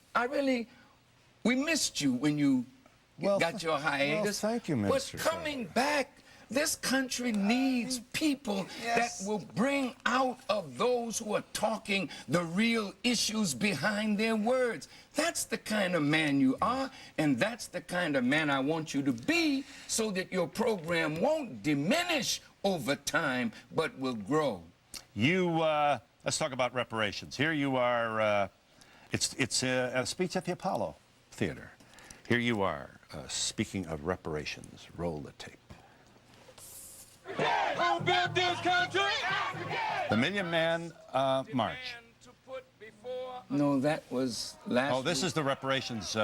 This is the reparations rally a week ago Sunday. Sorry, and I want to give you a chance to. We've already established that this was a very, very discouraging turnout. Doesn't mean there's something wrong with you, but it certainly means that the excitement and the energy that we knew at, for example, the Million Man March was not there at all. But we were no part of the organization of this march, but we are definitely a part of the idea that the damage that was done to black people has to have a hearing and reparations. If the Japanese Americans could get reparations for their suffering, and even the Italians and the German Americans during World War II suffered injustice, and the Chinese Americans, as the rise of Mao Zedong and communism in that part of the world, suffered injustice in the hands of the government of the United States of America. All the while that was going on, black people have suffered in this country. And the sad part about it, Mr. Donahue, is that our government would not send a high-level representative to Durban, South Africa, to talk on racism and the effect of the international transatlantic slave trade. Here's 400,000 black men and women in the armed forces of America that President Bush is willing to send to Iraq, but the president nor his administration have apologized for slavery, nor will they speak forthrightly against racial profiling. I don't think we have a fight in Iraq. I think our fight is to make America a better nation for all of us to live in. And I don't think that the war, beating the war drum for Iraq, is going to solve the problems that create the crisis of confidence in the American electorate. Nicole from Florida, are you there? Yes. You wanted to ask Minister Farrakhan. Minister Farrakhan, why is it that you feel descendants of former slave owners need to pay for their forefathers' crimes when they have not committed crimes themselves? You know, thank you for the question. I watched Accommodate with a communist leader. Yugoslavia had cut ties with the Soviet Union. It was the first communist government to align with the United States against the Soviet Union. So the USA wanted to send lots of aid to Yugoslavia to help break up communism. But Joe McCarthy and his allies were saying, no, we can't possibly aid any communists, right? And that, so you have the wave of what you call Cold War liberalism. The Communist Party had been crushed and destroyed, and you had the civil rights movement. And the civil rights movement was breaking out. 1954, 53, I believe, was the Montgomery bus boycott. What was going on there? What was happening was that Jim Crow segregation is what the Soviet Union used to lampoon the United States on the global stage. The United States said it stood for freedom and democracy. And all the Soviet Union had to do was show the image of Emmett Till's mutilated body and say, yeah, that's freedom and democracy for you.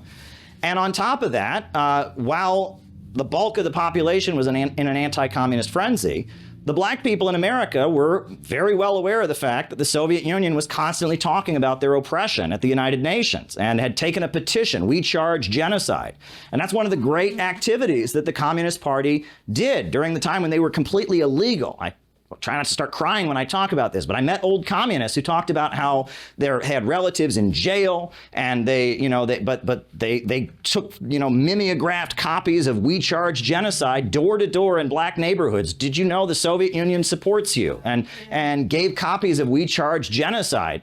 And that put a huge amount of pressure on the American government. And so as part of this wave of Cold War liberalism, you saw the United States, sections of the ruling class, the Kennedy family and others, saying we need to address Jim Crow segregation. There was a division in the ruling class over Jim Crow segregation. And the Ford Foundation and a lot of these liberal foundations were paying for the civil rights movement. They had what they called freedom schools and freedom summers, where they would have Dr. Martin Luther King or somebody, and they would have young people, white and black, go to these schools, and they would sing and clap, and they'd learn about civil disobedience. And no communists were allowed. Communists were completely banned. We're not communists here. We hate communists. We just believe in the American Constitution and civil rights. But there was the civil rights movement was a mobilization by the upper level capitalists to try and kick around the Joe McCarthy and lower level capitalists in order to deal with the Jim Crow issue to strengthen U.S. imperialism. They were not communists at all, but they saw that as a way of strengthening imperialism, a division in the ruling class. And it was the ultra rich who were paying for it, and the Communist Party was largely forbidden from it. but it brought all kinds of people into politics. All kinds of people who wouldn't have been thinking about politics were getting recruited. There was an organization called Students for a Democratic Society, SDS. That was the big activist group. And what started out, it was funded by the United Auto Workers Union, the UAW union, and it was done in coordination with the Democratic Party, and they were given millions of dollars. And on every college campus, the liberal activist group people could join was called Students for a Democratic Society. And in order to join it, you had to actually sign a card that said you were not a communist. You were not a communist, and you could join Students for a Democratic Society. But after a while, you get a bunch of young people involved in politics, and you get them reading about things, and pretty soon, SDS was overwhelmingly led by communists. And the civil rights movement eventually became the Black Liberation Movement. The Student Nonviolent Coordinating Committee eventually gave birth to a group called the Revolutionary Action Movement, which was like a secret communist party for black people only, that led to the creation of the Black Panther Party. And that even though it had started out as this was the liberal capitalists trying to stabilize things, they had opened the door to the rise of, in the 1960s, you had the beginning of what they called the new communist movement in the 1970s. You had the Black Panthers, you had the Maoist communist groups that came out of Students for a Democratic Society. You had a layer of about 1 to 2 million people that were getting interested in communist politics because they had protested the Vietnam War and because they had protested, for civil rights, and they saw that the communists were right in the process of that, and communism was still a big force around the world. And you had the new communist movement. Now, a lot of those groups realized that they needed to get to the masses. And a lot of them went and got jobs at factories, and they did what you're supposed to do. But the U.S. economy was still strong. You still had the aristocracy of labor. And in Detroit, they got people elected to city council, and they had support. And in Atlanta, Georgia, and some other places, they had some support. But overwhelmingly, the American white working class didn't want to hear it, right? Now, and then that brings us to, and I have a timeline in the back of, in some of our books, I talk about the events of 1978 through 1981. This time period is very important. If a lot, if you get into leftist history, there's a lot about 1968 and Vietnam. But this time period, this was a period where there was a very clear division in the U.S. ruling class because they had the first serious economic downturn since the end of the Second World War. And there was a big fight in the ruling class. And Jimmy Carter represented kind of the ultra-rich. And he first went after his own party. He went after the smokestack Democrats, they were called. Democrats that didn't believe in degrowth. Democrats that wanted to build up the infrastructure. And he used what he called abscam. And the FBI sent an FBI agent dressed as an Arab sheik to go and try and bribe these members of Congress. Yeah, American Hustle. It's portrayed in that movie. And they purged the Democratic Party of Democrats that actually believed in growth that were tied to organized labor. And then in addition to that, as the U.S. economy was crashing, he implemented policies of creating energy scarcity, right? And driving the gas prices up because there was the OPEC boycott that was happening. And so he, in order to benefit the big oil monopolies, the Rockefellers, they drove the oil prices higher than they'd ever. Inflation was at 15%, right? Yeah, the economy was very bad. Yeah, it was huge. And if you read what he published a document called the Global 2000 Report, which was a White House document that said the only way to solve the economic crisis is with what? Degrowth. We got to degrow the U.S. economy. Depopulation. Yeah, he was trying to implement degrowth policies. And so, Wall Street hated it. Of course they did.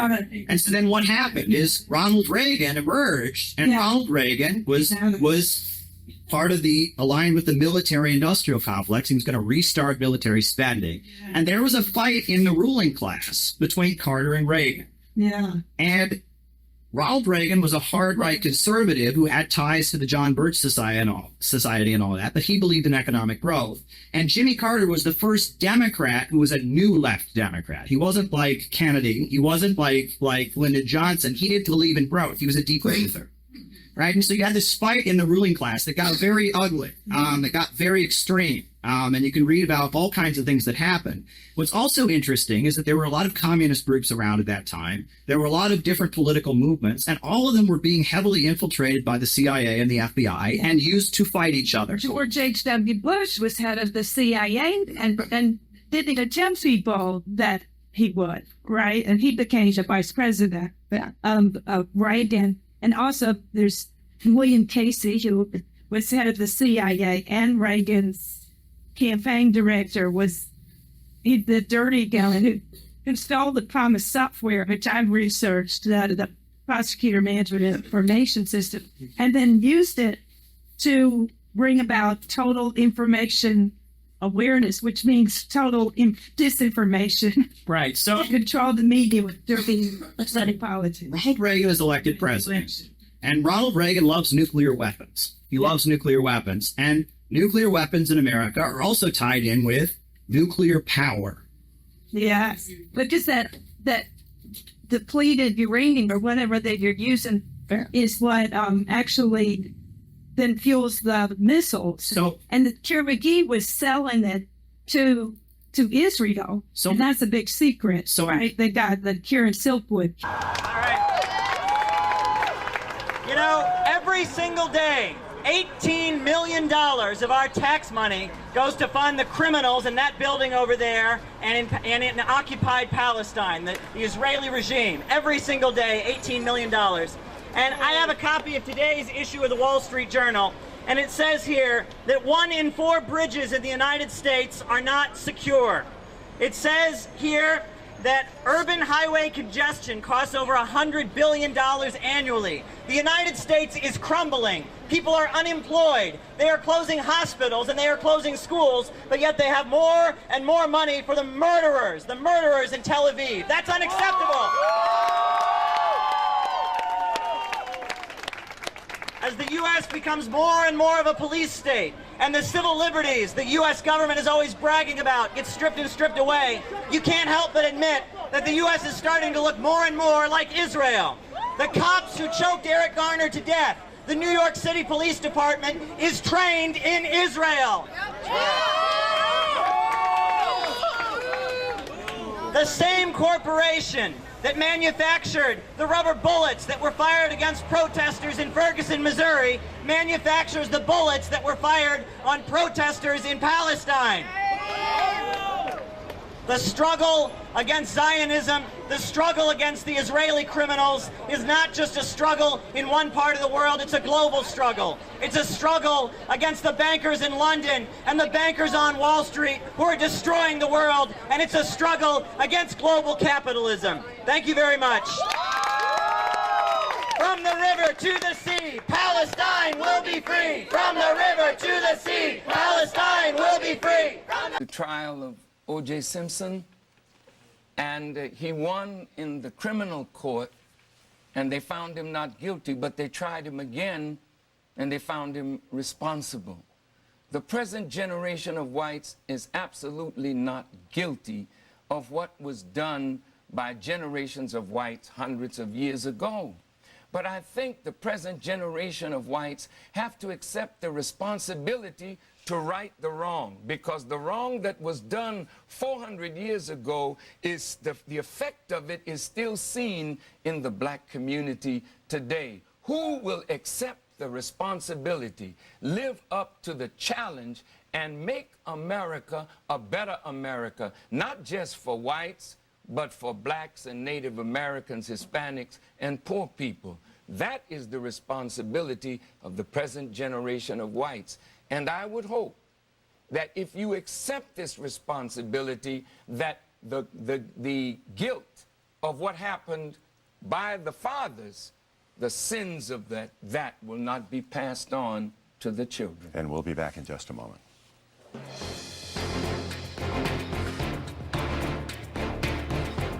Tomorrow, I take on the titans of the religious right, the Reverend Jerry Falwell and former presidential candidate Gary Bauer. Later this week, Today Show weather guy, Al Roker. If the man is telling the truth about what he says, whether it is critical of you, critical of me, critical of our people, critical of a government, critical of America, critical of Jews, critical of Christians, critical of Muslims, I have the right to say what I believe. And you have the right to record what I say as I say it, and don't mix it up. I agree with all of that. You have a right to say what you believe, as you have. Incidentally, regarding reparations, present-day black folks would make their contribution to these reparations. through their taxes. So black folks, tax money would be going to pay black folks reparations. And one of the criticisms of this reparations idea is that you can't separate black and white taxes. It's impossible. Yeah, well, you ask the Japanese Americans who pay taxes. For the Japanese brothers, you mean? How are their reparations going to be paid? You ask the Jews who suffered in Germany, how are their reparations paid? Because I believe they pay taxes as well. We're not just talking about money, because there's an old saying that a fool and his money will soon part. The Bible says, my people are destroyed for the lack of knowledge. There has to be a transfer of knowledge that would allow the black man and woman of America to heal from the condition imposed by 300 years of chattel slavery and 140 years of living under injustice. That has to be repaired. Not just money, but a transfer of knowledge. We need to talk about land. We need to talk about how we're going to build a future for our people. You just mentioned prison statistics and the injustice of it. You know, 20 years ago, Phil, when the business community began to move out of the inner cities because they felt that the inner cities would explode in racial unrest, when those businesses moved out and moved into foreign countries to give those jobs to a cheap labor market, many blacks and Hispanics in the inner cities lost their jobs, went on welfare, or began selling drugs or involving themselves in criminal enterprise or joining the armed forces of the United States so that they could make a living to feed their families. This is why there's such an imbalance in the prison population, because job opportunities are not there, and we have not been sufficiently taught how to use our knowledge to do something constructive for ourselves. And that's the value of the teachings of the Honorable Elijah Muhammad. Sharon in California. Sharon. Yes. Go right ahead. I love you, Minister Farrakhan. Thank you. My question to you is, in the Nation of Islam, are you endorsing the registration of mixed couples, for instance, African-American brothers with Caucasian women, and vice versa? Thank you. We have never approved of interracial marriage. We feel that the black woman is a suffering woman with very few men to link herself to. So we don't want to see our black men necessarily marrying white women or white men marrying black women. However, we cannot legislate love. When people fall in love, what can you do about that? But the rule is that whites generally marry whites, Chinese generally marry Chinese, Indians generally marry Indians, and blacks generally marry our own. But if there's a couple that are in love with each other and marry, we do not try to separate them. Your marriage is how old? How long has your marriage in a vital way proceeded? 49 years. Next year will be 50 years. You have 9 children. 9 children and about 40 grandchildren and 9 great-grandchildren. And how's your health? My health is good, as you Grandpa's can see. health is good? Grandpa's health is good. You had serious bout with prostate cancer. That's correct. And you went to the Cobalt and you had that new treatment, and it works for you, does it? I think it's a form of treatment that I would recommend if the cancer has not gone too far. Seed implantation. I think Mayor Giuliani had that treatment, and he seems to be doing quite well. Jewish heritage.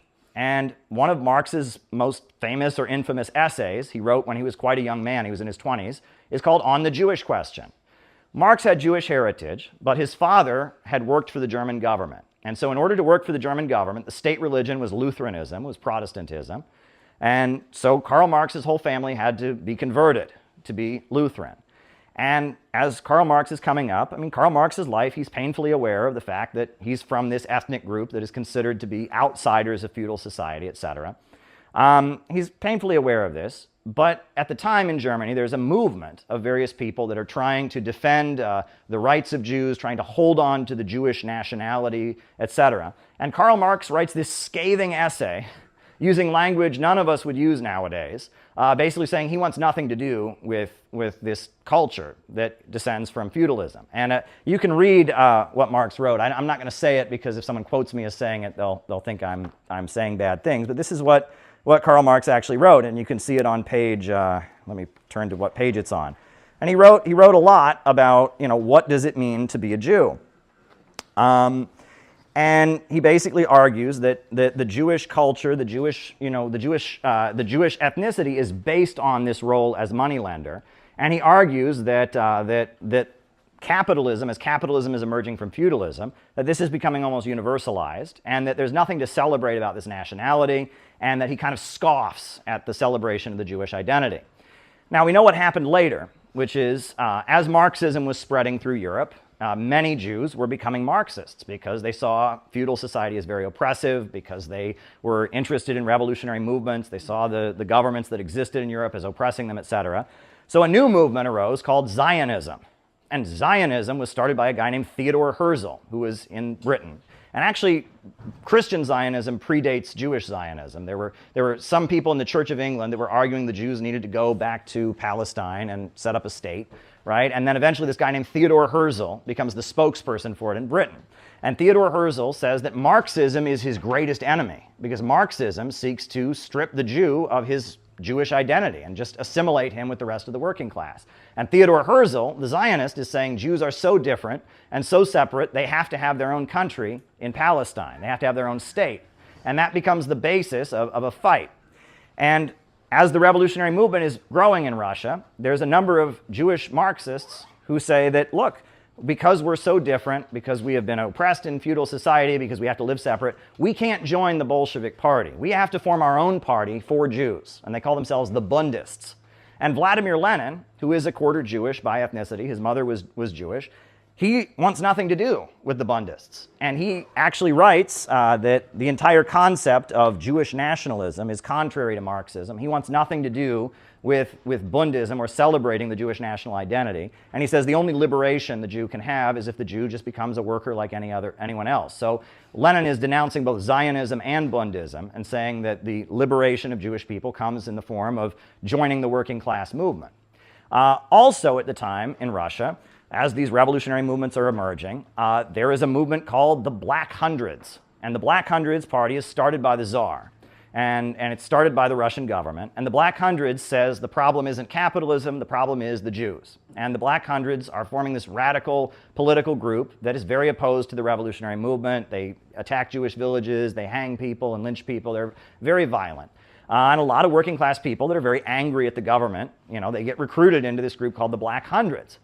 So Vladimir Lenin tells his followers they should go to the Black Hundreds meetings and argue with them and debate them and win them over to Marxism. And they go to those meetings, they go to the Black Hundreds meetings, and they are very successful. And there are a number of people that were in the Black Hundreds movement that were going around murdering and lynching Jews that eventually converted to being communists and joined the Bolsheviks. And that the correct approach is to never miss an opportunity to engage with people. And that even though these people are being motivated by this reactionary ideology that's inspiring them to do very bad things, they're doing it because they're angry about the very same things that could make them become revolutionaries. So it's better to engage with them than to just, condemn. We also know then, as the Russian Revolution breaks out, Winston Churchill is very opposed to communism and Bolshevism, so he writes this article saying that there's a battle for the soul of the Jewish people, and one is Marxism and the other is Zionism, and that the British Empire, in order to defeat Marxism, must give its support to Zionism, and it must start funding and promoting Zionism as the only way to turn Jewish people away from Marxism.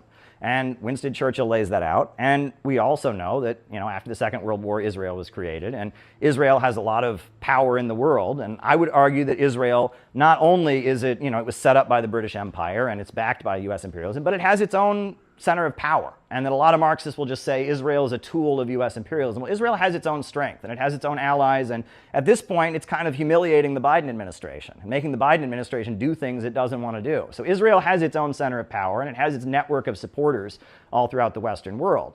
And that Marxism largely rejects any notion of not just Zionism, but any celebration of the Jewish identity, and argues that the liberation of Jewish people from anti-Semitism comes in the form of forming a revolutionary working class movement. Primarily the question of the peasantry, and it's obviously it's linked to the world revolutionary struggle and his perspective of it. The fact that in China and as well as in Vietnam, the Trotskyist movements were on the sidelines during the revolutions in both China and Vietnam because they did not see organizing the peasantry as being an effective tool to carry out anti-imperialist struggle as well as the revolutionary struggle. So that's a critical aspect of Trotskyism that one can see without being necessarily a Stalinist. Yeah, well, one story that comes out of communist history is that there was a leader, a guy named James Cannon, was the leader of the Trotskyist faction in the American Communist Party. And he had organized like a secret Trotskyist faction. And so he was put on trial by the party for being a secret Trotskyist and having this underground faction. And so they had people testify against him. And one of the people who testified against him was the head of the publishing company. And they said to him, so is he, buying lots of books about Trotsky or whatever? And they said, no, but he's bought every book we have on China. And everybody knows that China is a Trotskyite subject. And that was true, because Trotsky's main disagreement when he left Russia was China. Because at the time, China was a mostly peasant country, but they had had a revolution led by Dr. Sun Yat-sen, like a nationalist revolution, the KMT. And the KMT was a movement that believed it was in independence, democracy, and the people's livelihood. And the people's livelihood, the third one, was supposed to be some kind of socialism. It wasn't clear, Dr. Sun Yat-sen. And so Stalin instructed the communists to join the KMT nationalist movement and argue that if you really want democracy, you really want independence of the people's livelihood, you should be a communist. And they were like the pro-Soviet wing of the KMT. Trotsky said that the KMT was, because it was not a communist movement, should be opposed, and that the communists should expose the KMT and fight against the KMT because it wasn't communist, right? And what happened was eventually the communists joined the KMT, and they grew in a huge... They trained, yeah. Because the Soviet Union was providing military training to China and Chiang Kai-shek, so a lot of people in the military and other places in China became recruited to communism. So then Chiang Kai-shek, after Sun Yat-sen died, Chiang Kai-shek came to power, and he was afraid of the Soviet Union, so he started persecuting the communists. And Shanghai Massacre. Yeah, so the communists fled to the countryside, and that's where Mao comes from, because Mao was the peasant guy who'd always been saying to organize the peasantry, and it was the peasants who made the Chinese Revolution. And before Trotsky died, he wrote vehemently in opposition to the Chinese Revolution because he said these are peasants, and peasants are backward. And he said it might be one thing if the peasants are entering an alliance with the working class, but these are just peasants, and they're inherently backward. And Trotsky was very, very opposed to Mao. And on China, he disagreed with Stalin and with Mao, and he said that they should focus only on the industrial working class of China, which at that point was very, very small.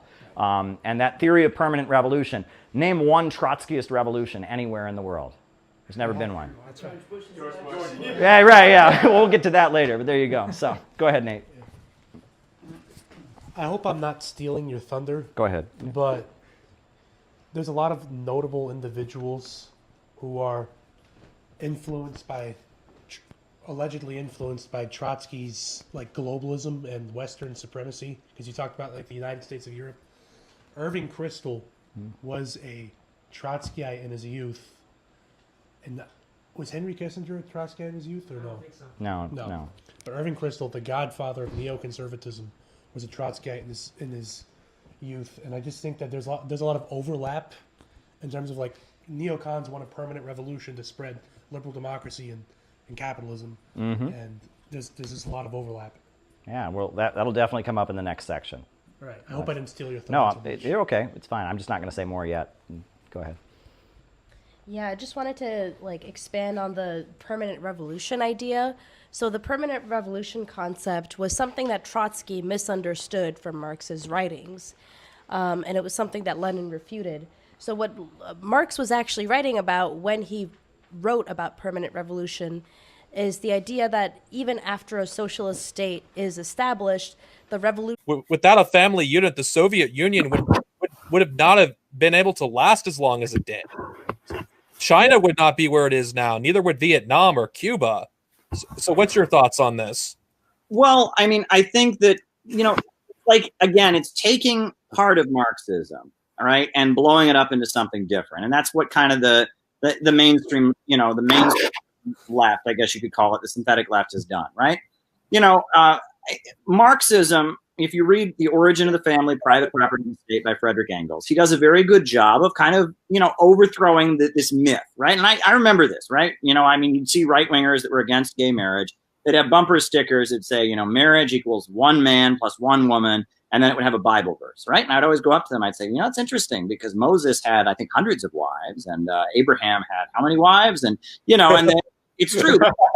It's real. For the majority of human history, there was no marriage. There were tribes of 20 to 30 people who were kind of a family all together, and they didn't even keep track of whose kid was whose kid. But then with the origin of private property, you have the institution of marriage, and the marriage is a man and all of his slaves and all of his wives, right? And it could be however many he wanted, right? And then now, speed up like 1,000 years, we have monogamy, and now we're starting to have gay marriage, right? And that Marxism, blows to bits the myth that there's one sacred way the family should be. There's one father, one mother, multiple children. That is the sacred way a family must be. Well, Marxism says not necessarily, right? And it shows that there's a dialectical thing, that as the economic base of society changes, the nature of the family structure changes, right? And that's very good, because this notion that there is one sacred way, well, if you're gay or lesbian, you're going to feel like, oh, I don't belong, and I'm not able to have a family the way I want it. Or, maybe there's, a woman who wants to have children, and she has the economic means. She wants to be a single mother. That Marxism says, well, this lie that is used by oppressive institutions, that there's one sacred way it must be.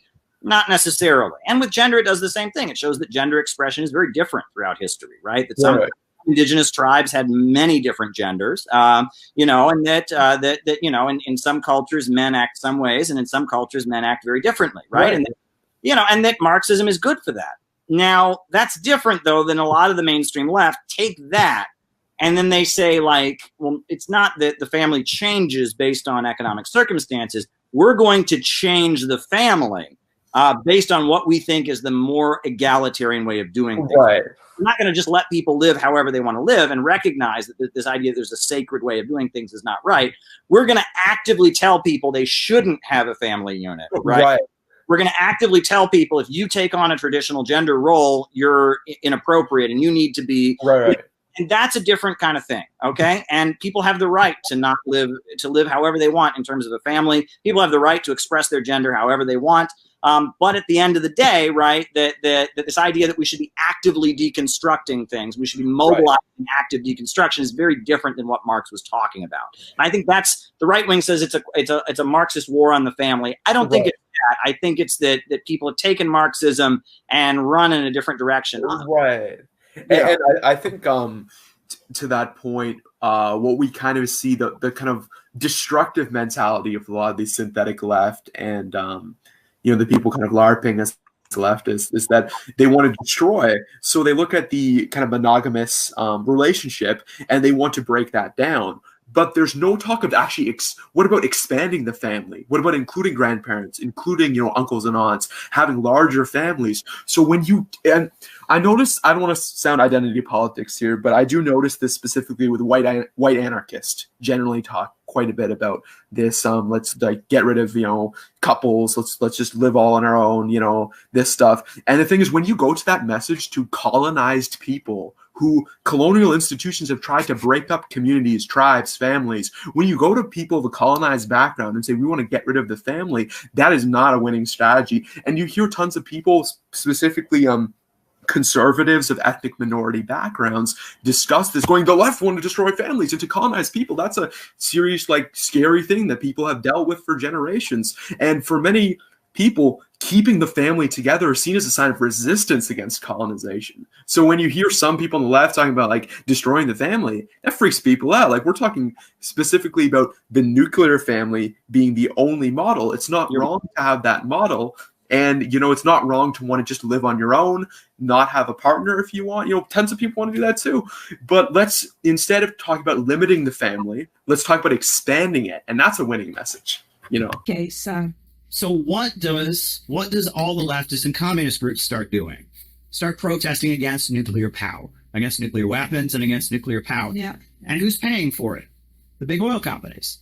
Because nuclear power would put them out of business. And so that wealthy Eastern establishment is funding a movement against nuclear war. And I was thinking it'll just be in the ground forever. Right. And so it felt like the Land League cause. It's a side note. The issue is there was a division over nuclear power and nuclear weapons, the nuclear arms race. That was 3 Mile Island. Yeah. A lot of people think was deliberate sabotage. Yeah. Oh, no. And that there was a fight, but the people that are opposing nuclear power, what are they saying? They're saying you can't play God, right? By splitting an atom. Well, that's not science. That's not Marxism, right? And they're saying that they're saying things that are largely unscientific. Yeah. But it's being promoted by big oil, and it's accompanying a degrowth narrative. Growth is bad. Nuclear power is the expression of growth.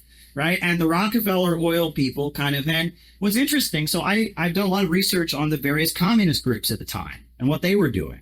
Right. And, you know, I was for many years in the Workers' World Party. Well, the founder of the Workers' World Party, Sam Marcy, he said, we will never say we're against nuclear power because we're not against nuclear power. Maybe we don't trust capitalist companies the way they operated. Maybe we don't like how it's tied in with the Pentagon and all of that. We're not against nuclear power. You can't say you're against nuclear power and be a Marxist. And the Communist Party of the United States, at first, they said that too. They said, you know, nuclear power, we believe in it. We just don't trust the corporations. But then they gave in. And they all kind of joined this mass movement against nuclear power that was paid for by big oil companies. But what's also interesting is, you know, who was also supporting this movement against nuclear power? The Soviet Union, because they want the arms race to go down, right? Because the nuclear arms buildup is also a threat to them militarily. And so you started having joint days of action against nuclear war and against nuclear weapons in the United States and in the Soviet Union, right? And so in the name... That's not in the remember, though, as being necessarily connected to anti-nuclear power. They were sending thousands of American anti-nuclear activists went over to the Soviet Union, and there were days of action that were coordinated. And Bernie Sanders, this is when he went over to the Soviet Union and made friends over there, and that all kinds of these liberal activists are going over to the Soviet Union in the 1980s, and they're befriending the Gorbachev wing of the Soviet Communist Party.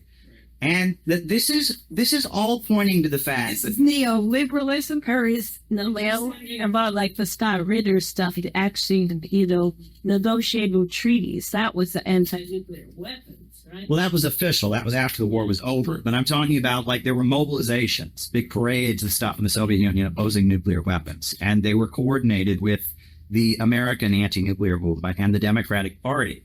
And that we see that the left has basically become the foot soldiers of the degrowth wing, the ultra-rich.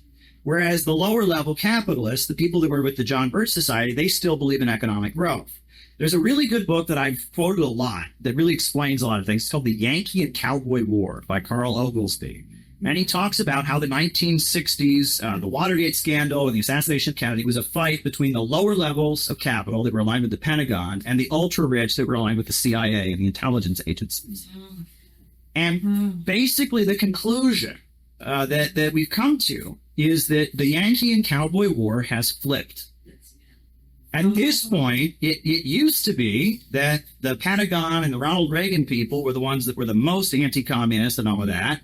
And the upper levels were the ones that wanted to negotiate, that defended unions, etc.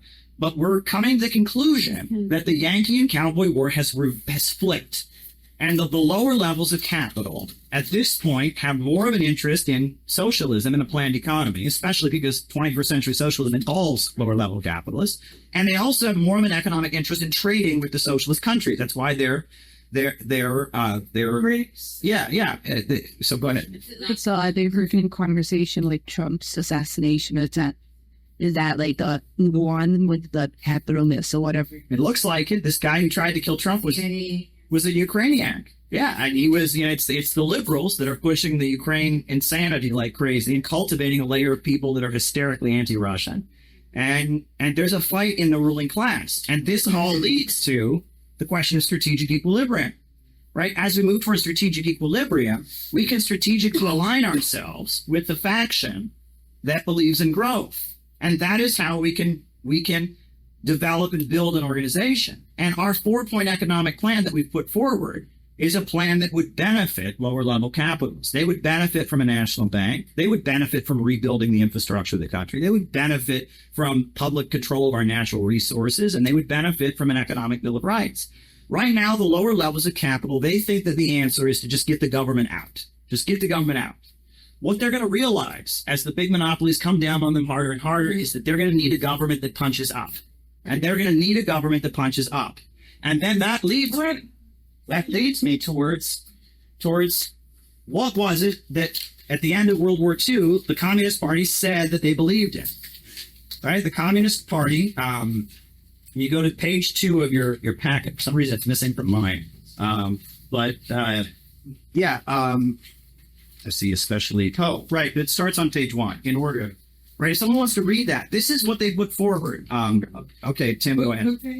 Page 1, it starts in order for the people. This is what the Communist Party said they were for right after World War II. So go ahead and read, Tim. In order for the people to put the United States firmly on the path toward peace, democracy, and general well-being, the power of the monopolists to dominate our country must be curbed and finally broken. And the people themselves must take political charge, under the leadership of the working class. The struggle for socialism grows inevitably out of the everyday fight of the workers and their allies, especially against the present menaces of economic chaos, fascism, and war. In all good times, the American people, on the basis of their existing conditions, will decide how and in what forms they will introduce socialism. The way our party foresees the possible development of the future is along the following general lines. First, we propose the regular election of a democratic coalition government based on a broad united front combination of workers, small farmers, Negroes, professionals, small business groups, and other democratic elements who are ready to fight against monopoly, economic breakdown, fascism, and war. This type of united front government could well have behind it an overwhelming majority of the people, as it has in other lands. It goes without saying that the election of such a democratic government could only be brought about in the face of powerful and very surely violent opposition from organized reaction. All right, somebody else read the next part, second. All right, okay, go ahead, and then, we can do third. I'll do a second. Second, our party contends that such an anti-fascist, anti-war, democratic coalition government, once in power, would be compelled either to move to the left or to the With state power in its hands, it would be forced to pass over the more or less defensive program upon which it was elected to the defensive policy. So talking about a government punches out, right? Yeah, offensive policy. Right. Confronted with the sabotage and open resistance of big business, it would have no other alternative than this if it hoped to realize any of the progressive legislation of its program to ensure its staying in power. A people's government would be forced to proceed directly to curb and modifying the power of the monopolies by adopting far-reaching policies of nationalization of the banks, nature industries, the breakup of big landholding, the beginnings of it planning bound, the elimination of reactionary elements from the control of the army, schools, industry, as well as various other measures to weaken monopoly and distracted working class was the leading reporting in the nation. Go ahead. Third, a democratic, anti-fascist, anti-war government under the violent attacks of the capitalists and its efforts to find solutions to the right economic and global problems, if it were the Semitic, would necessarily move leftward towards socialism, much as the people's democracies of Eastern and Central Europe are now doing. American socialism beyond parts will have its own specific wants and methods. But basically, it will be the same as socialism in other countries, with monopoly capital completely defeated, that industries and natural resources in the hands of the people, productive for generations. They give you little bullshit amounts of money for working, wages and so forth, and then they steal all that shit back from you in terms of the way he got his other things set up. His whole credit gimmick society, man, consumer credit, buy shit on credit. He give you a little bit of shit to cool your ass out, and then steal all that shit back with shit called interest, the price of money. Motherfuckers in non-producing, non-existent, industries, motherfuckers who deal with paper. There's a cat who will stand up and say to you, he's in mining. And he sits in an office, man, on the 199th floor in some motherfucking building on Wall Street, and he's in mining. And he has paper, certificates, which are embroidered and shit, stocks, bonds, debentures, obligations, he's in mining. And he's sitting up in Wall Street and his fingernails ain't been dirty in his motherfucking life. He went to Phillips Andover or Exeter, he went to Harvard, he went to Yale, he went to the Wharton School of Business, and he's in mining. And the motherfuckers who deal with intangibles are the motherfuckers who are rewarded in this society. The more abstract and intangible your shit is, i.e. stocks, what is stocks? A stock certificate is evidence of ownership in something that's real. Ownership. He owns and controls and therefore receives, the benefit from. That's what they call profit. He fucking with shit in Bolivia, he fucking with shit in Chile. He's Kennecott, he's Anaconda, he's United Fruit, he's in mining. He's in what? He ain't never in his life produced shit. Investment bankers, stock brokers, insurance men, it's motherfuckers who don't do nothing. We see that this whole society, man, exists and rests upon workers, and that this whole motherfucking society controlled by this ruling clique is parasitic, vulturistic, cannibalistic, and is sucking and destroying, man, the life of motherfucking workers, and we have to stop it because it's evil. There's a lot of confusion amongst white people in this country, amongst white workers in this country about who the enemy is. The same contradictions of overproduction, the same contradictions of increasing production are prevalent within the white working class.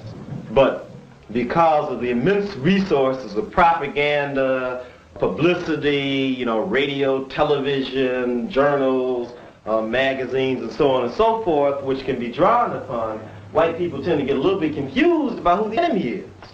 If you take a look at, white workers in Flint, for instance, in the automobile industry, who are pretty hard pressed because the Buick plant up there is whipping their ass.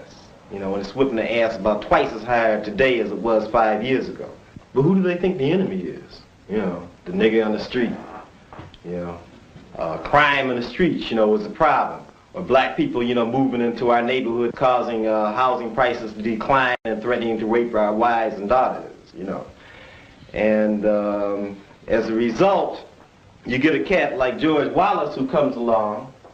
And George Wallace is not the first of the populist fascists in this country. And George Wallace talks about how the big fat cats of Wall Street are messing up the country. It's a little man that's suffering because of, the big, rich financial barons of Wall Street in conjunction and in alliance with the niggas.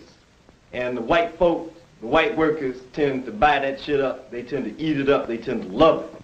That's not in Birmingham, Alabama that I'm talking about. That's in Flint, Michigan. As a result of that kind of thing, millions and millions of white workers in this country just don't understand what's going down and end up becoming counter-revolutionary, even though the contradictions which they face every day would say that they should be the most staunch revolutionaries. Black people represent, the most forward and progressive and militant movement inside the plant, which are calling not for, in reality, they ain't calling for the destruction, of, the white working class. The demands which are being presented, are demands which are calling for an uplifting of the working class as a whole. And the actual fact of the matter is that the movement of black workers is a class movement that's calling for a total change in the relationship between workers and owners altogether.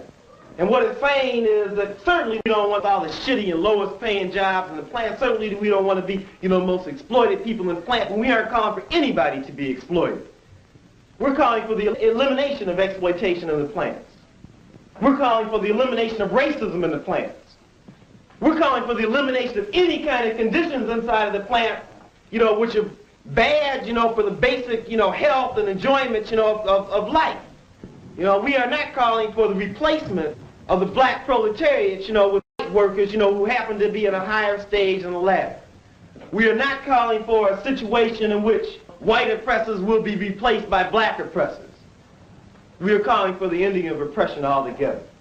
You know, basically the reason that they're racist is because of the fact that they're afraid, you know, that the little bit of niche that they got in society is going to be lost. But ain't nobody been trying to demonstrate to them that rather than being against the black movement and being enemies of the black movement, that they should be in favor of the black movement and supporters of the black movement, because the things that the black movement is doing inside of industry are basically in their interests. The kinds of demands and the kinds of movements, you know, which black people are making inside of the plants are not inimical to the interests of the average white worker. No, he would hate it. Mao wanted to wipe out Confucius entirely. So now Stalin did bring back a lot of Tsarist imagery. So Stalin, not so much, but Mao especially, he wanted Confucianism completely eradicated. So there you go. What else? Anybody else? Go ahead. Yeah, like with the whole like land and sea power thing, I think the biggest turning point in America was the 1900 election with McKinley and Bryan's, because Bryan's was very much like, we have to go towards localism, we have to go towards strict federalism, and we have to go towards the silver standard. And then McKinley was like, oh no, what we need to do is we need to jump headfirst into this international capitalism type deal, which then led to Teddy Roosevelt. Which that also led into a big leap into both joining in on the Spanish-American War to get Cuba and Puerto Rico, and then also later going in and creating Woodrow Wilson, who later decided to wait on Europe destroying itself in World War I, only to swoop in and basically say, "Oh, I'm calling the shots." Interesting.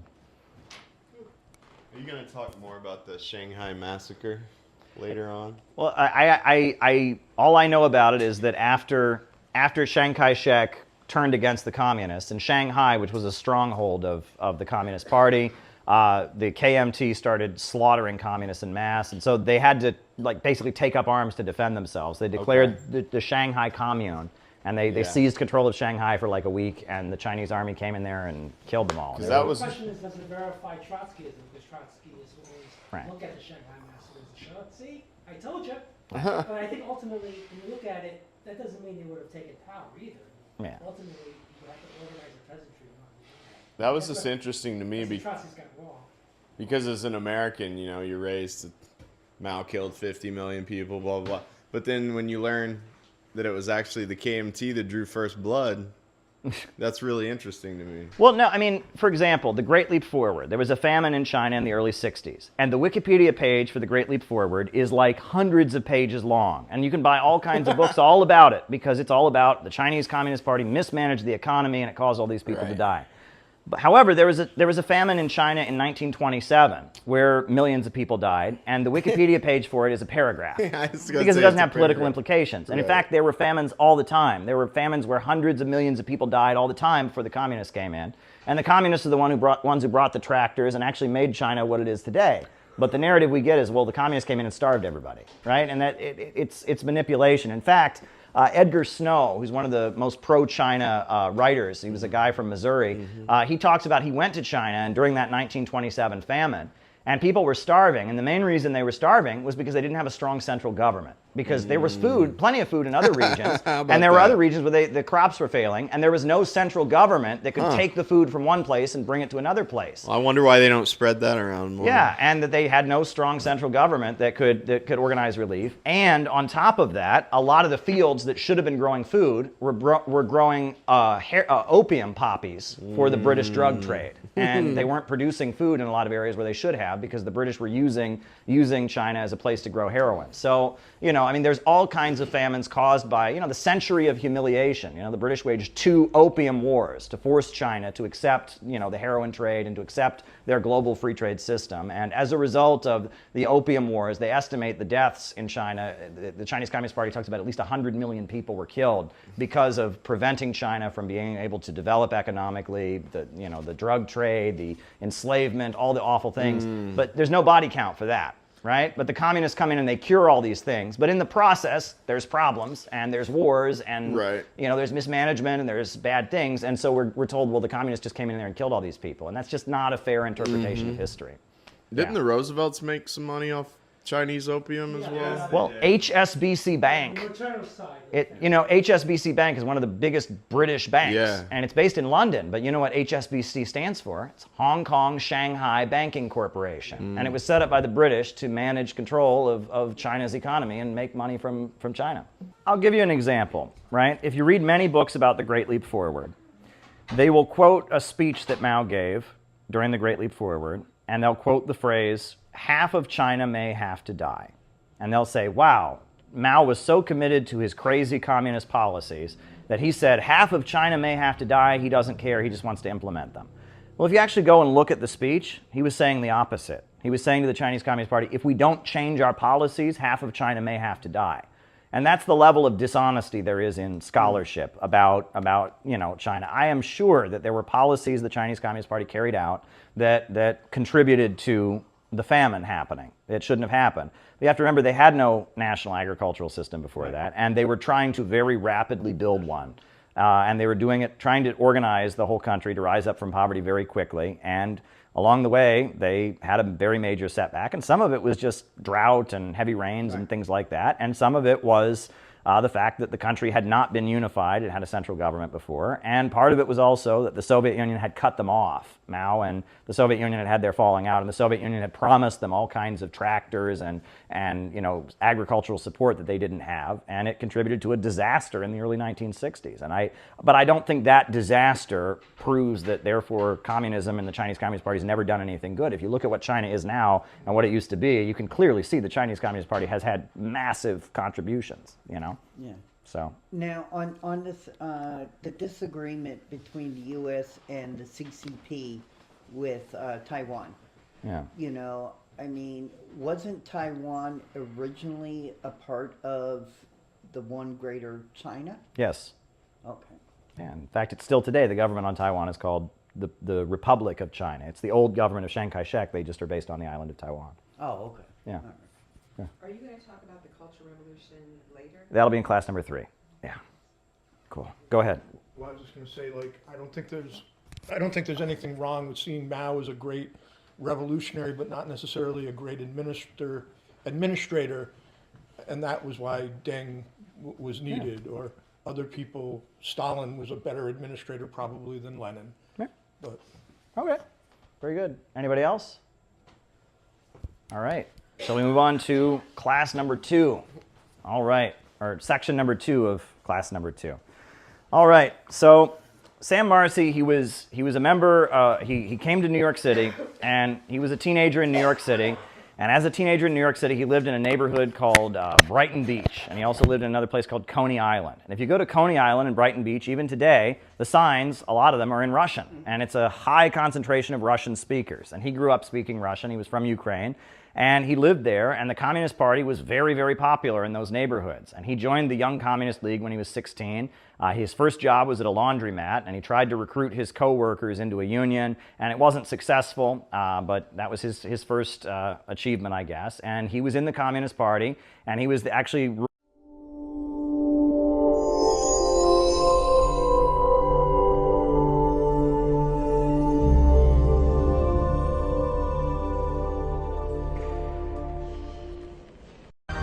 It's really a privilege to be here at this very important conference, and I thank you for giving me a few minutes to just make some brief remarks.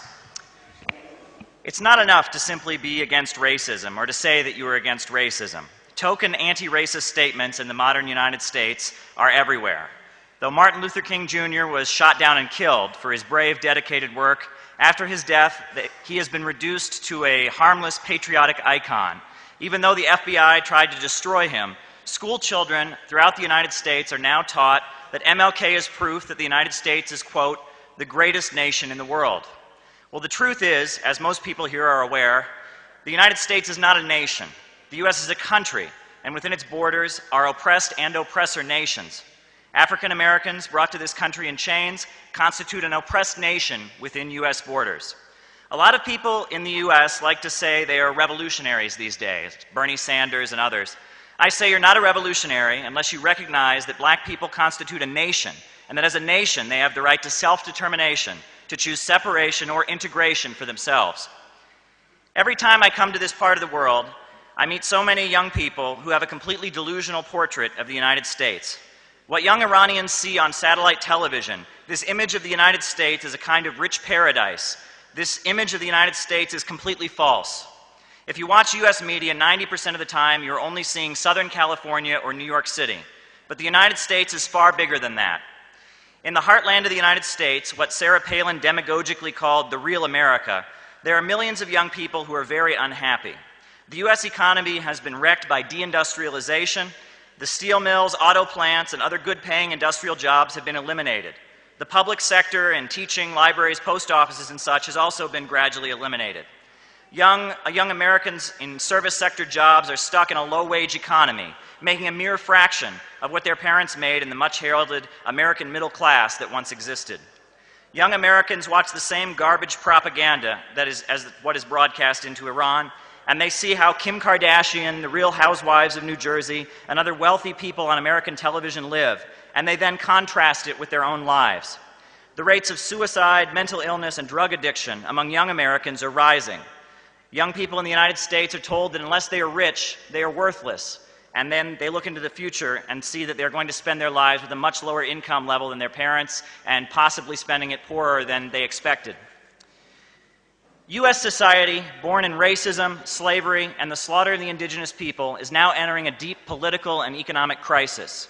Now, what's true is not always obvious, but in some instances it is. And this is very obvious.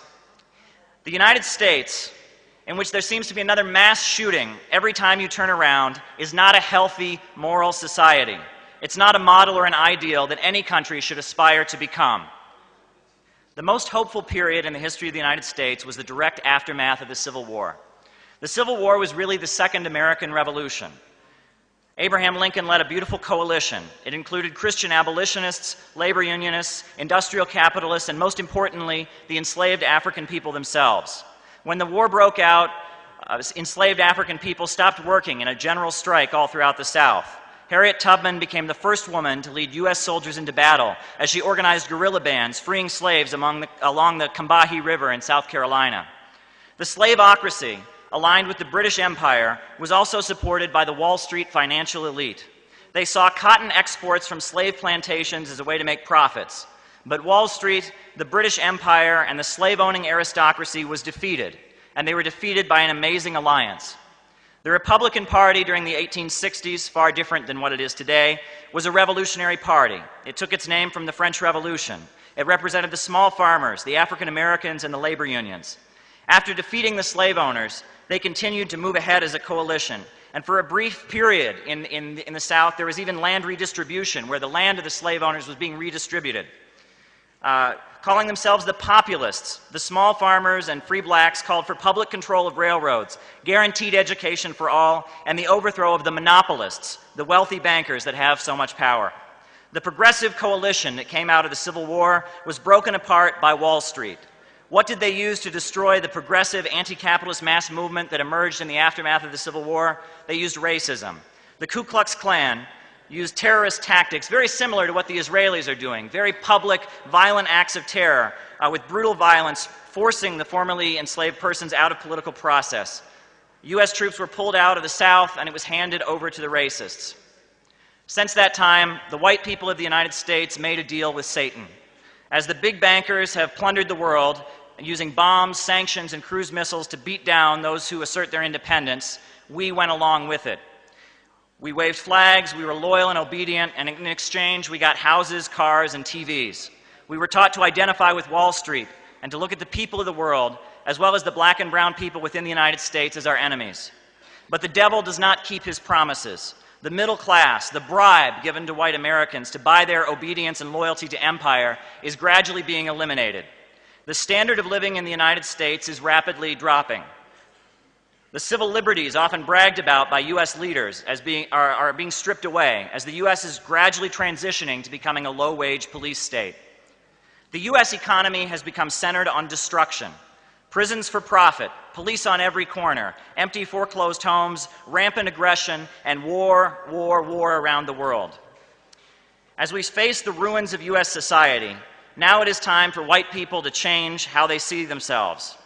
We we need to understand that the satanic cabal of bankers that has committed so many crimes around the world is also our enemy. The people of Iran, Venezuela, Russia, China, Palestine, Yemen, and anywhere else who are standing up and trying to break free from their system of global usury are our friends. A new revolutionary coalition must be forged, an alliance of those within U.S. borders who reject the rule of the globalist bankers and can function almost as a U.S. division of the global, gradually emerging axis of resistance. Every day, the U.S. government provides $18 million to the Israelis as they escalate their genocidal crimes and provocations.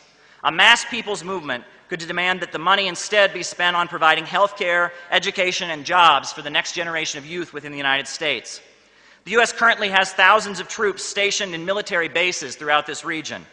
A mass people's movement could demand that instead these soldiers be brought home and put to work rebuilding the crumbling bridges and roads throughout the United States. The United States is currently facing very hard times. However, as has often been said in the past, hard times are fighting times. The moment is approaching when a real people's movement against the racist Wall Street financial elite, their wars, their racism, their police state, and their global system of usury and poverty can broadly expand within U.S. society. Such a people's movement will require unity of political forces, concrete political demands, and a clear vision of an entirely new society on the continent of North America. And as I end, I just wanted to touch on, we're constantly told in the U.S. to think of people who are fighting for their independence around the world as terrorists. But there's a real difference between a revolutionary and a terrorist. If you want to know what a terrorist is, go see the next Hollywood superhero movie. Right? What is the most American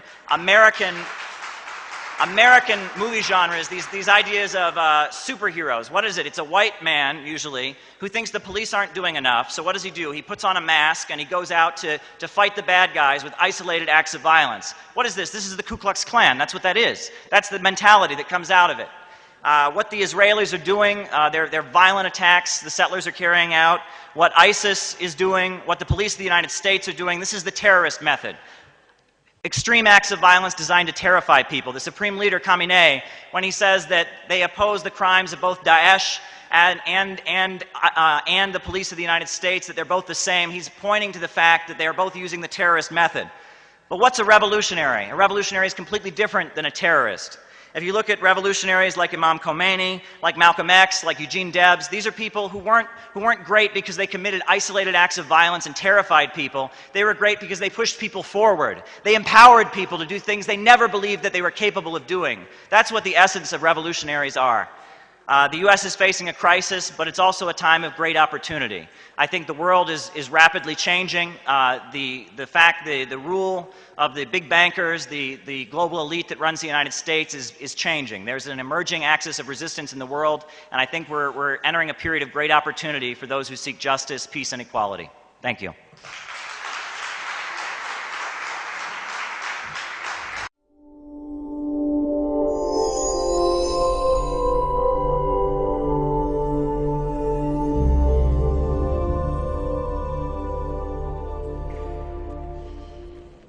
And that was considered unfair. However, that being said, I do think that these are fighting words that China's using right now. And this is not just about economics anymore for them, it seems. I mean, they are using language, containment, encirclement, suppression. Like I said, they might as well say blockade. And once you say blockade, that's war, right? Same thing with wolves. We've got to dance with wolves, or saying life and death. I mean, these are fighting words. Do you think China is now thinking, I guess the only way is to fight our way out of this? If they're not going to play the game of economics with us and compete, as you're mentioning, which I agree, that's what the U.S. needs to do. The U.S. needs to say, rather than just using military might, the U.S. instead needs to say, time to compete with an economic powerhouse that has risen largely off of our economy. But it happened. It's done. Okay, can't cry over spilt milk. It's over, right? We have to move on. We have to move forward. But I don't know. This sounds like they might be gearing up to I'm military. I mean, what do you think of that? Do you think that's a possibility? Well, first of all, we have to understand the context here. which is that when China was a deeply poor country, which is not very long ago, I mean, it's not very long ago that China was the sick man of Asia, mass malnutrition related deaths all the time, mass illiteracy.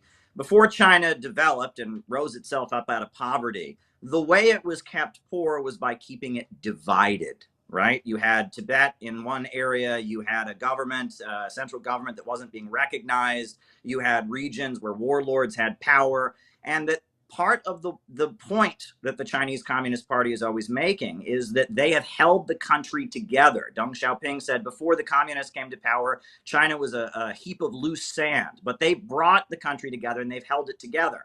So what the United States is doing with Taiwan, increasingly getting closer to forces that consider Taiwan to not be part of China. What the USA has done with the Uyghur separatists and with the Tibet separatist groups, with the Hong Kong stuff, this is all a threat to the Chinese Communist Party because their maintaining of credibility depends on them making clear we have held this country together. We have held this country together, and we as a civilization that goes back 5,000 years, we're stronger when we're together. And when we're divided, when we're separated into different territories and regions, that's when we get poorer. And that's something that is a little bit difficult for us to understand. We have more of a Western Atlanticist worldview. We think in terms of the British Empire and seabound trade routes, but this is about Eurasia. And in Eurasia, where you have great land masses, territories are stronger when they are together, when they're trading with each other, when they're developing. And that's the context that the Chinese Communist Party is seeing this. They see the United States as trying to pull their country apart. And in response to that, they are ready to defend themselves. And they feel they've been attacked. Look, I mean, I don't have to break this down for you. I'm sure your audience knows it. But, you know, China has 1 overseas military base. Russia has 8. The United States has well over 1,000. You know, I mean, China, you know, there have been military conflicts, but nothing compared to what the United States has been doing around the world. I mean, if you look at the number of U.S. military bases all throughout the Pacific, et cetera, China is not the one that's the aggressor in this confrontation, I don't think. No, I mean, yeah, I mean that's obvious. You're right. China has 1 in the Horn of Africa. That's it, and yeah, we have encircled them. I mean, they're right when they say they're practicing containment, encirclement, suppression. They're not wrong. I mean, we just announced 2 more bases in the Philippines to complete the encirclement around them, for sure. So I definitely agree with that. But you know, when it comes to China, and I also agree that there is this narrative against China. I have a very nuanced take when it comes to China. No one likes my view, by the way, of China because one side says, "Oh, you're too soft," and the other side says, "Oh, you're too hard on China." You can't make everybody happy, but I do think that there is a definite narrative against China that is inaccurate. The Uyghur situation is an inaccurate representation of what is happening there. They're calling it. You know, it was called a genocide. And then when we said, okay, well, where are the bodies then? I mean, if you're going to call it a genocide, where's the death? And then people said, oh, okay, well, there's no evidence of that. So it's a cultural genocide, right? They shifted it. Okay, well, how is it a cultural genocide? Well, because the children are being forced to learn Mandarin. And it's like, well, they do live in China. I mean, it's like saying children who, I'm Vietnamese, my family immigrated here from Vietnam. It's like saying it was genocide for me to learn English when I was in school. I mean, that's crazy, right? That's just a crazy, and ultimately the idea of trying to boycott companies that have factories in the Xinjiang region where the Uyghurs work is to keep the Uyghurs down so that they feel suppressed and then they want to rise up and continue with the separatist movement, you know, that would strengthen the separatist movement in China. I agree those narratives are completely wrong. However, I do think China is one to be watching. I do fear China. I am afraid that China has had, I do wonder, it's one of my thoughts that maybe they did have something to do with the virus. I know a lot of people are looking at Anthony Fauci right now, but I look at China and say, you are the only country who had a GDP that grew. Why is that? You're the only country that seems to have had some benefit from this virus spreading around and from lockdowns, almost like it was orchestrated. showing videos of people falling down in the streets, which we know COVID doesn't do to people. But we had these images of people collapsing, and then they were saying, oh, we got to shut down everything. And knowing that that would harm us, that we were so reliant on the economy that that would harm us, I do think that they play a long-term strategy game of Go. The Russians are playing a game of chess, and we're playing checkers here in the United States. We're playing child games. They know it. I do believe they look at Americans and they think Americans are stupid. And I'm not sure they're totally wrong. I do think that our politics are totally dumb. Our politicians are idiots, and they don't know how to play a game, a more sophisticated game of chess or Go. And so the Chinese are beating us. And I do think that they're looking at I think they're strategizing, and I do think they're strategizing against us. And I do think they have people in their pocket like Bill Gates and the WHO and the World Economic Forum. And I worry that they're trying to march the globe into a system very similar to what China has, which is very authoritarian control over its population. How else can you control 1.5 billion people? You have to big brother the hell out of them. And they do that. They have a social credit system, and everybody's surveilled, and there's digital currencies that they're rolling out. And to me, that's very scary. And I don't want to live under that. I don't want to live under that. You know, and I'm half Asian, half white. I get it. Like, I grew up kind of in both environments, and I love my Asian side of the family. I don't like the authoritarian, the tendency towards that tends to come out, and the, no freedom of choice or freedom of speech, that stuff is not really valued as much. So that scares me. I don't know what you make of that.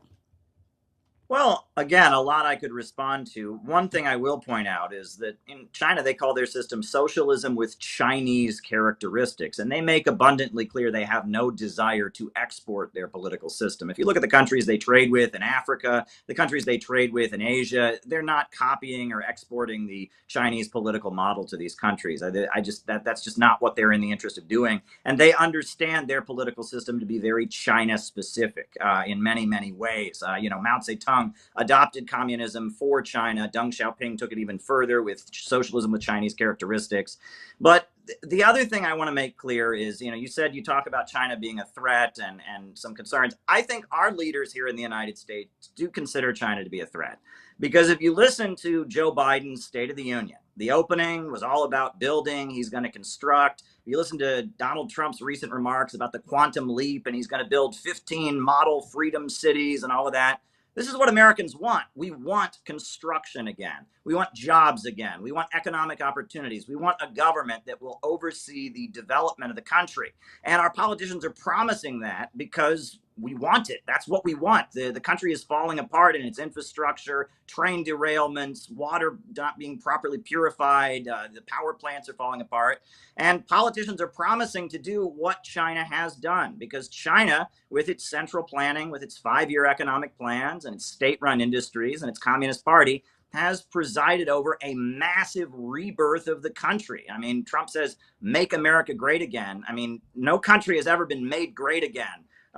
Anywhere near as well as the Chinese Communist Party has rebuilt China. And also among younger people on the liberal side, there's all this interest in Marxism and socialism and communism. And instead of reading Judith Butler and Bell Hooks, they ought to be reading Xi Jinping and Deng Xiaoping, because that is the success story. If you're interested in communism, there's no country that's been more successful with communism than China has been. And I think our leaders are realizing that their own shortcomings are comparable. And when you look at how the United States is being managed versus how China is being managed, and how the United States treats its partners around the world compared to how China treats its trading partners around the world, you can see that the United States isn't going to be in power for too long. And I think that threatens U.S. leaders. Yeah, I mean, I completely agree with you on many of those points. I will say I definitely am not a fan of communism. I have family currently still living in communism in Vietnam. Yes, their lives have drastically increased and gotten better from the time my family left Vietnam to where they are today. My family that's there in Vietnam now, they have a wonderful life. Quite. The psychology of reaction, explaining this and urging the communists of Britain to change their orientation. And that's why in the late 1930s, the communists got their shit together. And the Communist Party USA started looking like this. And sounding like this, and saying communism is 20th century Americanism. The communists started very much to appeal to different sentiments, to present themselves as the inheritors of the great democratic traditions of their countries, to appeal to people's love. You know, you saw that Henry Wallace speech, how many quotes from the Bible there were.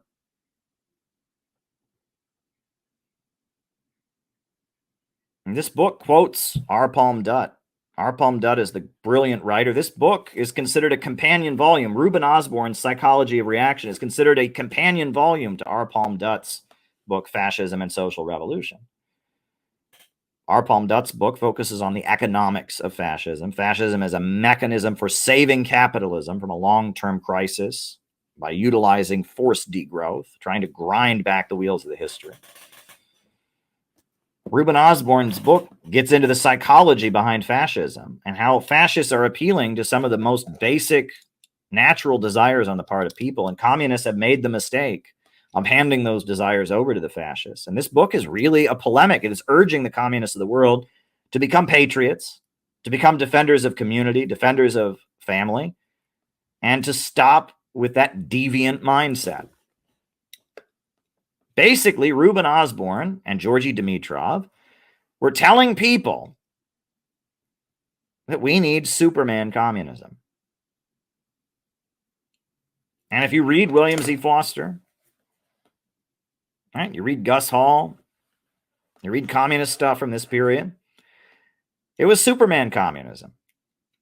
It was appealing to the best in people. We want truth, justice, and the American way. We oppose racism. We want friendship with the Soviet Union. We're for the rights of the common man against these sick monopolists, these deviants, like these billionaire technocrat fascists like Lex Luthor Bezos. Superman communism made a lot of sense. And that was a winning formula. And when communism had a mass appeal, and when communism in America was part of the Roosevelt coalition, and when Stalin, a brilliant mass organizer, was the leader of the global communist movement in the Soviet Union, it sounded like Superman communism. But what happened? What happened? Well, a couple different things happened. Number one, McCarthyism happened. And the USA had a booming economy during the 1950s, and the FBI crushed the Communist Party. And the Communist Party of the United States got weakened.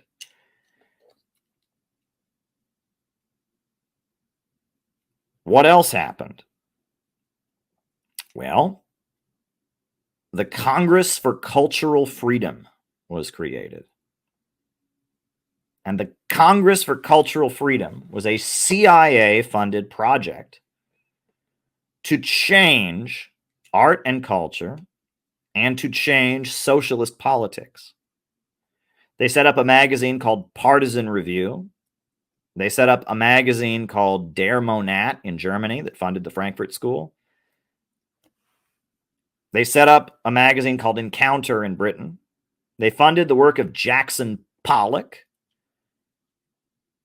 And they countered social realist art with abstract art. And instead of having works of art that glorified workers as the builders of society, they had people just putting splotches of paint on a canvas. Because that's rebellion, that's freedom, right? We don't need any of those authoritarian lines. And we certainly don't need art that gives a message or tells people to, believe something, or no. We just need art that makes people question reality. Art that celebrates vulgarity, feces, pornography. Right? We don't want any of that authoritarian art that talks about right and wrong, that celebrates big, strong workers. That's fascist, don't you know? Strength is fascist. And the new left was the embracing of all the deviant psychology that the communist movement had worked to suppress. The new left was an attempt to say, to be a leftist, well, first of all, you have to hate the Soviet Union. You have to hate China and Mao. You have to hate all the communist countries. But on top of that, don't just hate the communist countries. You have to hate this. This is fascist. This is cult of personality. This is national chauvinism. You can't have this. You can't have it, right? Instead, you can't have this. No, no, no. Let's pull up a Jackson Pollock painting, right? No, being a leftist isn't about continuing the tradition of Abraham Lincoln and the struggle to overturn slavery. No, no, no. Being a leftist isn't about all the good things in American history, taking power and asserting themselves. No, no, no, no, no. Being a leftist, no, we can't have this kind of art. No, no, no, no, no. We can't have that kind of art. That's authoritarian.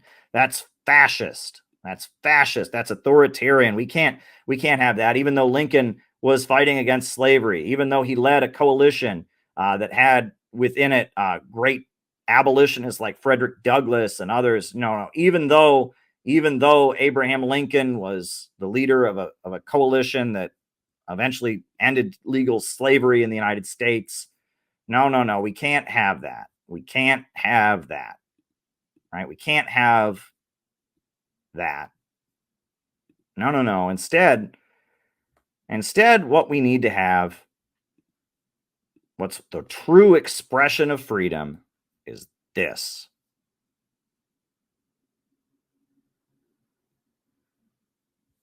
This is freedom. Look at that. That's what it means to be free. No message, no shapes, just a bunch of splotches everywhere. That's freedom right there. Why? Because you're letting it all out. You just want to throw paint on a canvas and have a tantrum. You just throw your paint on a canvas. Right? Just like a baby with diarrhea, just shits everywhere. No one's holding it in. Right? You can just let all your rage out and just throw the paint everywhere. You can just let all your sexual impulses everywhere.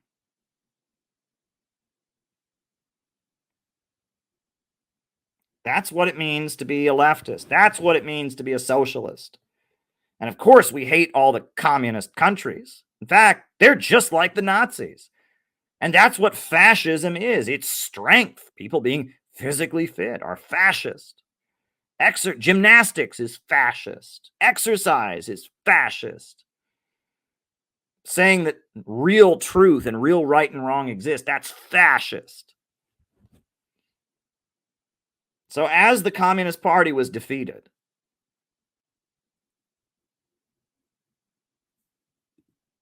I agree. We got a movement that rejected the economics of the Communist Party, that didn't call for public ownership of the means of production, didn't call for the working class to rise up and seize the means of production, but instead was just an expression of libidinal release, was just the libidinal release, the impulse release, and was just appealing to the very deviant things, the deviant appeal that the communists worked so hard to not have. But that brings me back to good old Fred Goldstein. And wherever he is, Fred, I have forgiven you for this. I've forgiven you, and I talk about you more than anybody. Fred, you're watching in another dimension, in the afterlife. Fred, I'm keeping you alive. I'm the only person who talks about you nowadays. You know that? I wave your books around on my streams. More of your books have probably sold because I talk about them on this stream than ever before. Fred, I am your best friend in the living world right now, right? And you taught me a lot that I know, but I'm going to be real, Fred, about some of your faults. When I first moved to New York City, Fred, I told you he didn't like me. So one day, Fred invited me over to his apartment. And Fred asked me what Marxist books I was reading. And I told him that I was reading Trotsky's Writings in Exile, that I had volumes. I still have them. I was reading Trotsky's Writings in Exile. And he asked me why I was reading it. And I said, because our party, the Workers' World Party, we are a Trotskyist party. We come out of the history of Trotskyism. And I said, I increasingly find Trotskyism to be unappealing. I said, I like William Z. Foster. And Fred did a double take. William Z. Foster. How do you even know that name? Nobody talks about William Z. Foster. Someone your age knows about William Z. Foster. Fred was shocked I knew who William Z. Foster was. But anyway, the conversation continued. Fred asked me what I disagreed with Trotsky about. And I said, Stakhanovism. Right? In the Soviet Union, during the 1930s, they had this program called Stakhanovism, where the hardest working person got rewarded. And I said, Stakhanovism, at the time in the Soviet Union, they were performing economic miracles. They were industrializing the whole country very rapidly. They were raising all these people out of poverty. They were industrializing the country, and they were building steel mills and power plants. And they did it with this program called Stakhanovism, where if you worked really hard, you got rewarded. And Trotsky attacked the program. And I said, why is he doing that? Why would Trotsky attack the Stakhanovism program? And I said, the Soviet Union was performing miracles. The socialist country was doing great things. Why would Trotsky attack him? And Fred got very angry with me. He said to me, who told you could just go read this Trotsky stuff on your own? And I said, do you want me to ask permission before I read Marxist books? You want me to just ask permission? He's like, and he points at me and says, you are really developed, young man. You are really developed. I'm very developed. Why is that a bad thing? If I'm a young man who's in a Marxist party, shouldn't I be ideologically developed? And it was a weird night. I'll just tell you that much, because this was supposed to be the leader of the political group I was in. And I realized that to some degree or other, he didn't have confidence in his own political views. Fred believed things because Sam Marcy said them to him. The founder of the Workers' World Party had told him it. He didn't really think things through very much. And hearing me just off the top of my head critique Trotsky scared him a lot because he didn't have the answers, because his group was dying. It was a tiny political sect. And even though he did understand why the financial crisis had happened, and even though he did have a basic understanding of Marxism, tactically, what had gone on in the Soviet Union, why the Soviet Union had fallen, what was going on with socialism in the world today, he was lost. He didn't know what was going on. He was at a loss. But then, and this is what I wanted to get to, because this is very powerful. Later in the conversation, I'm going to try to not start crying, because this is so bizarre and weird, but it's also so beautiful in a way. Fred told me about how he met this man.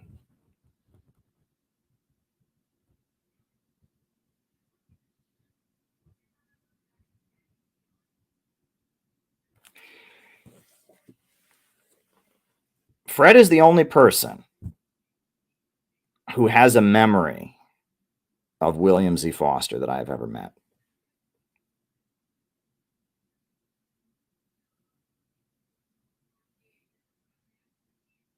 I've met many people. There were older communists that I met who were probably in the same place that Foster was at one point.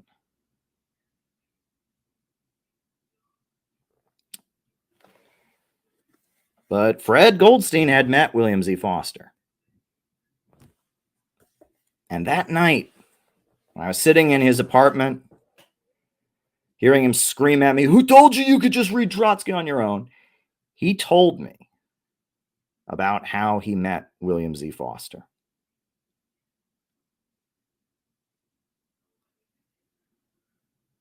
He told me that when he was a little child in the Bronx, he grew up in the Bronx, and that his father was driving him through the Bronx one day. And they were driving through the Bronx, and all of a sudden, his father jerked the car to a stop. He jerked the car to a stop. They stopped along the side of the road, and his father got out.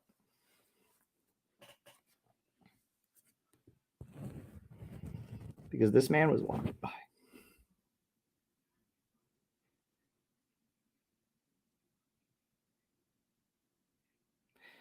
And he said he remembered his father. There was this old man just walking down the street all by himself. And his father jerked the car to a stop and got out and practically bowed before this man.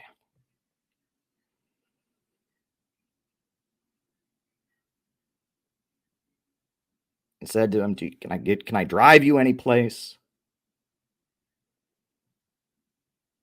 Can I get you some coffee? Can I get you some food? His father was like in awe of this man. And that young Fred didn't understand what was going on. And then his father got back into the car and told Fred, that is the greatest man who's ever lived.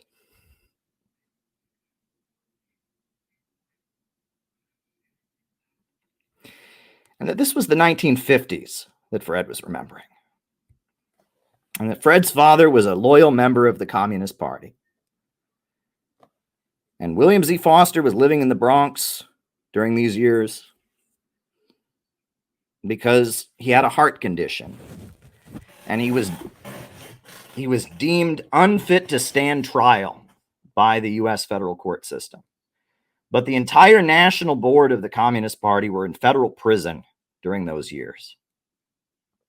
And William Z. Foster, because he had a heart condition, he was deemed unfit to stand trial. He wasn't in federal prison. He was living in the Bronx.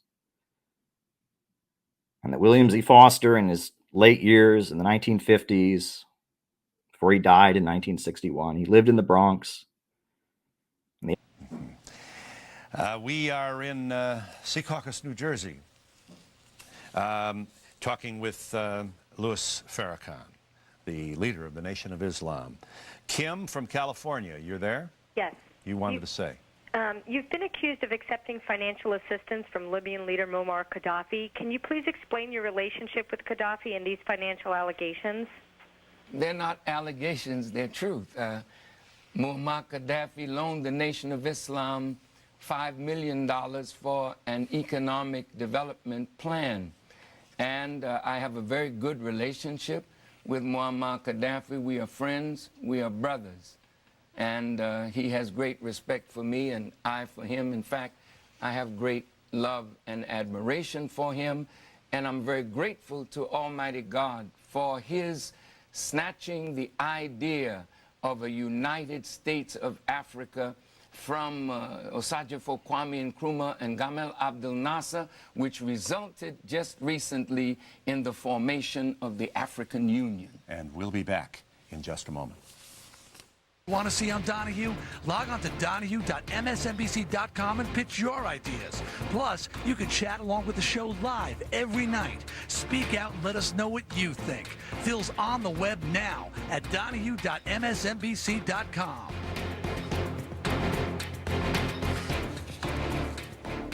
I'm thinking of the loved ones of Pan Am 103 who are watching you embrace Gaddafi. You don't think he's responsible for that? I mean, you couldn't. No, you wouldn't I don't. embrace him if you thought he was. No, I don't believe he's responsible for that. But the United States shot down an Iranian jet with nearly 300 persons on that. There's been a lot of terrible tragedy in this world. Right.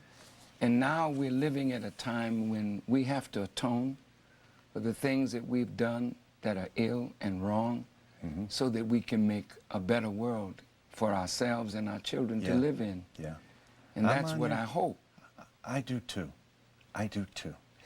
That's what makes your pattern of rhetoric and accusations that you're being taken out of context so hard to deal with when we think of what a healer you could be. What a healer. Michael from Florida. What a healer I am. Michael, Hi. go yeah, ahead. my question is for Mr. Farrakhan. Yes. My question is, why does he feel that he is such a good American and talks about portraying good Americans when he has such close ties to foreign evils that are against us? Close ties, I assume. Thank you. Go ahead. You know, a good American, I'm sure, are those that love their country and wave the flag. But to me, the best Americans are those who fight for those principles upon which the United States was founded. Martin Luther King Jr. at one time was looked upon as a divisive force in this country. But Martin Luther King said he was a drum major for justice. And it is only justice that will make America have the perpetuity that America should have. And so it is voices like mine, unafraid to speak truth to power. And I say this to the American people.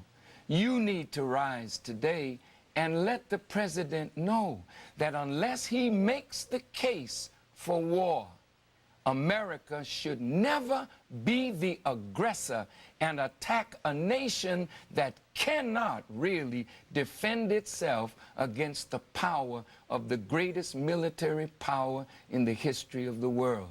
That's what makes me a good American. I use freedom of speech responsibly to correct a government that I feel has gone wrong. All of you should speak up. If not, I'll be glad to speak for you. You've gotten, the Nation of Islam has received high marks for the young men who accompany you. Boy, they just look military, bearing, clear of eye, drug-free, each and every one. Wonderful message. You've cleaned out public housing projects and protected young children from the evils of drugs. And do you get any federal money helping you do this?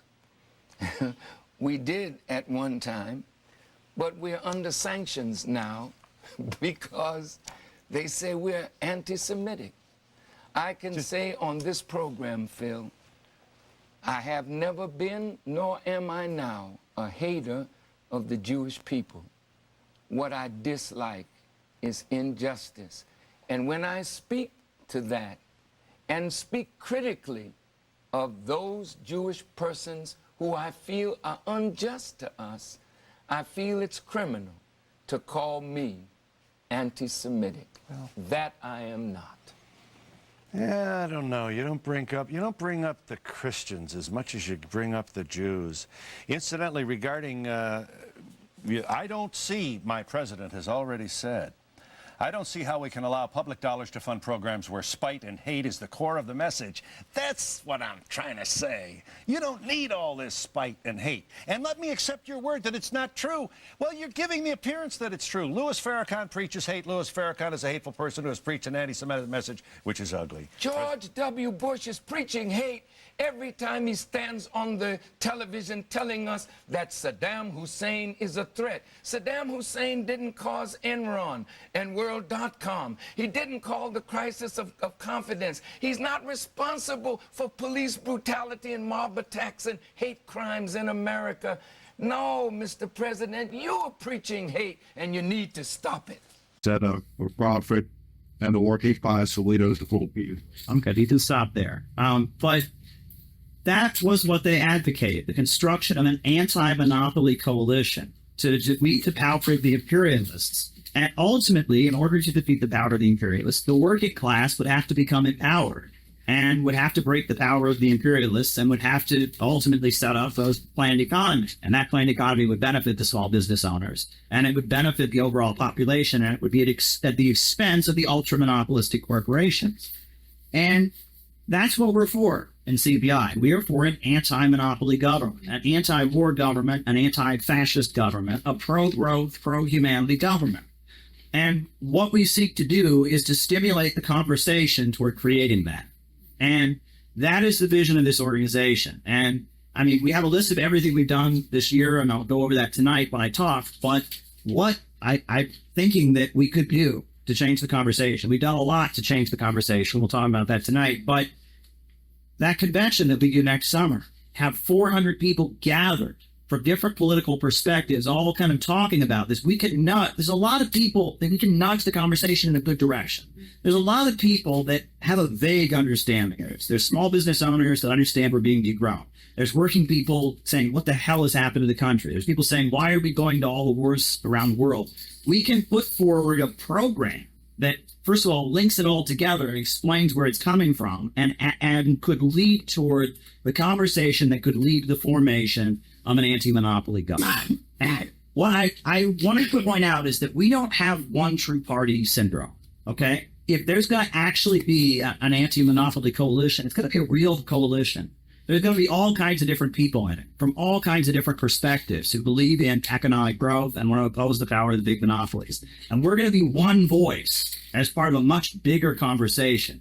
And, I think, there's people who've talked in the past about throwing the newspaper over the wall. That sometimes we might have an idea of a proposal and, we'll go out there and we'll talk about it and somebody else will pick it up in the establishment. We've seen this happen already, right? My book about Kamala Harris. I wrote the book about Kamala Harris that you see, already Tulsi Gabbard was reading it and people were talking about it. And and to be a factory of ideas, to be developing policies, proposals, slogans, and analysis that can be constantly pushing us toward the building of an anti-monopoly coalition. That is why the Center for Political Innovation exists. We want to nudge and change the conversation toward the construction of a real anti-monopoly coalition with the understanding that the actual anti-monopoly coalition that emerges is going to be way bigger than us. We're just going to be one group that puts on conferences and has rallies, and for it to really work, it's going to be way bigger than us. But we have the ability to push the conversation forward. I talked about the Velvet Underground before.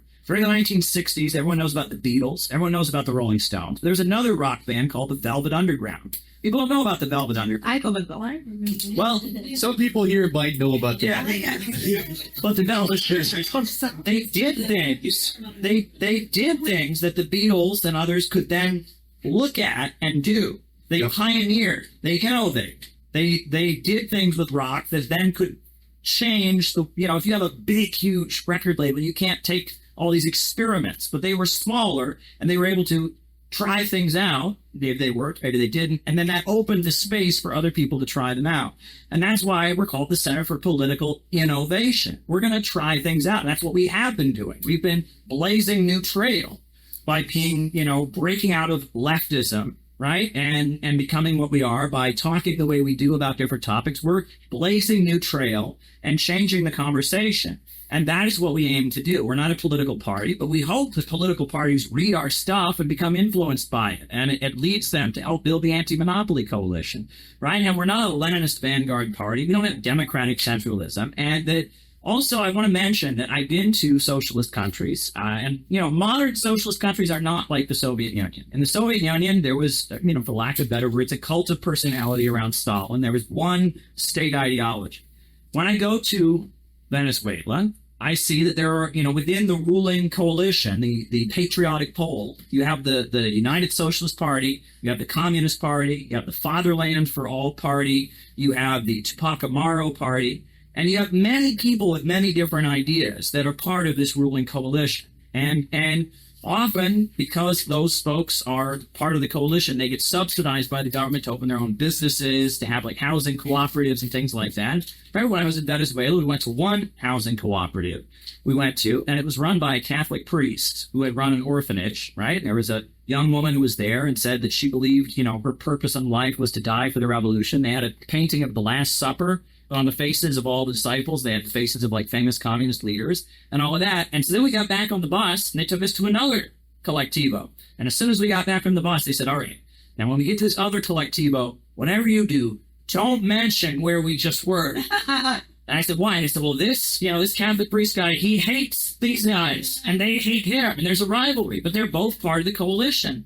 You know what I'm saying? And that the coalition can be intellectually diverse, right? You know, nowadays, the kind of, we might call it psychological totalism, the demand that everyone agree on everything, it's just not realistic, right? The free flow of information, people are going to have their own ideas, people are going to disagree, people are going to challenge each other. But the question is, how can we build a broad movement? And on top of that, if CPI is really going to work, and this is really important, what Peter talked about not being a fan of, if we're going to not be a fan of and be a real group, we need as many people in CPI to develop their own project, their own business, their own outreach, their own organization as possible, right? We need you to take your own idea and let us help you develop it so that you can build something of your own that is part of the bigger CPI and innovationist community. That's the only way this organization is really going to grow. Revolution doesn't end. It continues. It's a permanent revolution. It continues until communism is established. That's all I wanted to clarify. If they thought Trotsky was serious, it sounds like the ruling class would be more opposed to permanent revolution than they would socialism in one country. Do you know what I mean? Yeah, you would think so. Like, he's just standing over there doing his thing. He literally straight up saying he's going to leave us alone. This guy wants to take all of us over. You know what I mean? Yeah. It's interesting. It's telling. Nope. You want to say something? Yeah, I just want to say first that Helga Zepp LaRouche is a traitor to the real movement. She is a C-based LaRouche. She is a Trotskyist.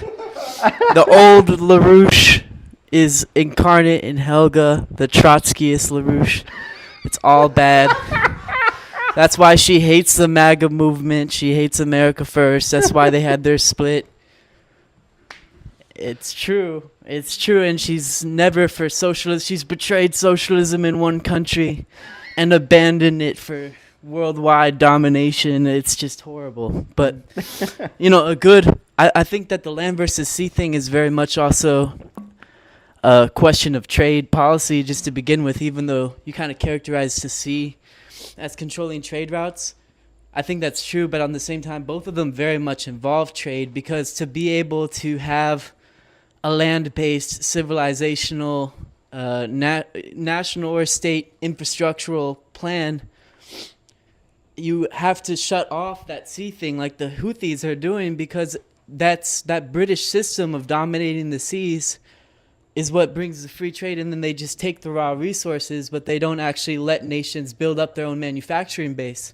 In the South, they didn't let them have looms because they wanted all that raw cotton not to be developed in America, but to go to Britain and be used very cheaply to make Britain the master of the world and the workshop of the world. So I think the land versus sea thing, you could also kind of see it in what Henry Carey and also the LaRouches have talked about with the American versus the British system.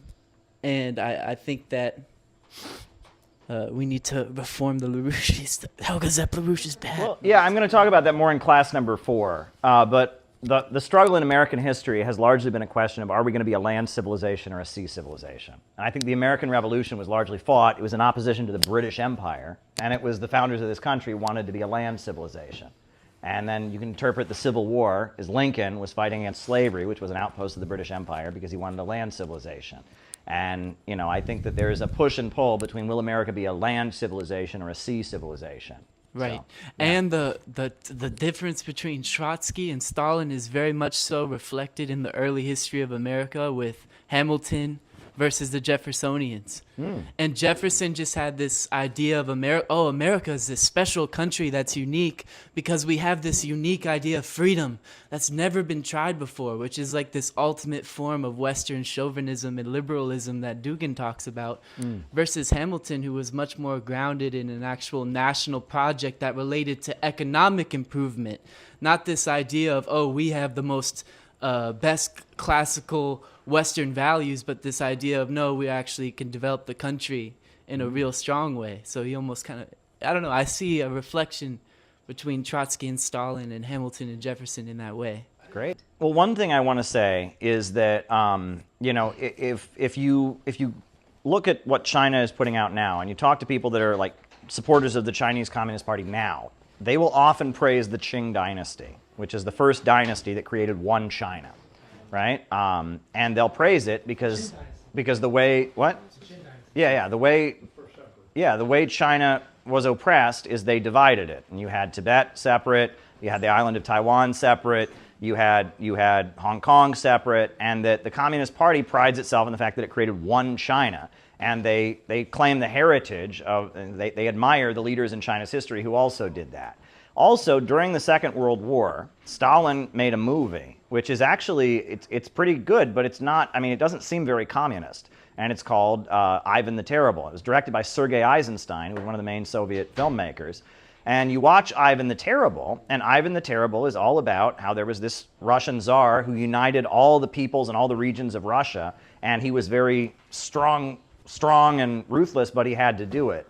And the film is also very important because, you know, as we know, Stalin brought back the Russian Orthodox Church during the Second World War. And the idea that Stalin was a great czar who unified all those regions was a big thing. And if you watch Ivan the Terrible, it's a very religious movie, right? There's a whole lot of priests and Orthodox prayers in it and all of that, because Stalin was very much trying to appeal. He knew he had the communists on his side, but there are a lot of people in Russia who might be, you know, hostile to communism or whatever, but he was appealing to their love of their motherland and their love of their roots and their tradition. And the movie has all kinds of religious iconography, and it's honoring this great czar who unified the homeland and defeated the German invaders. Also, you know, the anthem of the Soviet Union, right? The anthem of the Soviet Union, when it started, was the Internationale, the communist anthem. But during World War II, they changed it to the Soviet national anthem, which, you know, has the chorus about, you know, long live our Soviet motherland, and appeals to kind of people's patriotism, etc. And that you know, you can see this kind of, you know, when you talk about civilization of the land versus civilization of the sea, you can kind of see that as the Soviet Union is around longer, and as Stalin is, you know, especially fighting the Nazis during World War II, very much appealing to Russian civilization that goes back thousands of years, that becomes a lot of what the Soviet Union is all about. So I think that's worth commenting on. And that's especially important now because Putin's not a communist. But Putin's very proud of the Soviet history, and Soviet memorials and Soviet icons are everywhere, and pride in the Soviet Union, its defeat of the Nazis, is everywhere. And in Donbass right now, you can see tanks, Russian tanks, where they have a hammer and sickle flag, and below it they have an icon with the face of Jesus, you know, with a halo around his head on the tank, you know, and as they're going into battle to fight the Ukrainians. So, I mean, it shows how things have changed, and that what's weird is it's kind of similar in China, for example. Confucius, Mao tried to wipe out all memory of Confucius, right? And now Mao is dead.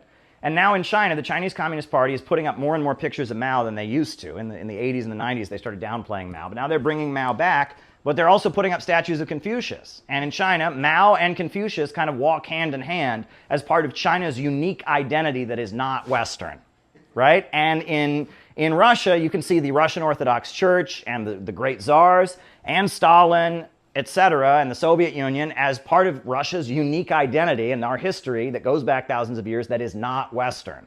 And we're starting to see all of that. And that's when you talk about Eurasianism, etc. And that's why framing things in the classic Cold War way of communism versus capitalism, it doesn't exactly line up, right? Because I can have a feeling those woke people, you know, that are at those protests, well, I might think they're Marxists, but I have a feeling if you put them in a room with those people riding into battle in Ukraine with hammers and sickles and pictures of Jesus, they wouldn't agree on anything. They probably wouldn't agree on anything. You know what I'm saying? And that these things don't exactly make perfect sense. And that if we just talked about this the way people talked about it 50 years ago, we would be out of touch with what's really happening in the world right now. So. I like that it's bigger than Mao, too.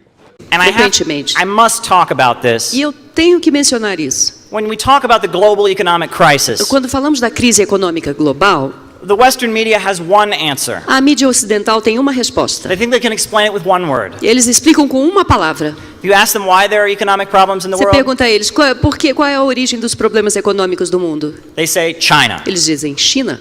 That's all they have to say. É só isso que eles dizem. They don't really explain it. Eles nem explicam. But let's get into what's behind this Chinese slowdown. Mas vamos analisar essa desaceleração chinesa. Back in the 1920s and 30s, Lá nos idos de 1920, 30, China was the sick man of Asia. a China era o doente da Ásia. A very large percentage of the people were drug Uma addicts. grande porcentagem da população chinesa era viciada em drogas. The British had actually forced China to import narcotics when they tried to stop the importation. Os britânicos chegaram a obrigar a China a aceitar importações de heroína e ópio. A lot of major parks in China had signs. Muitos parques na China tinham avisos, placas. And the signs actually said no dogs or Chinese allowed. Placas que diziam não é permitido cachorros ou chineses. Can you imagine how humiliating that was? Imagina a humilhação que isso representa. For a people with such a vibrant history as the Chinese. Para um povo com uma história tão vibrante como é a história chinesa. You see, history's been rewritten by the Western imperialists. A história foi reescrita pelos imperialistas ocidentais. We're taught in the United States that Asia, Africa, and Latin America have always been poor. Nos Estados Unidos, aprendemos na escola que a Ásia, a África, a América Latina e o Oriente Médio sempre foram pobres. This is a lie. Mas isso é mentira. When my ancestors in Ireland and France were living in caves, quando os meus ancestrais na Irlanda e na França moravam em cavernas, people on this continent had vibrant civilizations. As pessoas, a população neste continente aqui tinha uma civilização vibrante. The Incas, the Aztecs, the Mayas. Os Incas, os Aztecas, os Maias. The Middle East was the cradle of civilization. O Oriente Médio é o berço da civilização. With Hammurabi and Mesopotamia and Persepolis. Hammurabi, Mesopotâmia, Persópolis. The African continent had Timbuktu. O continente africano tinha Timbuktu. They built the pyramids. Eles construíram as pirâmides. The Western colonizers are not civilizing people. Os colonizadores ocidentais não estão civilizando ninguém. They're not developing people. Não estão desenvolvendo ninguém. When the British Empire went to India, quando o Império Britânico foi para a Índia, they didn't put the people of India to work in the textile mills. Eles não empregaram os indianos nas fábricas têxteis. They burned the textile mills of India. Eles incendiaram as fábricas têxteis na Índia. And they forced the people of India to buy their cloth from Britain. E forçaram a população a comprar tecido da Grã-Bretanha. Look at Mexico today.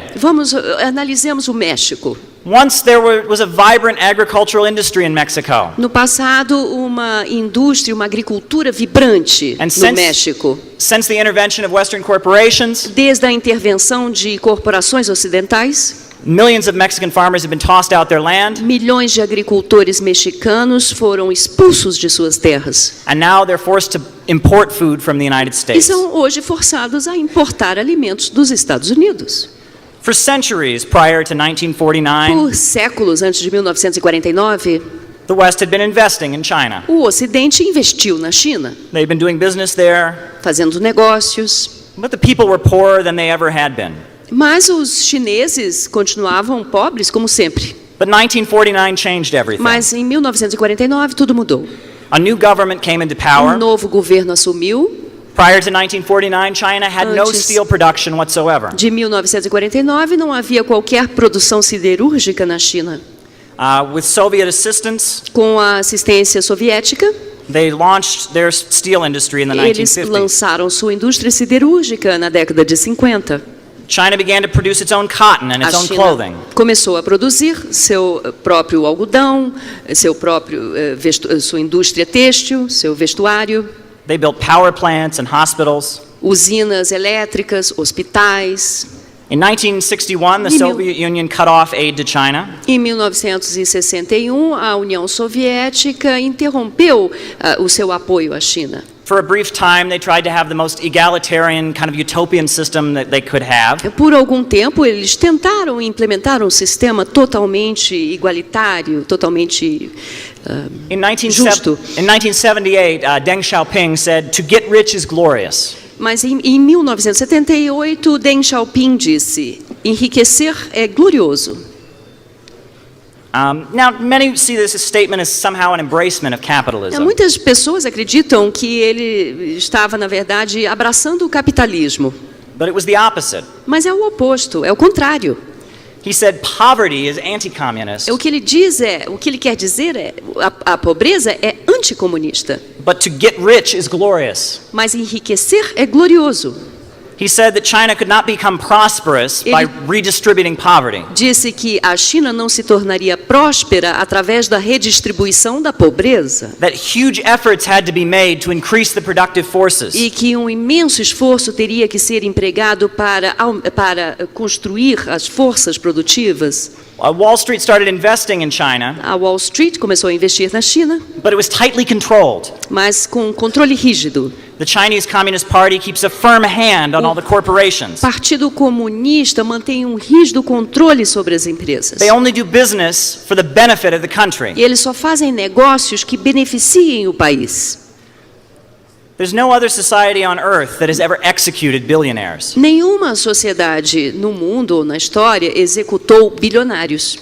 But every Chinese business owner knows. Mas todos os empresários chineses sabem that if he gets on the wrong side of the Communist Party, que se contrariarem o Partido Comunista, he could be dead.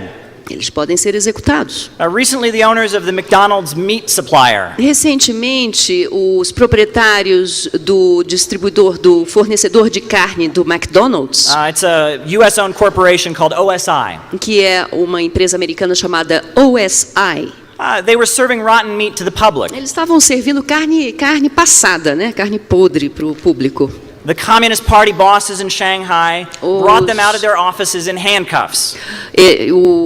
O Partido Comunista, os líderes do Partido Comunista em Xangai, tirou eles de dentro dos seus escritórios algemados. So what is this Chinese slowdown? Então, essa desaceleração chinesa é o quê? China has stood up. A China assumiu uma posição firme. What started in the mountains with Mao Zedong and the Eighth Route Army? Começou nas montanhas com Mao Zedong e o exército Eighth Route. Has drastically changed the world situation. Mudou drasticamente a situação mundial. 50% of the world's steel is produced in China's government-owned steel industry. 50% do aço no mundo é produzido pela indústria siderúrgica controlada pelo governo da China. China makes its own cars, its own cell phones, its own satellites. A China fabrica seus próprios carros, telefones celulares, satélites. The Chinese slowdown is simply the fact. Desaceleração chinesa é simplesmente o fato that China is no longer buying things from the colonizers and the imperialists. De que a China não está mais comprando dos colonizadores e imperialistas. Wall Street bankers can't depend on making money from China. Os banqueiros de Wall Street não podem mais contar com lucrar, fazer dinheiro com a China. Because the Chinese people don't have to buy it from them anymore. Porque a população chinesa não tem mais que comprar deles. The Chinese people have stood up and they have their own economy. Eles assumiram a própria economia.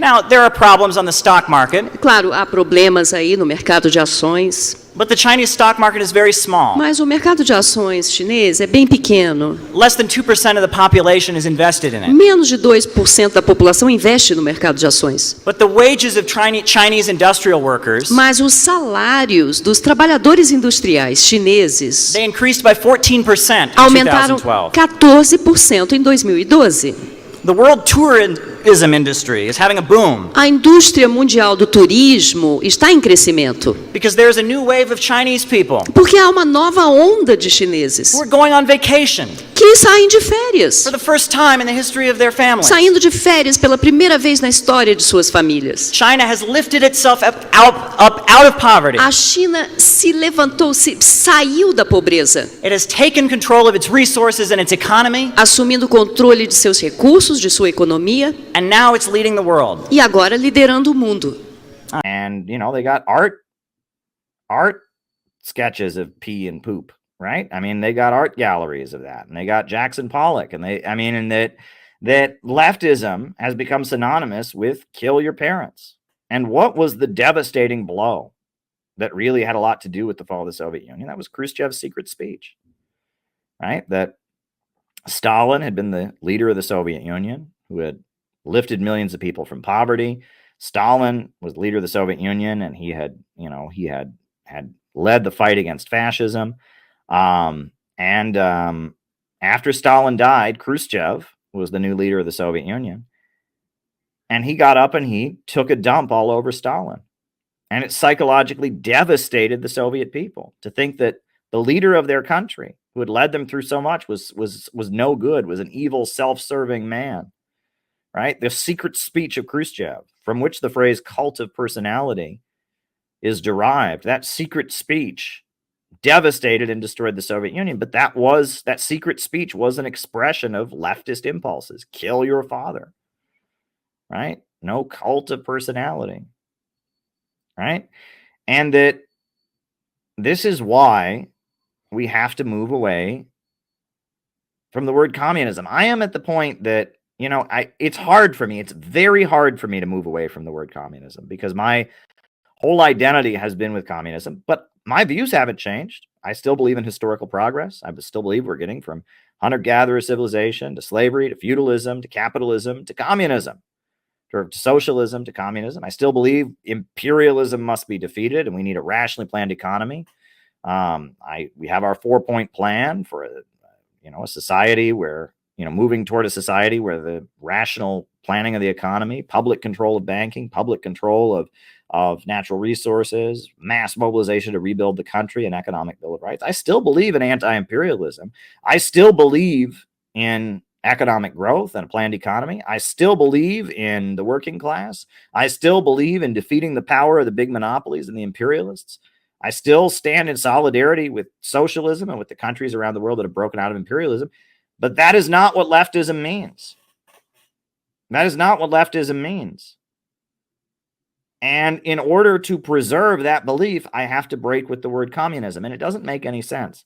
And I've made this parallel many times, but I'm starting to see the parallel more clearly, right? Great example, right? I've talked many times, many times, about how, Lenin told his followers they had to change their name. They had to become communists and not social democrats because social democracy was something different. And I've talked about how Christianity, when it started, they had to change their name. Originally, they considered themselves to be Jews, but what they were preaching was so different than what Jews were preaching that they changed it. Well, this is where it gets interesting. What is one of the primary differences that Christians had with Jews back in those days? Judaism is very different nowadays, but what was the primary difference that Jesus and his followers had with the Pharisees and the Sanhedrin? Well, it came down to what they call legalism. Whereas the Pharisees, they had a list of rules that everyone must follow. And that's what it meant to obey God, is you had this very long, complicated list of rules, and everyone had to follow those rules, and there were all kinds of loopholes, and it was this elaborate set of rules that everyone had to follow. And Jesus, many times, said, I don't care about your legalism. Right? They asked Jesus, a great example, right, is Jesus was asked by the Pharisees. They said to him, which of the 10 commandments is the greatest commandment? And they were trying to trip him up. They wanted to get him in trouble for saying that one commandment was better than the other.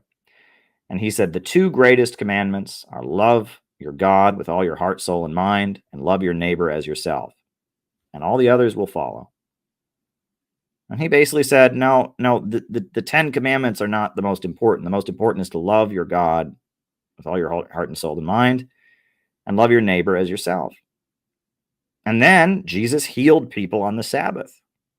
And they said to Jesus, you're never supposed to do anything on the Sabbath. You can't heal people on the Sabbath. And he said, the Sabbath was made for man. Man was not made for the Sabbath. And that he was upholding right and wrong. Love your neighbor as yourself. Love God. And saying, don't get caught up in little technicalities. That was the essence of what Jesus was saying. He was saying that I am upholding the essence, and I'm throwing the details behind. And you all are defending the details, and you have forgotten the essence. And that's important to understand, because that is what I am seeing endlessly with so-called communists, right?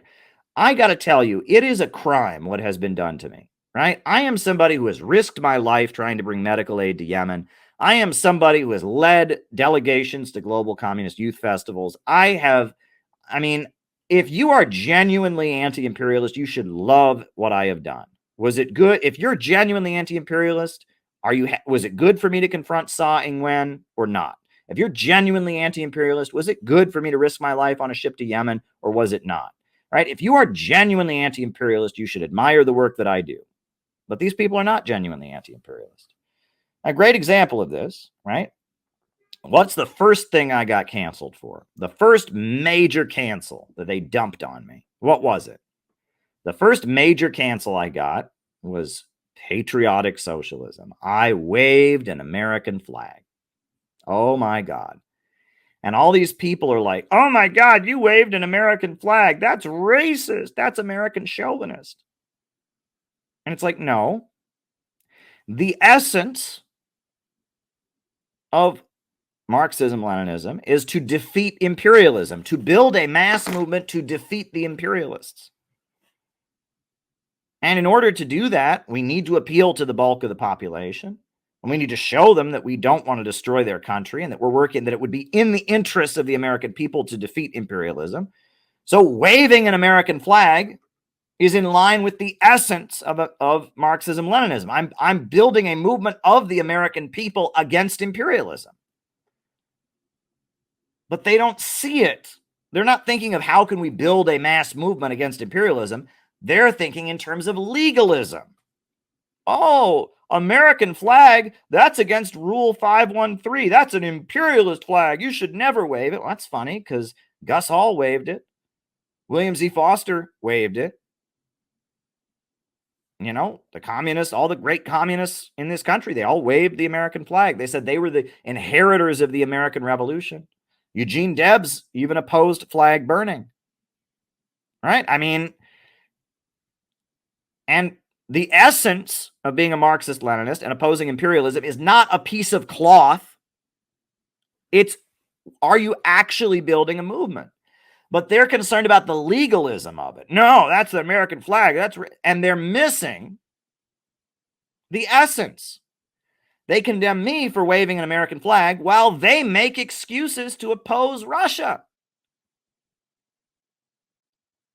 Right? Even they sit there and they think of how can we decide that Russia is imperialist? And they do all kinds of leaps and all of that, leaps and backflips so that Russia is imperialist so they can be out there echoing CNN and waving the Ukrainian flag. Well, guess what, people? Even if Russia was imperialist, you should still support them. That's called revolutionary defeatism, is we never march behind the imperialists when they're attacking a country, even a rival imperialist country. We always march against the imperialists, just like Marx championed the cause of the Irish people against the English. Just like during World War I, the Wobblies said, turn your guns around, the real enemy is at home. We never march behind the imperialists. So if the imperialists are telling us to hate Russia, we don't hate Russia. We do the opposite. We stand with Russia. That's what it means to be an anti-imperialist. And you want to throw a fit. You don't stand with Russia. You think of some loophole. I'm going to reinterpret the definition of imperialism so that Russia can be an imperialist. And I'm going to march alongside the pro-imperialist mobs that are, tearing down Russian symbols and demonizing Russia. I am going to echo CNN and their hatred for Russia, but I don't carry a piece of cloth. So I'm the real Marxist-Leninist. That is the definition of legalism. That is exactly legalism. You are not opposing imperialism. You're fixating on a piece of cloth. And there's so many examples of this. I am upholding the essence of Marxism-Leninism. I am saying that we must stand with the people who are under attack by the imperialists. I am saying we must build a movement of working people of all races and nationalities to demand jobs and schools and education. And we have to build a serious movement to stop World War III, to stop the low-wage police state. And you're sitting there playing dress up and going, I'm on the Politburo. Did you know I'm on the Politburo? And it's like you're missing You're missing the point. You're missing the point. You're missing the point entirely. You're missing the forest for the trees, as Rachel said in the chat. But it's more than that. You're missing the essence of the point. The point is that when the big monopolies are marching us towards war, we always stand against them. The point is we build the biggest mass movement of working people to stand up to fight for their jobs and their schools and their neighborhoods and their communities against the monopolies and against their degrowth and their police state as possible. That's the point. The point is to actually win. The point is to actually win, and the point is to actually oppose imperialism, and you do neither. You don't impose the imperialists. You think of little legalistic excuses about it, and then you fart and fixate over a flag. Right? You don't build a mass movement among the workers. You build a stupid internet fandom, right? About, building fans on the internet and, and just, and fighting with other fandoms. You build this stupid fandom, this exclusive little fandom. And then you attack me because I want to build a mass movement. And doing that means I need to communicate to the masses of people that I don't hate them, right? And it's like we're at the point where these people, they are missing the point entirely. They're playing a legalistic game, and they have forgotten the essence of what it's all about. And that's what Lenin said about Marxism. Right? The social democrats, they may have all the Marx quotes, but the essence of what Marx was fighting for was the working class against the big corporations. And the social democrats, they might have all the quotes and they might be able to quote Marx chapter and verse. And you bet Karl Kautsky certainly could. But when World War I broke out, they led workers off to die. And the Bolsheviks stood against it. And maybe they changed and maybe they deviated from what Marx had said, but they preserved the essence of what Marx was saying. They preserved the essence of it. And that's the point. We are preserving the essence of what Marxism is. We are saying that we need a mass movement. We need a government of action to fight for working families. We are saying we must oppose World War III and we must oppose the low-wage police state, and we must build as broad of a movement possible to defend our schools and our jobs and our communities and our families and our neighborhoods from the low-wage police state the imperialist monopolies are seeking to impose. And these people, again, they might be, well, I read according to the book of Marx, I have a quote from chapter 3. Yes, but you're missing the essence. You are engaging in Marxist legalism. You're quote mining, you're pulling a quote here and you're pulling a quote there, but the very essence of what this is all supposed to be about and what it is really about in the countries that I have been to. I have been to Central Caracas. I have been to Managua. I have been to Tehran. I have been to Moscow and Sochi and Yalta. I know what this is about for real. Folks, I know what this is really about. And I am fighting for what it is really about. And you are dicking around and fooling around and playing dress up and acting stupid and pulling little quotes and talking about your Politburos and all of that. We're in this for real, and we want to win this. And you are being stupid. And it infuriates me to no degree. I am an apostate, right? If communists burned people at the stake, they would have burned me at the stake a long time ago. I am an apostate in the communist communities. They would burn me at the stake and hang me and draw me and quarter. I cannot walk into any... Rose up the ranks to be the president of the Brooklyn Young Communist League, which was quite a big deal because back then the Brooklyn Young Communist League was like thousands of people. This was the Great Depression when they were a very large organization. And he quit the Communist Party in 1934. And the reason he quit the Communist Party is not clear. Generally what's said is that he said, why was there no armed revolt when Hitler took power in Germany? Why did the German communists not lead some kind of armed uprising against Hitler? Well, there's a reason for that, which is that, the German communists had a very big political organization. And if they had just risen up and revolted, they would have all gotten slaughtered, and that would have been the end of it. And that the fact that they were able to run an underground network that sabotaged the railways and passed on information, et cetera, was very key in winning the Second World War. And if they had just taken up arms and violently tried to overthrow the German government as soon as Hitler came into power, they would have all just gotten completely wiped out. That wouldn't have been strategic. But that was a thing that was commonly said by Trotskyites. And Sam Marcy joined the Trotskyites in 1934. Now, those who knew him say it was about more than just that. One of the main things that the Communist Party was constantly accused of being was that they were accused of being a bunch of Russian foreign agents. And Sam Marcy had a Russian accent, and he was not born in the United States, and he was not, quote-unquote, American. And you'll notice that during this time, the Communist Party was always putting forward guys who were very, very, quote-unquote, American. William Z. Foster was this Irish Catholic from Philadelphia. Earl Browder was from Kansas, and his nickname was the Man from Kansas. And when he ran for president of the United States in 1936, his campaign theme song was The Man from Kansas. And Gus Hall was their leader for many years, and he was a really big, tall, guy of Finnish descent from Minnesota.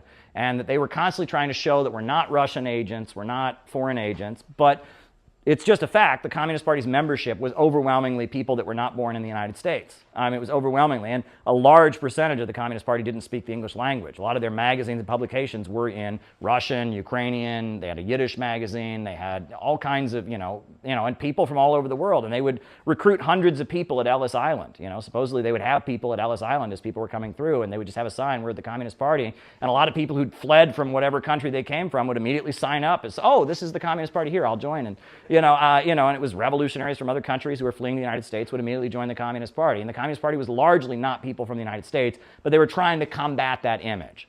I love that people from other countries are drawn to that. Well, sure. Or if Americans left and went somewhere else and there was that side, who wouldn't do the same? No, one story that I was told is that apparently at one point in the early 1900s, there was an expression, there was a joke or whatever. They would say that when an Irishman gets off the boat, the first thing he says is, does this country have a government? And if the answer is yes, and he says, now where do I sign up to fight against it? So, and that, a lot of people that were revolutionaries were fleeing to the United States. But the Communist Party was trying to combat that. But Sam Marcy didn't agree with that. Sam Marcy very much had this orientation that was, he called that pandering to reaction, right? And, he thought, when William Z. Foster moved the headquarters of the Communist Party to Chicago, he thought that was pandering to reaction, right? And he thought New York City was more multiracial and more cosmopolitan and more internationalist, and he wanted the communist movement to be headquartered from New York City, right? And he very much didn't like that when you talk about land versus sea, Marcy was a sea guy. That was his approach. He lived in New York City, and like Trotsky, he thought New York City was the foundry where the fate of mankind would be forged. Now, Sam Marcy was a Trotskyite, and he joined the Trotskyist movement, but he didn't fit in with them. And the Trotskyist movement in New York City was run by the people that Nate talked about, who eventually all became neocons. The New York City Trotskyists in particular were a group that they called the New York Intellectuals. And it was Irving Kristol, it was Gene Kirkpatrick, it was a lot of people who eventually became neoconservatives. And they were the intellectuals. And Irving Kristol, the founder of neoconservatism, I quoted in here if you read, he has an article he wrote for the New York Times, Memoirs of a Former Trotskyist. And he talks about how at New York City College, in the cafeteria, there were two alcoves, Alcove 1 and Alcove 2. And one was for the Communist Party members, and one was for the Trotskyists. And the Trotskyists, most of that alcove were the future neoconservatives. And Sam Marcy was in the Trotskyists, but he never got along with them. And that the New York City Trotskyists were particularly weird. And that other Trotskyists talk about this. Like, for example, in the New York City Trotskyist organization, they talked about how they would go to, one of the classes. There was somebody in the SWP who went to one of their classes. And it was all about, what if you found out that one of your comrades had committed a class crime, had crossed a picket line or violated a union boycott? Should you tell on them and get them in trouble or not? And they had a class for 2.5 hours discussing this question. Should you tell on your comrade or not? That was the kind of thing that was going on in the New York City Trotskyite organization. It was a very, I don't know. It's a weird topic of discussion. If we talked about that for 2.5 hours, this would be a strange organization. You know what I'm saying? And that was the kind of thing they were discussing. And they were intellectuals. They were largely based on the campuses. And Sam Marcy didn't fit in with them. And they were very anti-Soviet. And then when the Stalin-Hitler Pact was signed, they all denounced Trotsky. Because Trotsky said that the Stalin-Hitler Pact, it was done in an opportunist way, but it was necessary. It made sense that Stalin would do that. And they all said that the Stalin-Hitler Pact proved the Soviet Union could never have anything socialist about it. Trotsky said the Soviet Union was a deformed or degenerated workers' state, meaning it was socialist in its foundation, it just had corrupt Stalinist leaders. But these people said the Soviet Union is no good completely, and that the Soviet Union, they called it state capitalism or bureaucrat collectivism. Some of them said it was the same system as Nazi Germany. They called it bureaucrat collectivism. And they wanted nothing to do with the Soviet Union. And they had a fight with Trotsky. And Trotsky, in the final years of his life, his final fight in 1939 was with the New York intellectuals.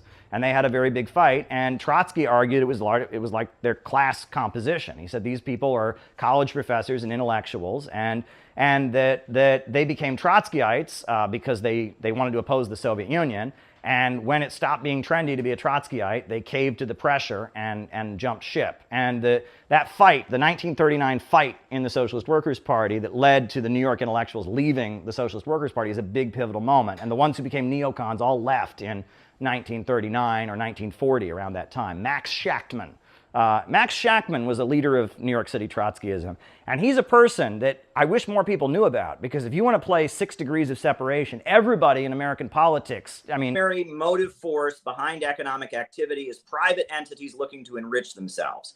Socialism is when the means of production, the banks and the factories and the major industries and the centers of economic power are forced to operate according to a central plan, so that growth is no longer restrained and they can continue to operate without the boom-bust cycle and without the problems intrinsic in capitalism.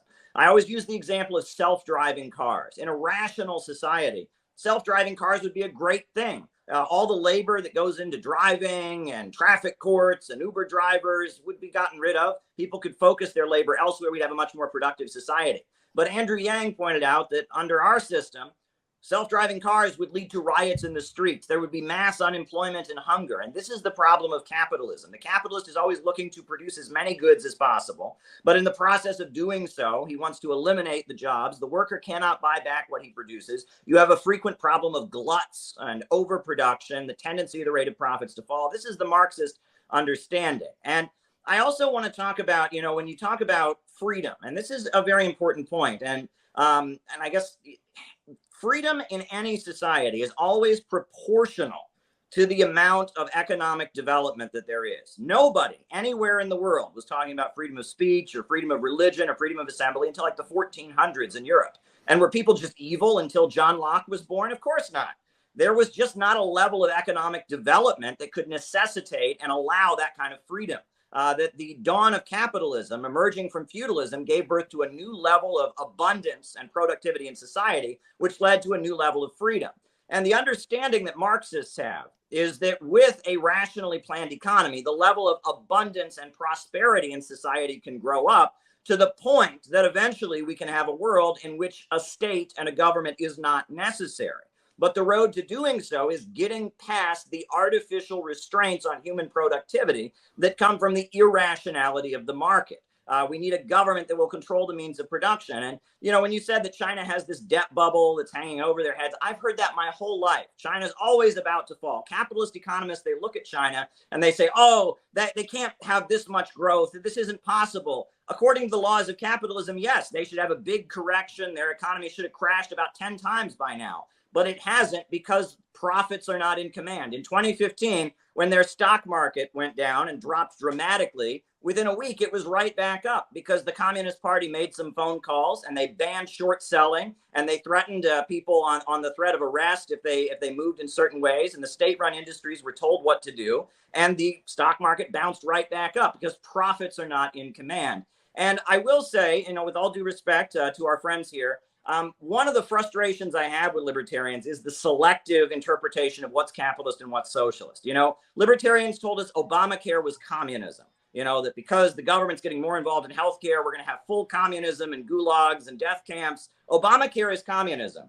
But China, where the government owns the banks, where the government owns the major industries, where they have 5-year economic plans to plan out their economy, where there's a Marxist-Leninist party that's in charge, where even private corporations can't do what is profitable and are basically told what to do in line with the central plan. Somehow that's capitalism. Why? Well, everyone knows communism doesn't work and China's successful, so it must be capitalist. Whereas Obamacare, which is just an adjustment of our for-profit healthcare system, which is a disaster. Oh, well, it must be communism because it's bad. And this is this selective interpretation. Anything bad in the United States is communist. Anything good China does is capitalist.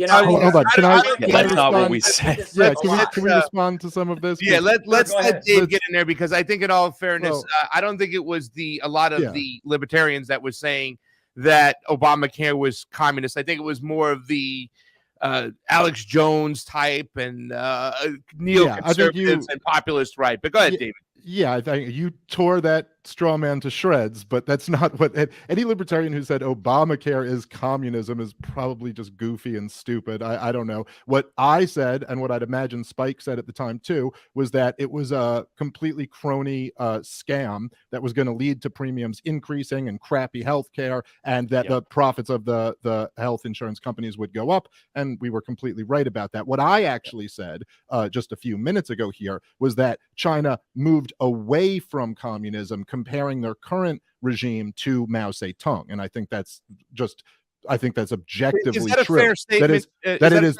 Caleb? They now praise wealth. They now allow people to own businesses. I mean, like, yes, it's less communist than it once was. Can we just I get don't agree with really that. I quickly, think is that a fair communism comment? always praised wealth. If you look at Karl Marx, he was saying that, the ultimate goal is a society with so much abundance. The goal of the Communist Party is to increase wealth in society. The problem with capitalism is that it holds back productive forces. In China, during the 1950s and 60s, they had a heavily state-run economy. In the 1970s and 80s, they adjusted to have more of a state sector. But the Soviet Union did the same thing. In the 1920s, they had the new economic policy in the Soviet Union. Then you had Stalin and the 5-year economic plans. And that socialism is always adjusting. Venezuela has a much smaller state sector than China does at this point. Venezuela, the oil is in the hands of the state, and the oil is used to subsidize, but it's largely a private economy. Nicaragua, their big success has been their micro entrepreneurship program, where the state loans money to Nicaraguans to start their own businesses. And socialism is constantly adjusting.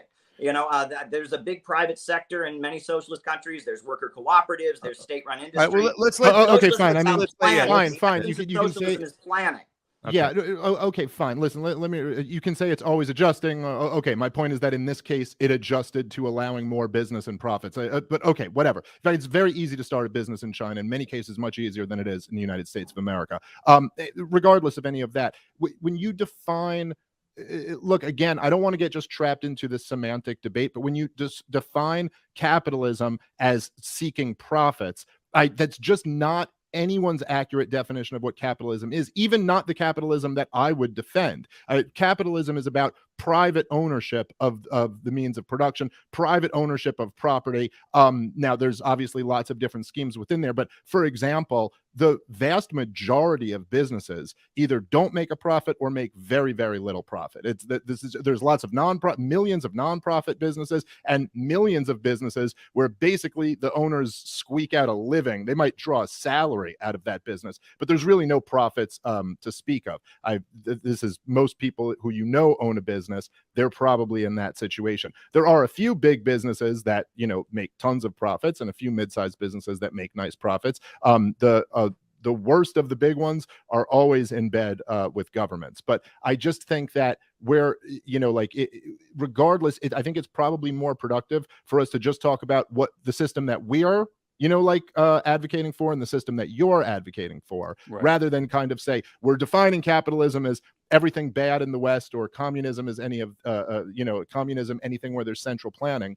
The issue, I would say, you made a lot of assertions about how we're for communism or we're for socialism because this is the system that leads to economic productivity. This is what raises up the standard of living. I think that's blatantly false. And it's just not true that the average, if you look at through the reign of Lenin or Stalin, if you look at through the reign of Mao Zedong, the idea that the average person was doing better than the average person in the United States of America, I think is just not true. Well, first of all, right, to say that it's better than the United States, that's not the comparison. Is it better than what was there before? And there is no question that under the leadership of the Communist Party in the Soviet Union, Russia went from being an agrarian, impoverished country without electrification, with mass illiteracy, to being a superpower that had the biggest power plants in the world, Yeah, and slaves, steel mills in the world. slaves They defeated the better, Nazis. They yes. invented space travel. And But this yeah, is slaves- the lie. I was told yeah, but this that's in school. not- Communism failed everywhere it's ever But this been isn't. tried. This is no Communism type of had huge astronomical successes. in right. terms But this of is the life expectancy went up, living conditions went Oh, up. okay, let's I let mean, Dave. Yeah, let's you know let who Dave patented the respond. first mobile phone? It was Kaprianovich in the Soviet Union. But communism never invents anything, right? But no, You know but no who- one said you know, that, dude. Just stop. who Stop Caleb, with the straw man, dude. hold on, guys. Who built Listen, the world's largest stop. hydroelectric Since power I'm plant? Caleb, okay. hold on. Caleb, I mean, Caleb, one second. Caleb, Let- let's listen, let Dave respond. Come on now. like listing off inventions and stuff. Also, listen, just let's cut with the straw man. You don't have to answer. You don't have to argue against things I never said. I never said communism didn't invent anything. I also think that this idea that say like, well, things were better than they were before under these systems. I mean, sure, not for the millions of people who starved to death, they weren't, but for some people, I'm Actually, sure it was. Starvation was much larger Oh, okay, before the let me communists just power. get a There were sentence. famines all the time. Let me just All right, get a guys. sentence out, dude. The communists cured the all right, famine. Communist space in the United States. If I walked into the People's Forum in New York City, they would probably punch me in the face. I cannot walk into any communist space or any place. I went to New School University when the students were occupying the cafeteria, and they said, they took me aside. Some people aren't comfortable that you're here. We heard that you're like a white nationalist and you're a friend of Richard Spencer. I'm not a white nationalist. I've never met Richard Spencer. But they have called me every dirty rundown name. I am safer with normal people than I am with communists. If someone says to me I'm a communist, I run the other way, because the first thing they tell you in any communist group, I swear, the first thing they tell you in any communist group is there's this guy named Caleb. He's bad. No, I am dead serious. The first thing they tell you, if you join the PSL, the first thing they tell you is, okay, now there's this guy named Caleb. He's bad. You join CPUSA. I have certified. People have told me that this was in their question, right? They've said they applied to join the CPUSA, and they say, now, are you involved with that Caleb Maupin? I'm not exaggerating. It sounds arrogant, but this is how it is. I am the apostate, the ineffective, weak, isolated, pathetic communist movement in America that is smaller and weaker and more irrelevant than ever, has declared me to be public enemy number one. And I mean, I don't care what you are. If you're in the CPUSA or the PSL or the ISO or the QWH or the ACP or the XYZ, I am Satan. I am public enemy number one. I'm a Nazi, pedo, rapist, axe murdering, child eater. I am everyone just knows I'm bad. I am bad. I am just bad. Caleb is bad. Why is he bad? I don't know. Isn't he like a fascist or a neo-Nazi or a child molester? I'm none of those things. I'm just somebody who believes in what you all pretend to believe in. And I'm someone who's tired of your bullshit. And I'm somebody who's here to call out your phoniness. That's what I am. I am somebody who is exposing you. I am somebody who has shown that if you were sincere, you could be doing thousands and thousands of times more than what you're doing. With my limited resources and with a small organization that I have, we have moved mountains. We have moved mountains. And if we can move mountains, what the fuck are you doing with your thousands of dollars? What the fuck are you doing with your big, expensive offices all across the United States? What the fuck are you doing with your hundreds of thousands of YouTube followers? What the fuck are you doing? Right? If I, on this small YouTube channel with my small organization, if I can do what I'm doing, what the fuck are you doing? Dicking around and calling yourself the Politburo. Oh, I'm the Politburo. Last I checked, Politburos don't exist in American political parties, you fuckwads. we had a rally for Palestine and we called out racist, sexist white males. Well, geez, wouldn't it be nice if all the racist, sexist white males in America stopped supporting Israel? That would probably be a good thing. I think it would be great if all the white straight males of America opposed Israel. I think we'd be better off. No, we don't want racist white males. No, Israel's a country full of racist white males, just like America. I mean, these people are idiots. These people are fools. These people are complete fools. These people are complete and utter fools, and they have commandeered our movement. And they're so busy playing dress up, and they're so busy playing legalism, and they lose their minds over an American flag, and they lose their minds over this and that. And it's like, the only person that would consider joining them is somebody, it's not, look, I want the party that Fred's dad was in. That's the party I want to join. If that party ever shows up again, I'll join it, and they'll be happy to have me join it. But I don't want to join Fred's party. I was in Fred's party for 8 years, and it didn't end well. And I tried to be in Fred's party, and I tried not to even leave. But I don't want to join a party that wants to appeal to the part of every kid that hates Superman and loves Lex Luthor. I want to appeal to the party of Superman. And there's a reason that just drove Fred over the edge. He just couldn't stand it. Oh, my God. He's saying that the CPUSA of the 1930s and 40s, he's saying that my dad's party was good. He's saying that old man that my dad was bowing before on the streets of the Bronx was a good man. Yes, Fred, I am saying that. And I'm saying that all your negativity and all your hostility and your scarcity mindset, your belief that we're only ever going to be a fringe group, so you got to be the king of this tiny irrelevant fringe, that's got to go. Look, I will never forget a conversation that I had, all right? This was towards the end of my involvement with the group I was in.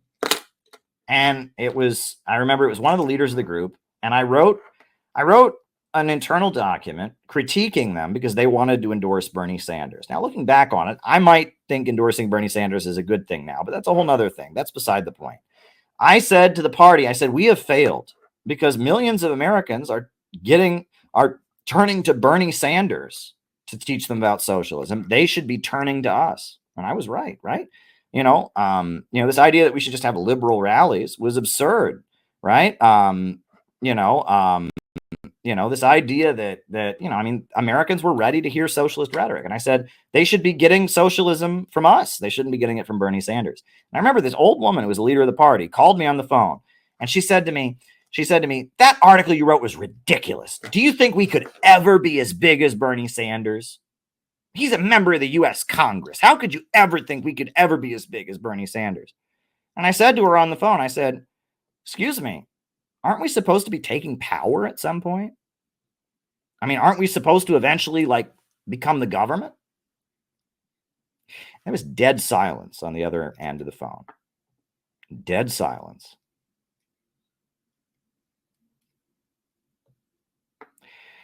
Sometimes they're just too honest.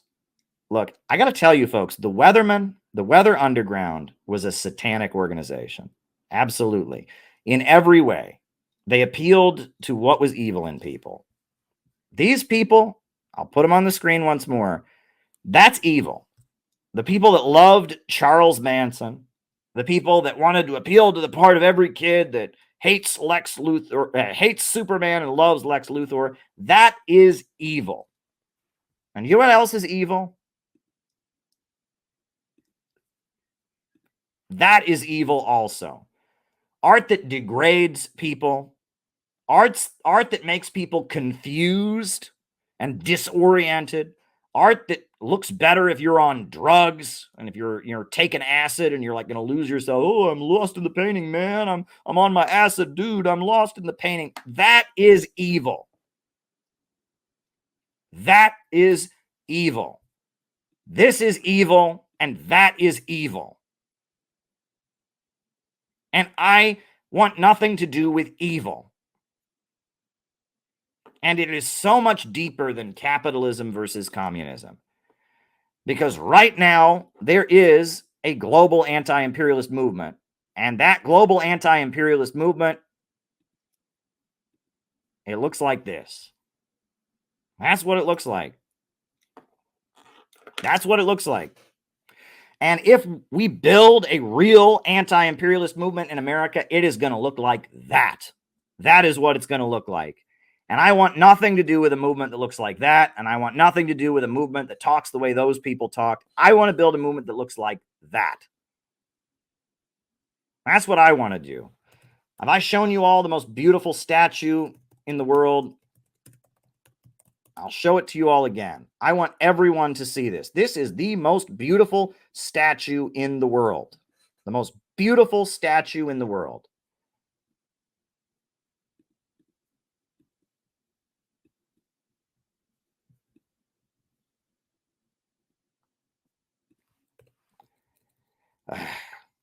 Hold on.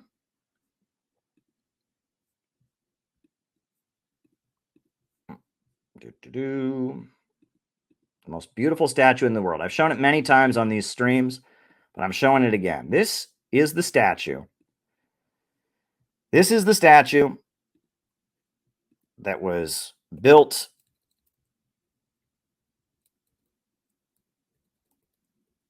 to commemorate the independence of Senegal. Hold on.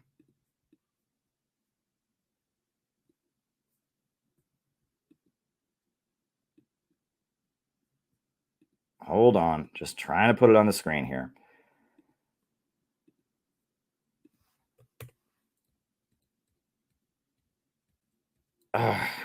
Why is StreamYard being so annoying right now? This is very, very annoying. Very, very, very annoying. But hey, all in a day's work, right? I've shown it here many, many times, and I want to show it again because it's just such a beautiful, beautiful statue. Look at that, right? The African nation of Senegal got this beautiful statue, and they contracted North Korea, the Democratic People's Republic of Korea, to build this beautiful, beautiful statue.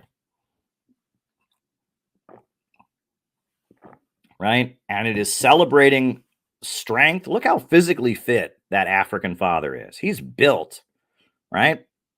He's been working out, right? And how beautiful the mother is, the wife, and the beautiful little baby pointing toward the future. I mean, that must be fascist. That is totally fascist, right? It's glorifying strength. It's glorifying the family. Can't have that, right? A mother, a heterosexual couple with a baby, and it's promoting birth, natalism, having children, physical strength. I mean, this is Nazi artwork right here. This is Nazi artwork right here. They would never put up a statue of this at the People's Forum, right? They would never put up a statue of this at where there's another left space, right? Oh my God, this is Nazi. You got physical fitness. You got a mother and a father and a baby. You got pointing toward the future, optimism. Oh, the horror. Oh, the horror. Well, this is what the African people wanted to commemorate their independence from colonialism. And this is what an actual communist government built for them in the Democratic People's Republic of Korea. Right? This is what it's really about, folks. Look at this picture. This is what it's really about. And this is what I believe in. I don't believe in vengeance and violence. I don't believe in tearing it down and burning it down. I'm not in this to release my sexual impulses. I'm not in this to get my anger out. I'm not in this to take revenge on my family. I'm in this for that. I want African kids to be born. I want African families to have children. I want the next generation to look at the future and point at the future with optimism and hope. I want people to be more physically fit and hopeful and prosperous. I want economic growth. I believe in the Belt and Road Initiative of China. I believe in the Eurasian Economic Union. I believe in the BRICS organization. I believe in the Shanghai Cooperation Organization. I believe in Chairman O'Malley and the People's Democratic Uhuru Movement. I believe in Mao Zedong and Kim Il-sung and Fidel Castro. I believe in Hugo Chavez and Nicolas Maduro. I believe in Daniel Ortega. I believe in Imam Khomeini and Supreme Leader Ali Khamenei. I believe in the Palestinian people. I believe in the people of Cuba. I believe in the American working class. I believe in working families in this country.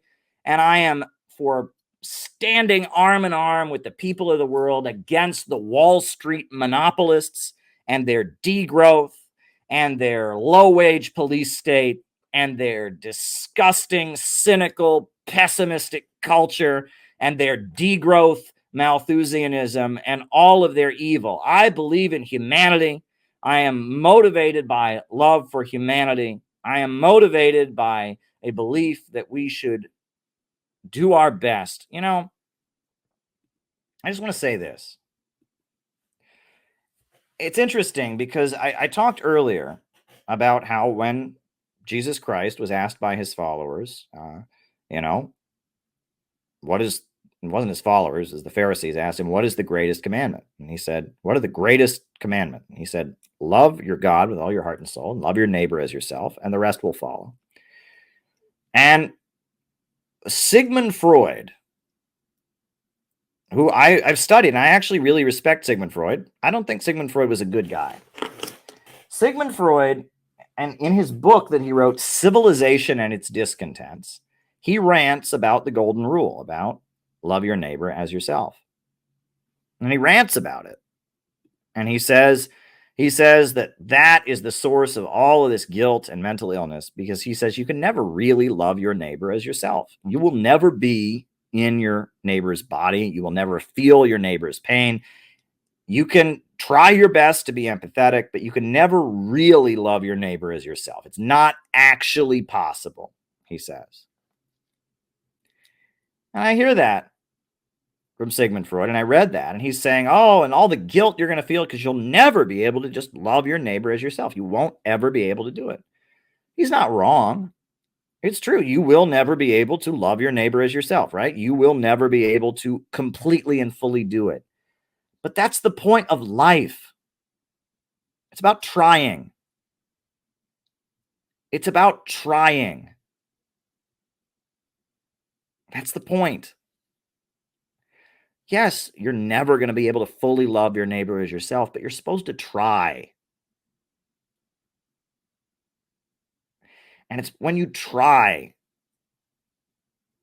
to care about other people. You try to live for the sake of others. You try to think of other people and how they might be hurt. You try to be compassionate. You try to give. You try to sacrifice for what's right. You try. That's what makes the world a better place. And if you just say, oh, we'll never be able to do it, you're missing the point. You are completely missing the point. And that point stands in relation to communism. Because let me see if I can find it. The Russian president, Vladimir Putin, when he spoke at the World Youth Festival, right, he actually made a very interesting point. He actually said something very, very communist at the World Youth Festival. I want to put it on. I was sitting at the World Youth Festival, and I actually wasn't in the auditorium because I was in the place where we were going to ask him questions, right? So I wasn't in the auditorium when he said it. I was watching it on a screen, waiting for him to come into the room for the reception where we got to talk to him. But I want to put the way Putin ended his speech at the World Youth Festival was very interesting. You know, Putin is not ideologically a Marxist-Leninist, okay? He's not, right? I mean, and I don't claim that he was one. Provide for the general welfare. The Center for Political Innovation is a think tank dedicated to cultivating a future beyond capitalism. We have a 4-point plan to rescue the country from the disaster. We want a mass jobs program to rebuild the heartland of America. new high-speed railway, new schools and universities, new power plants, new roads, and new bridges.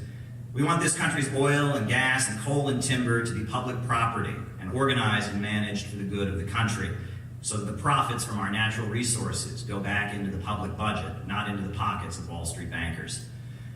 We want a banking system that's under the control of the public. No more Wall Street ripoffs, no more Federal Reserve schemes. The purse strings of the country's credit should be in the hands of local communities in the federal, state, and local level. We want an economic bill of rights, the right of all Americans to jobs and education and health care. And this is what Franklin Delano Roosevelt, one of our greatest presidents, called for in his final State of the Union address, an economic bill of rights. And let's be clear, there is nothing un-American about socialism. Behind me we have Abraham Lincoln. Abraham Lincoln had a communist general in the Union Army, August Willig.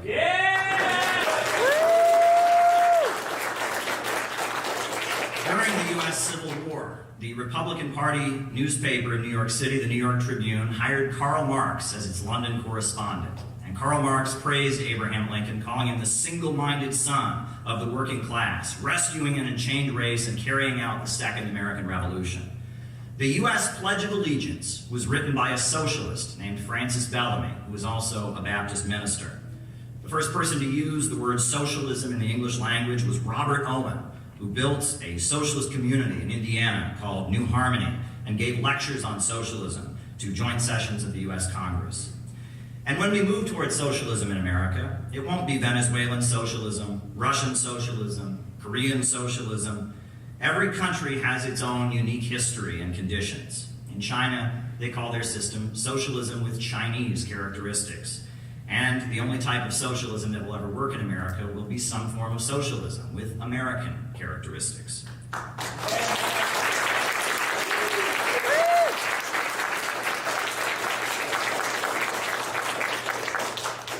American socialism won't be pessimistic. It won't simply be a welfare state. It won't be depressed. It won't be a resentful complaint of screw this, give me some free stuff.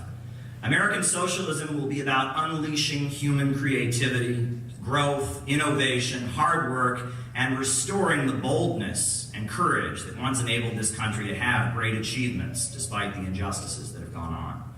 Socialism in America means capturing the optimism of Dr. Martin Luther King Jr., Frederick Douglass, Harriet Tubman, Cesar Chavez, Elizabeth Gurley Flynn, Gus Hall, William C. Foster, Joe Hill, Eugene Debs, and so many great revolutionaries who have always stood against injustice on our soil.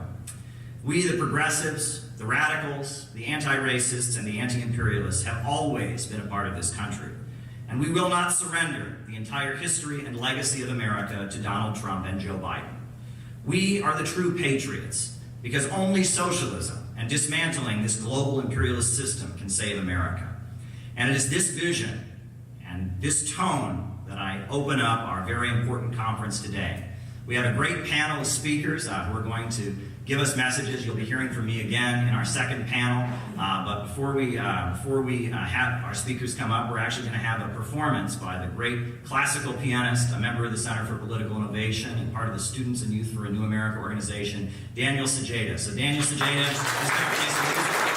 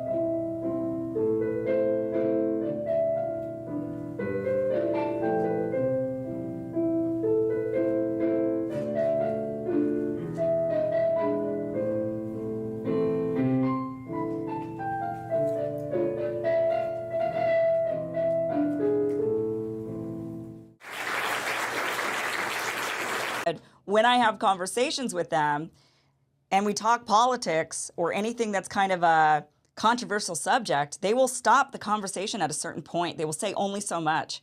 And then they'll say, I can't say anymore because the government might be watching.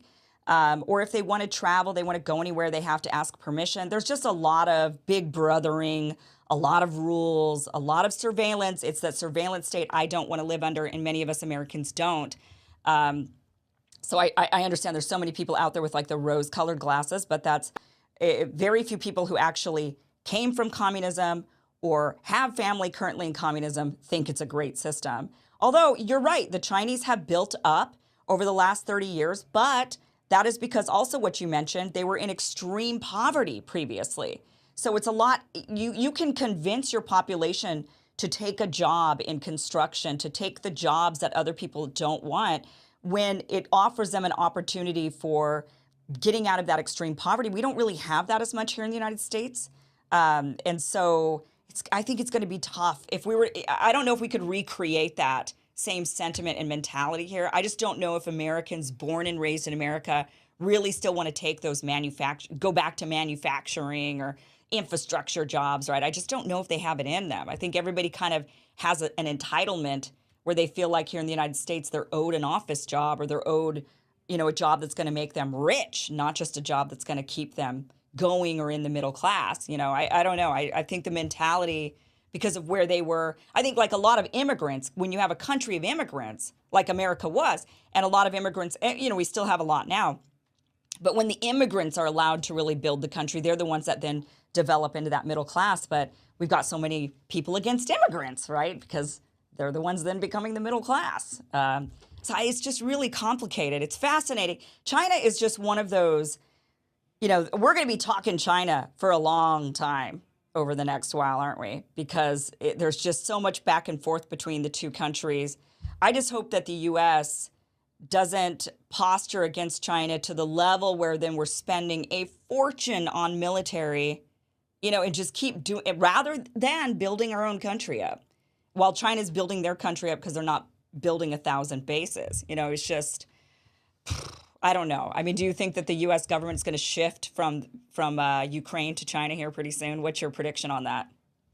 Well, look, I certainly hope not. But as far as what you said about civil liberties, I think what the Chinese Communist Party understands as they frame things in terms of historical and dialectical materialism is that freedom in any society is related to development. No one anywhere in the world talked about human rights or the rights of man until like the 1400s in Europe. And that's not because people were just evil until then. It was because no society had reached the level of abundance to necessitate and allow for that kind of freedom. Freedom is linked to development. And as China has gotten to be more economically prosperous, it has a lot more freedom. There's a lot more freedom of religion and freedom of speech in China today than there was back in, like, say, the 1960s. Things have changed a lot as China has developed. But I am hopeful about the United States because when Donald Trump, when he went and met with Kim Jong-un and visited the demilitarized zone, that was a huge breakthrough.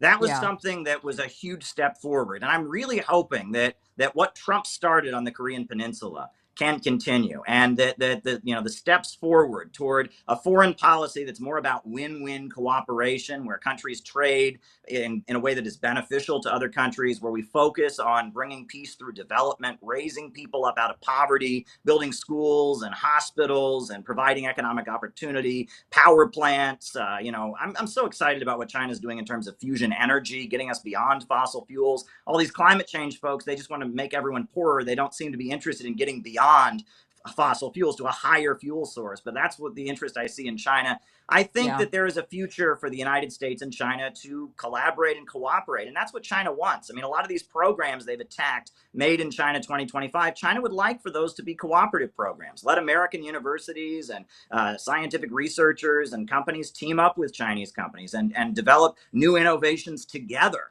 that will benefit all of humanity. Why view it in terms of a competition when ultimately, economic competition between countries also often tends to result in military confrontations? That wouldn't be good for anybody. Yeah, I agree that I don't think that their natural inclination is to like imperialism in the modern sense. I don't think that their natural inclination is to go out there and dominate. I agree that they're probably not really trying to export their way of thinking, but they're exporting it in order to gain favor. I do think that is something that they do. But yeah, I mean, it's interesting, and your point is right. You know, you get freedom once you have more economic freedom. My mom was always saying that, you know, a tiger mom always, you go and study, and become an engineer. And then when you make money, then you can go and sing karaoke all day, all night. That was like literally what she would say to me. And, you know, just was like, you wait, you have to study all the time. You do your schoolwork, you become a doctor or an engineer, and once you make money, then you could go out there and have fun. But until then, you don't have a life. And that was really the mentality. So I get it. I totally do. Caleb, thank you for being here. Sure. Always a pleasure. Thank you. I'm exaggerating, but a lot of people in American politics trace back to him. Democrats, Republicans, the neocons were all trained. They were followers of Max Shachtman, who left the Trotskyites in 1939. George Meany, the head of the AFL-CIO in the 1960s, the top labor boss in America, his personal advisor was Max Shachtman, right? DSA was started by followers of Max Shachtman, right? And Max Shachtman sits at the center of American politics, whether it's the left or the right or the labor movement or you know, I mean, you know, Susan Sontag and Hannah Arendt, they all studied with Max Shachtman. Max Shachtman is a really pivotal figure, and he was a founder of the Communist Party who became a Trotskyist, and eventually he had his own Trotskyist group, and then he abandoned Trotskyism and he became kind of a social democrat, and in the final years of his life he supported the Bay of Pigs invasion and the Vietnam War because he said it was fighting Stalinism, so it must be good, right? And that was Max Shachtman, and he's a pretty pivotal figure, and he was the guy running New York City Trotskyism. And so Sam Marcy, who was very, very loyal to the Soviet Union, he did not fit in among the New York City Trotskyists. So he decided that he would go to law school, and he got a law degree, and he became a labor union lawyer, and he made a couple friends. A woman who became his wife, Dorothy Ballin, and there was a Broadway actor, a Shakespearean actor on Broadway named Vince Copeland, and the three of them decided they didn't like most of the Trotskyite groups, and so they moved to Buffalo, New York, up by the Canadian border, and they started their own branch of the Trotskyite organization, and it was under their control. And they started their own wing up in Buffalo, and they were the Buffalo SWP. And after the Second World War, they continued organizing their organization. They had a storefront in Buffalo, and everyone noticed that the Buffalo SWP acted completely different than the rest of the SWP. The Buffalo SWP was going around having protests to support the Civil Rights Congress, and basically the Buffalo SWP did whatever the Communist Party did. They just did it louder and tried to do it more radical. That was basically this. They did whatever the Communist Party was doing, whereas most of the Trotskyites were condemning the Communist Party and trying to expose and oppose the Communist Party for whatever they did. Did he support Wallace? What's that? Did he support Wallace? They tried, in 1948, Wallace ran for president, right, as we talked about, and Sam Marcy wanted the SWP to endorse Henry Wallace, and because that was the Communist Party was supporting him, and he was the guy who was against the Cold War, he was supporting civil rights, and most of the Trotskyists said, no, we would never endorse Wallace because he's supported by the Stalinists, and he's not a communist, right, he's a liberal, he's an anti-war liberal or whatever, so we would never vote for Wallace, but he wanted to endorse Wallace.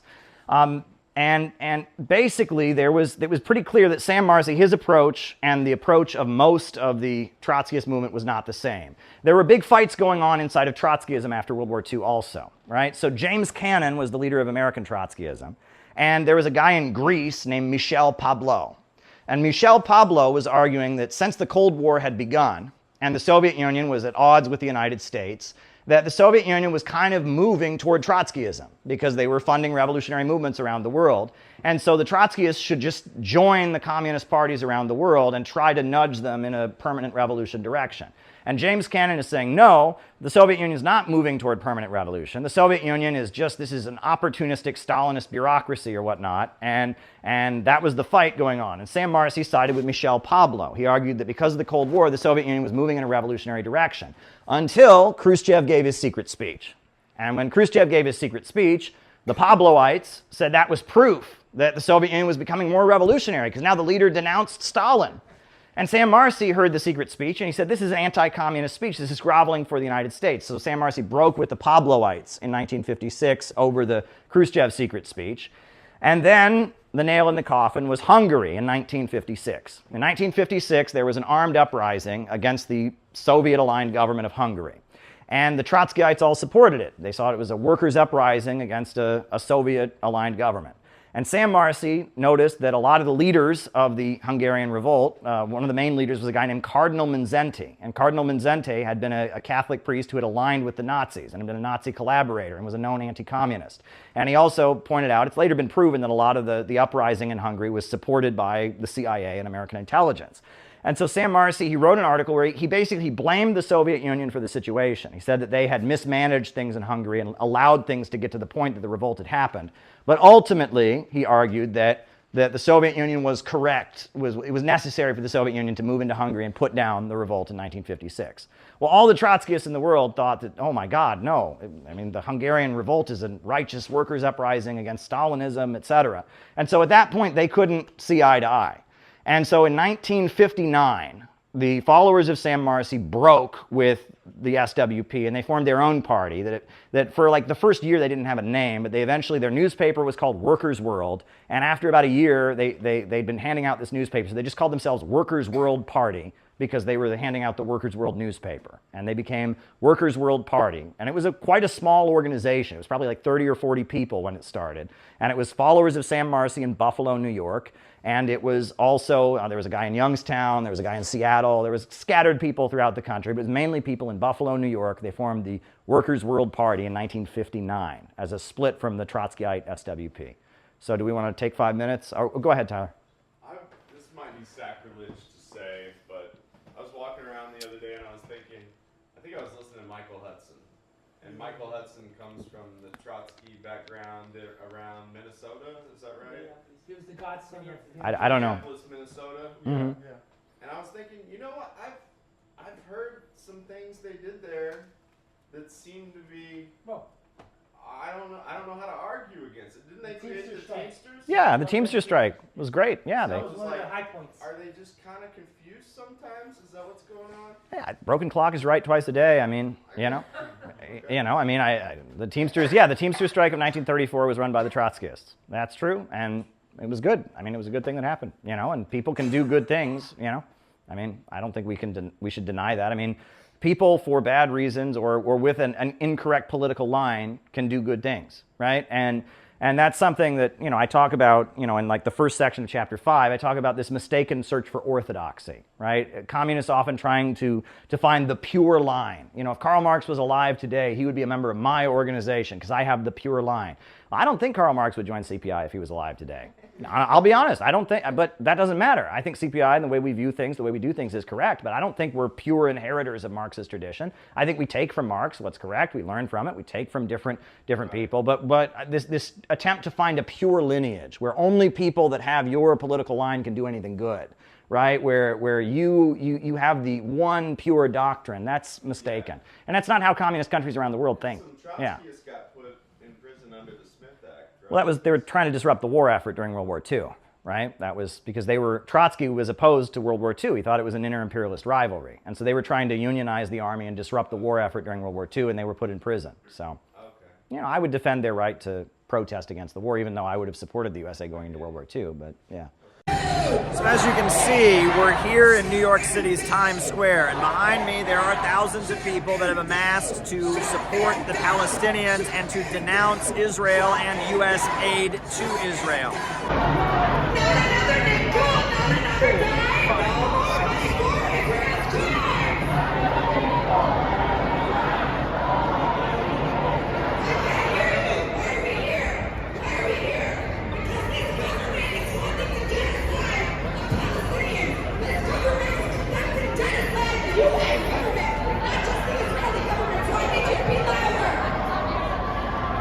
Now, the crowd is quite fired up. It's important to note that there has been quite a bit of hostility toward Palestine protesters in New York City as of late. There has been calls for outlawing these protests, saying that they are supporting terrorism, saying that they are intimidation and threats against the local Jewish community. But this call and this outrage from U.S. officials and local politicians about these rallies has not stopped these people from turning out. There are thousands of people here, many of them highlighting U.S. support for Israel, many of them warning of a pending attack or the attacks that have already begun against Gaza, claiming that this will be the U.S. government being complicit in genocide against the Palestinians.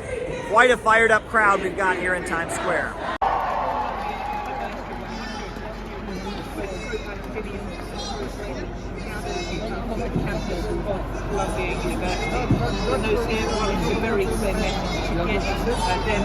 Occupy the land of Palestine, and all this terrible killing that's happening now in Gaza has to end. The solution is peaceful dismantlement of the entire occupation of Palestine, so we can once again live in peace in Palestine like we did before the creation of the State of Israel. It's forbidden for Jews to occupy, to kill, to steal, and to have even our own sovereign state.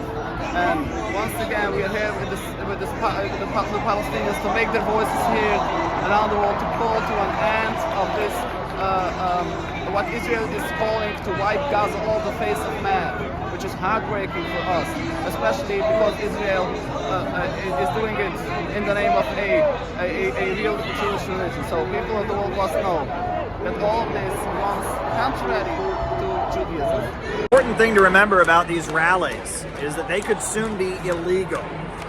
They are outlawing pro-Palestine protests all over the world. Palestine flags have been outlawed in Germany and in France and in Britain. People have been arrested for waving pro-Palestinian flags. They are calling it hate speech, the same kind of cancel culture that liberals generally use to silence conservatives is now being used against the pro-Palestine left, and they are outlawing the displaying of Palestinian flags.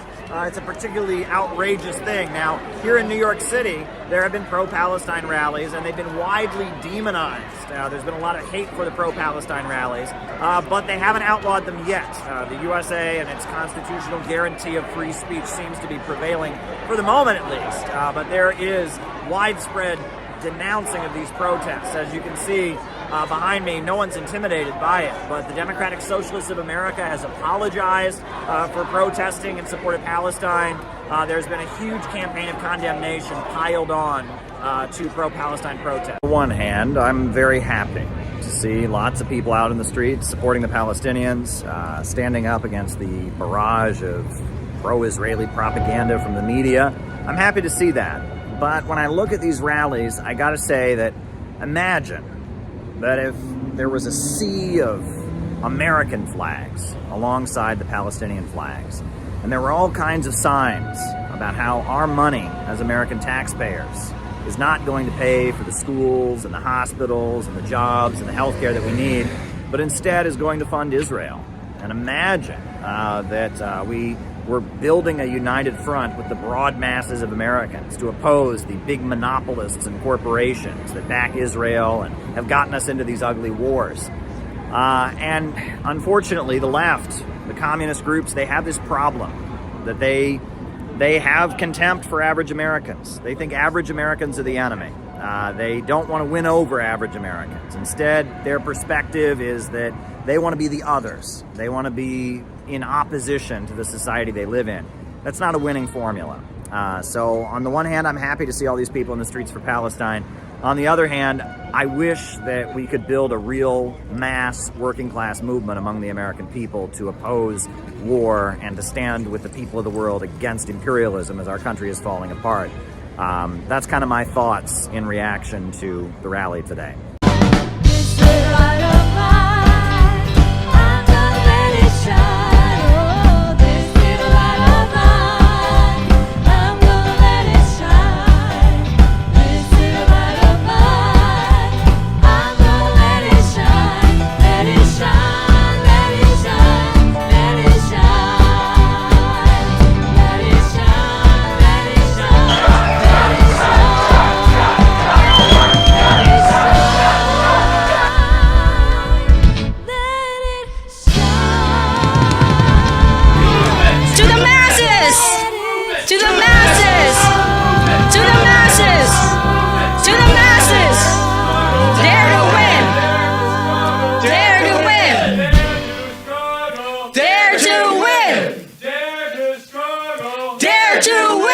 I don't want to pretend that he was. He's not, right? I mean, he was at one point. He was in the KGB.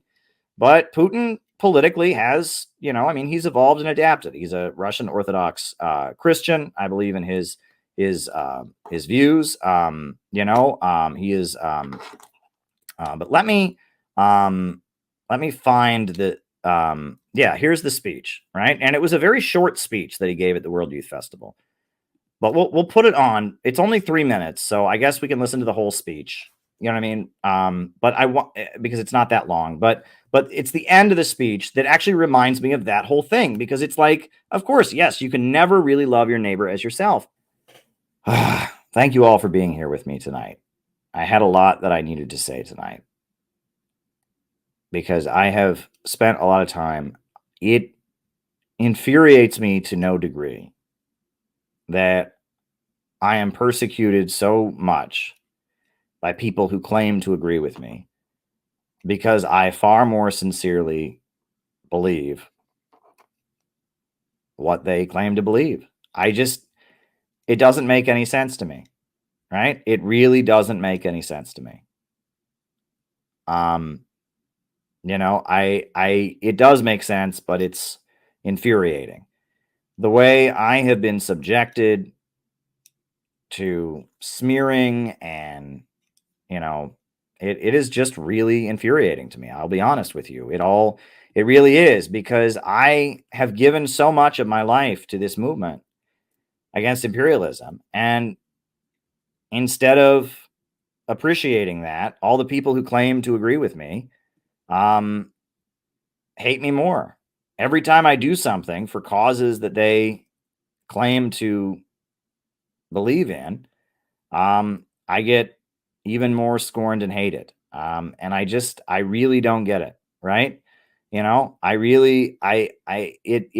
honestly frustrates me quite a bit.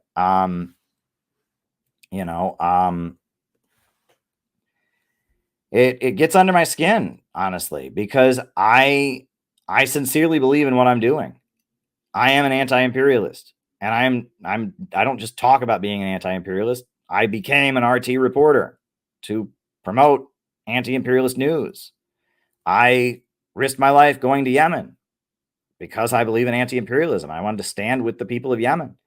I've led American delegations to the World Youth Festival. I have done so many things for anti-imperialism. And every time I do one of those things, these people that don't do any of these things, who claim to also be anti-imperialist, hate me more. And it really gets under my skin, folks. It's like, I'm trying to think of a good analogy, but it's just like, I don't know.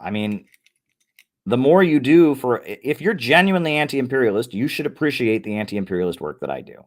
It's that simple. Right? If you're a genuinely anti-imperialist and I go out and do something that helps build a world movement against imperialism, you should be happy that I did it. Right? Is it that hard to understand? It shouldn't be that hard to understand. And if these people were sincere in their anti-imperialism, they might say, well, I don't agree with this that Caleb did. I don't agree with that Caleb did. But you know what? He's opposing the imperialists, and that's fine by me. But they don't say that. They absolutely do not say that. No. All right? Every time I go out and do more for anti-imperialism, the response of these other anti-imperialists is to hate me even more than they already do. And it is, no one has been as badly canceled as I have. And it is just infuriating to me. And thank God for all of you. But it's just like the memo has gone out that I am a bad person. I'm no good. And there's no substance to any of this. And they've come at me with every different angle they can think of. And it's just like, guys, you all believe supposedly in the same shit that I believe in. So why am I such a threat to you? Hey, if you all think China is part of Taiwan, and I confront the so-called president of Taiwan on the street, shouldn't you all be happy about it? Right? I did that. If you all support Russia and Ukraine, and I'm a reporter for Russian news and cover their UN meetings, shouldn't you all think it's great that I'm doing that? Yeah, I did that. Here, we'll put that on while we wait for the other video to load, right? I have done, my record as an anti-imperialist is a mile long, and they just hate me more. They just hate me more. It absolutely infuriates me. But there you go. Yeah, here we go. Does not represent what the American people want. All the polls show that the American people don't want a new war. The American people are sick and tired of our money being wasted on bombs and weapons and destruction, provoking a war with China, provoking a war with Russia, while our trains are derailing, people in the United States are suffering, our water's not being purified, our railroads are falling apart, our power grids are falling apart, and yet we pour more and more weapons and money into some stupid confrontation with China. China is not our enemy. Wall Street bankers are our enemy. No more provocations against China. China is not our enemy. China is not our enemy. China is not our enemy. China is not our enemy. Get out of our country. Stop trying to sell war in our country. Stop trying to sell war in our country. We don't want a new war with China. We love America and we don't want a new war with China. China is not our enemy. Stop trying to sell war. Get out of our country. Stop trying to sell war. China is not our enemy. I'm a patriotic American. I love my country and I don't want World War III. Yeah, it was great. It was a great move. Right. And if you actually don't want war with China, and if you actually, are an anti-imperialist and you actually support China and wouldn't you support that? But for some reason, none of these people on the internet that support China, none of them would share that clip. They all just pretended they haven't seen it. They all boycotted it. Right. And they all, and it's like, where were they? They could have done that. Right. The same with the Uhuru movement. Right. All these people say they're against prosecuting the Uhuru movement. I didn't see anybody but Jill Stein and Charles Barron and the Center for Political Innovation out in front of that courthouse. Where were they? I didn't see a representative of any of these other communist groups out in front of the courthouse, right? When I was out in front of the courthouse in Florida, and I'm headed back to Florida, it looks like. I'm going to be there for the sentencing, right? I want to support them. I mean, if they send them to prison, God forbid, I want to be there to support them. But, where were they? Right? If they support the Uhuru movement, I didn't see them. I didn't see the PSL in front of the courthouse. I didn't see the ISO. I didn't see the QWH or the XYZ. None of these groups that claim to support the Uhuru movement. I didn't see any of them out in front of the courthouse in Florida. And I confronted one of these groups. You can probably guess which one. And I said, why weren't you there? And they said, oh, we don't have enough money. I said, really? Really? You don't have enough money? That's funny because one of your people has hundreds of thousands of subscribers on Twitter and on YouTube.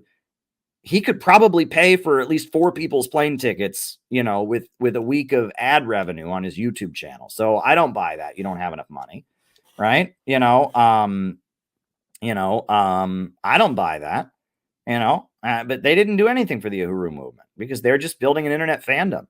And in fact, one of them basically told me on the phone they support prosecuting the Uhuru movement. He said to me on the phone, they're horrible, when I brought up how they're being prosecuted. And I said, we have differences with them. And he said, oh, yeah, they're horrible. And I said, all right, this is where the phone call ends now. They don't support them.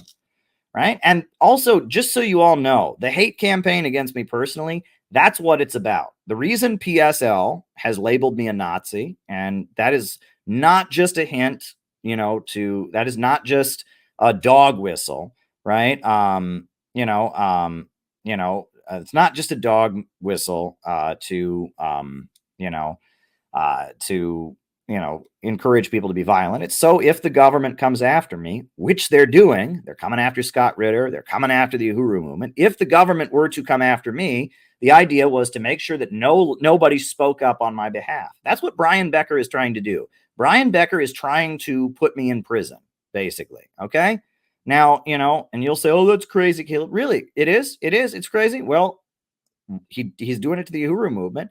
He tried to cancel their rally last year, right? They had a rally, as they're facing indictment from the federal government. He tried to mess with their permit and get their permit pulled to prevent their rally because they're competition. He wants to be the king of communism, right? So he's fine to see the Uhuru movement go to jail. Then he can be the king of communism. And this other group basically told me the same thing on the phone. This is unbelievable.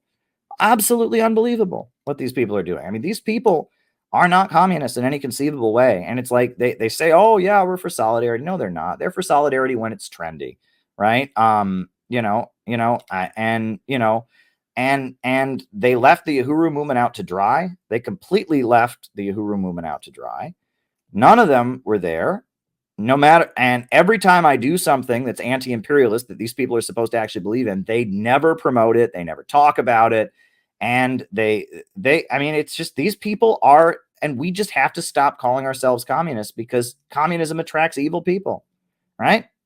I mean, these people are attracted to communism. The overwhelming majority of people in America that are attracted to communism are attracted to it because they want that. They want that. Okay, let's just be real. And that's why they don't care about Marx. They want to read bell hooks, right? They want to read Judith Butler. They don't give a fuck about Marx. What does Marx have to do with that? They want to read that. That's what they want, right? They want to let everyone know that they hate white Christian cessed males and they want to, they want their baby to have diarrhea all over the canvas. And, that's what they want, right? And I'm not even interested in people who want that. If you want that, I'm not even interested in recruiting you. But there is a small minority of people that are at least smart enough to kind of think that they want that. But those people are also fucked. And the reason that they're fucked is because most of them have issues with their fathers, right? They want to be the Stalin, right? They don't really care about defeating anti-imperialism. That's why they threw Uhuru under the bus. They don't really care about China. That's why, about many issues. They kind of think they like this, and they're a very small minority. We're talking less than 300 people at the most. And don't let social media fool you. There's less than 300 of them. And they think they want that, but when it really gets down to it, they want to prove something to their dad, right? They want to prove to their dad that they're, I'm an important person. I'm the head of human resources. I'm on the Politburo. They don't really give a fuck, right? They don't really give a fuck. And they're fucked in the head also, right? And it's the same thing. They want to kill Superman, right? Maybe they want to kill Superman with different aesthetics, but they still want to kill Superman. We've got to move away from the word communism because in America, communists are either this or some variation of that. And we don't want that, right? And the American people are never going to join a mass movement for that, ever. They are just never going to do it. Right? They are never going to join a mass movement for that. And honestly, I don't want that either. Right? I want this. I want that. I want to join a mass movement for that. And I think that the overwhelming majority of the American people want that. That is what the overwhelming majority of the American people want. They want that. That is what the overwhelming majority of the American people. They would never in a million years call it communism. That's not what communism means to them, but that is what they want. That is what we're fighting for. Don't you ever forget it. That is what we are fighting for. That is what we are fighting for. And if you want to call that communism, you want to call that socialism, you want to call that Christianity, you want to call it Islam, Judaism, Buddhism, that's what I'm fighting for.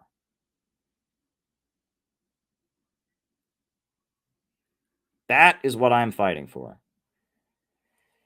And I am fighting for children looking to the future. I'm fighting for physical fitness and strength and pride in who you are, breaking the chains of colonialism, breaking free from the system of imperialism. We are fighting for all the children looking to the future. That is what I am fighting for. Right? And I don't care what you call it. And if you're fighting for something else, and if this image offends you somehow, right? If it offends you somehow, right? I don't care if you call yourself a communist or a socialist or an orthodontist or a dentist or an ophthalmologist. You're on my side, right? If you're fighting for this and not for this, I don't care what you call it. I don't care what label you give yourself. I don't care what Marx quotes you throw at me. I don't care what bullshit you have to justify it. If you're fighting for this and not for this, you're not my comrade. And if you're fighting for this and you want this, you are my comrade. And I can teach you how we can get it. Because only with socialism and anti-imperialism can we get this. And you may not realize that. And that's my job. I'm here to teach you that. I'm here to teach you that. So there we go. All right. All right. All right. All right. So let's see if I can get this quote. Fast. All right. All right. Ba-dum.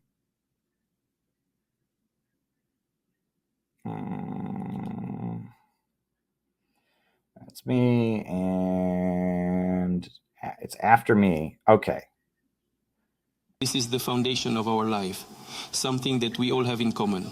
We are all equal from the moment we are born, thanks to our mother and father. This is how people are born. There is no other way, even with modern technology. We are all born equal. But here comes the question, are we growing up, developing equally? Unfortunately, no. There are no equal conditions in the world for everyone. And that is the main injustice of today's world. Is it possible to secure equal conditions for everyone to grow and develop? I don't know.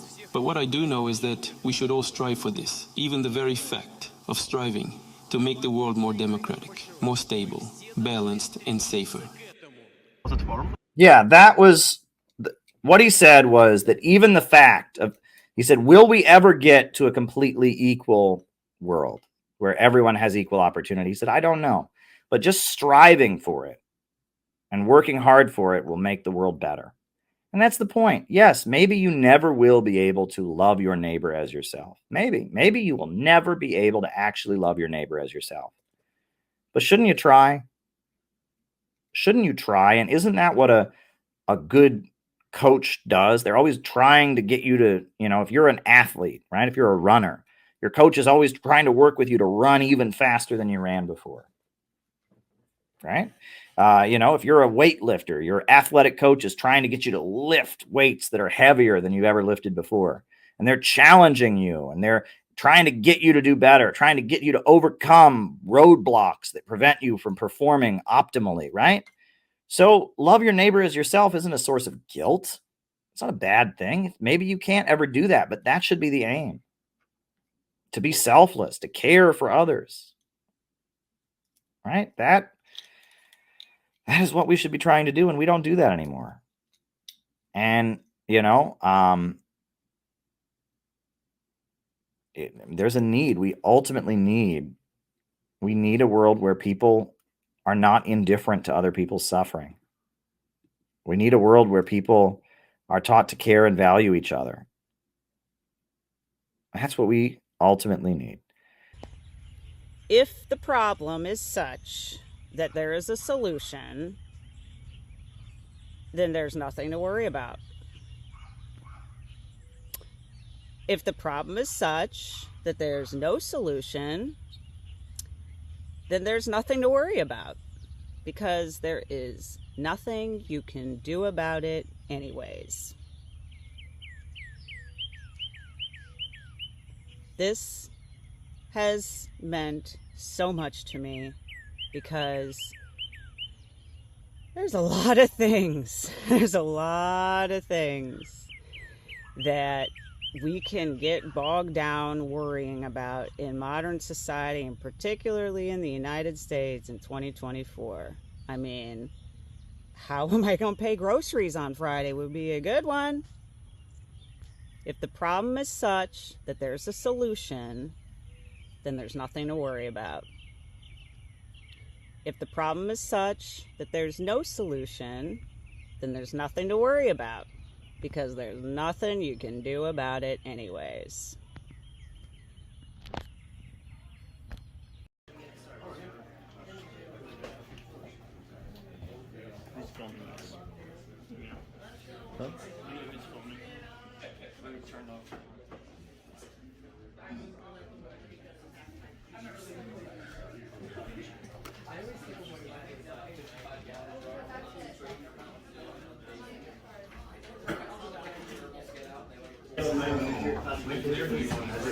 CPI, CPI, CPI, CPI, CPI, CPI, CPI, CPI, CPI, CPI, CPI. Dare to struggle, dare to win, dare to struggle, dare to win. Out of the movement, to the masses, out of the movement, to the masses, out of the movement, to the masses, out of the movement, to the masses. Free Assange, free Assange.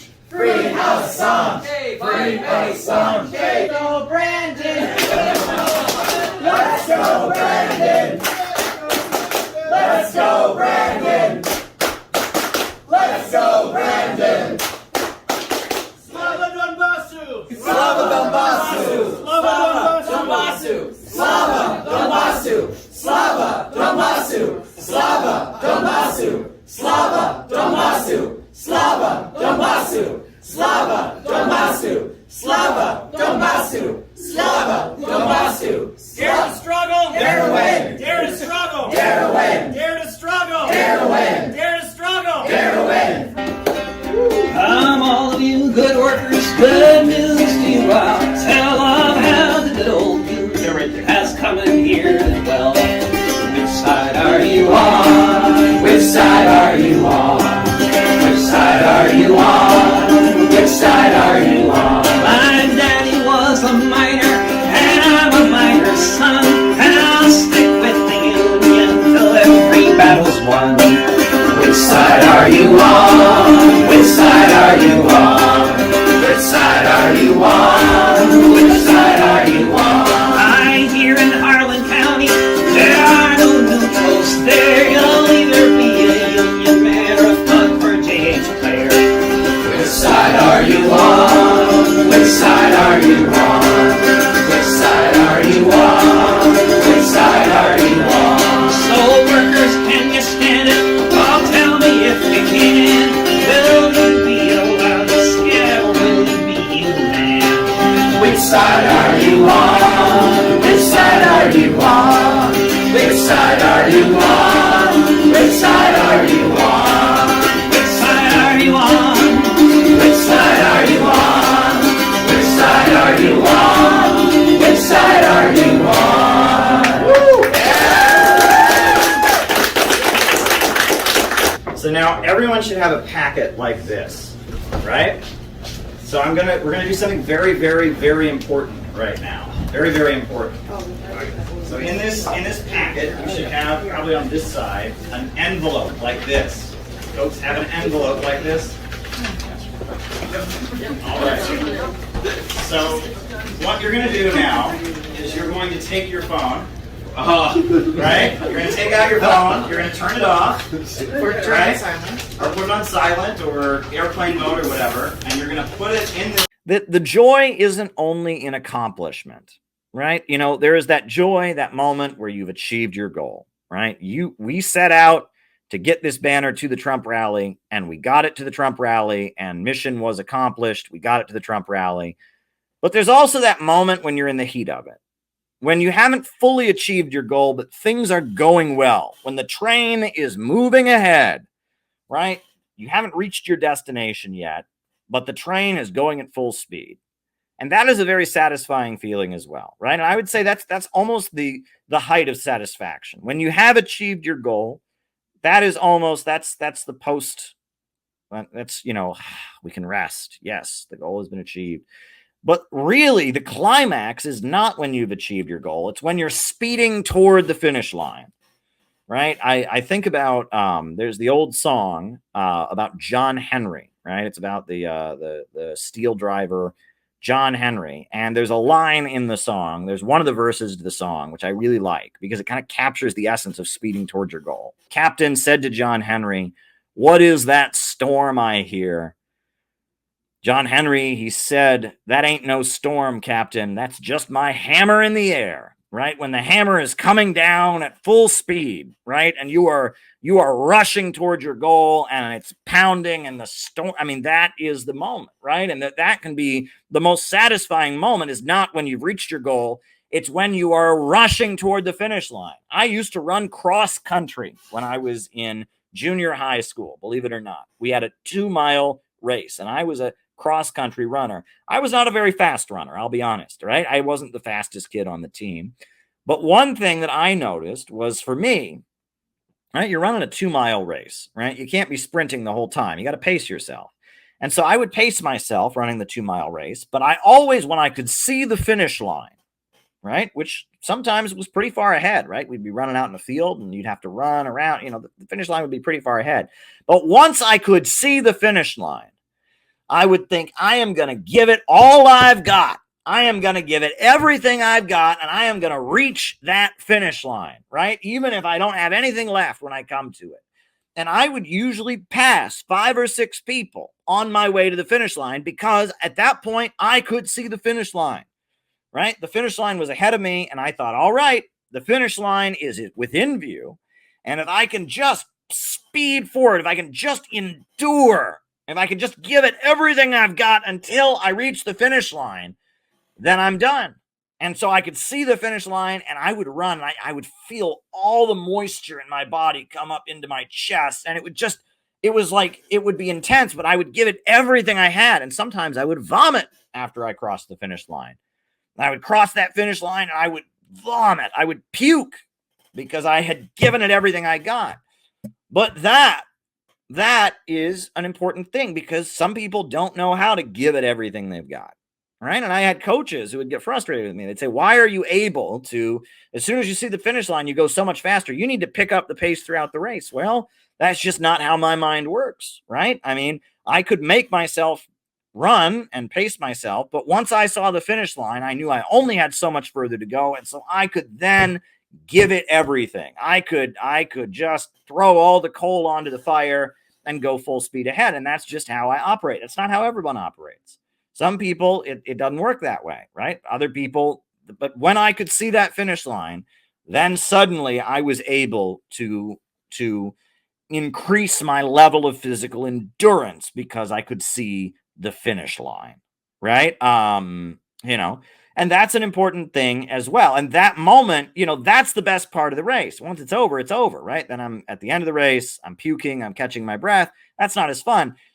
But that moment, even though you're giving your hardest sacrifice, right, as you're running towards that finish line, and it hurts, and all the moisture in your body is up there, and everything within you is just saying, oh my God, but you're just giving it all you have. That is the most glorious moment.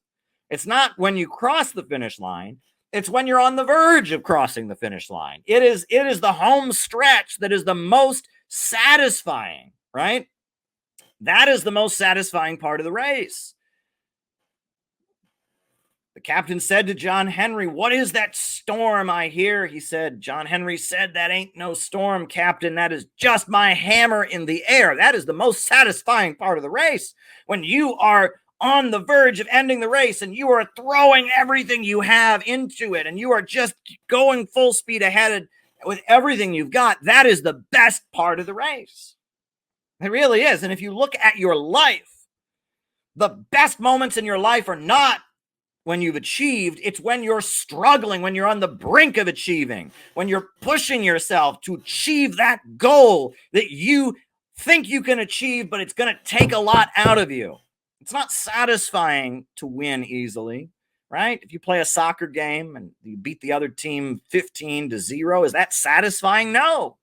But if you play a soccer game and you beat the other team 4-3, that is very satisfying, right? And you will find in your life, the times in your life when you are most happy are the times in your life when you are speeding towards the finish line with everything you've got. Those are the satisfying moments in your life. Those are the times in your life where you feel really alive. Those are the moments in your life when you feel powerful and you feel that you are fulfilling yourself, when you are challenging yourself, when the finish line is just ahead and you are giving it everything you got to get to that finish line. That is what happiness is. It is the thrill of battle. And you know, I mean, we don't want to think about war and violence and killing. I mean, that's an awful thing. But it is that when you are in conflict with the world around you and challenging yourself and pulling more strength out of yourself, when you are forcing yourself to cross that finish line with all you've got, that is when you will achieve the most in your life. Those are the moments when you're achieving the most. Those are the moments when the best comes out of you, and not just athletically, but spiritually. Those are the moments where you will impress yourself with how kind you will be to other people. Those are the moments when you will impress yourself with how much wisdom comes out of your mouth. You are the smartest. You are the most caring and compassionate. You are the most dedicated when you are trying to cross that finish line. That is the spiritual and physical and intellectual height of human existence, is that moment where you are giving it all you've got to achieve the achievable goal. All right? When you are throwing your body and your mind and everything you have into a mission, and you are losing yourself in that mission, that is where you were meant to be, I believe. That is the moment that God created us for. When we are in that state of existence, when we are giving everything we've got and putting it all on the line and lunging toward the finish line, that is when you will blow your mind. When you are in that position in life, when you are in that position in life, you will do amazing things. You will be there for people. You will outperform your own expectations.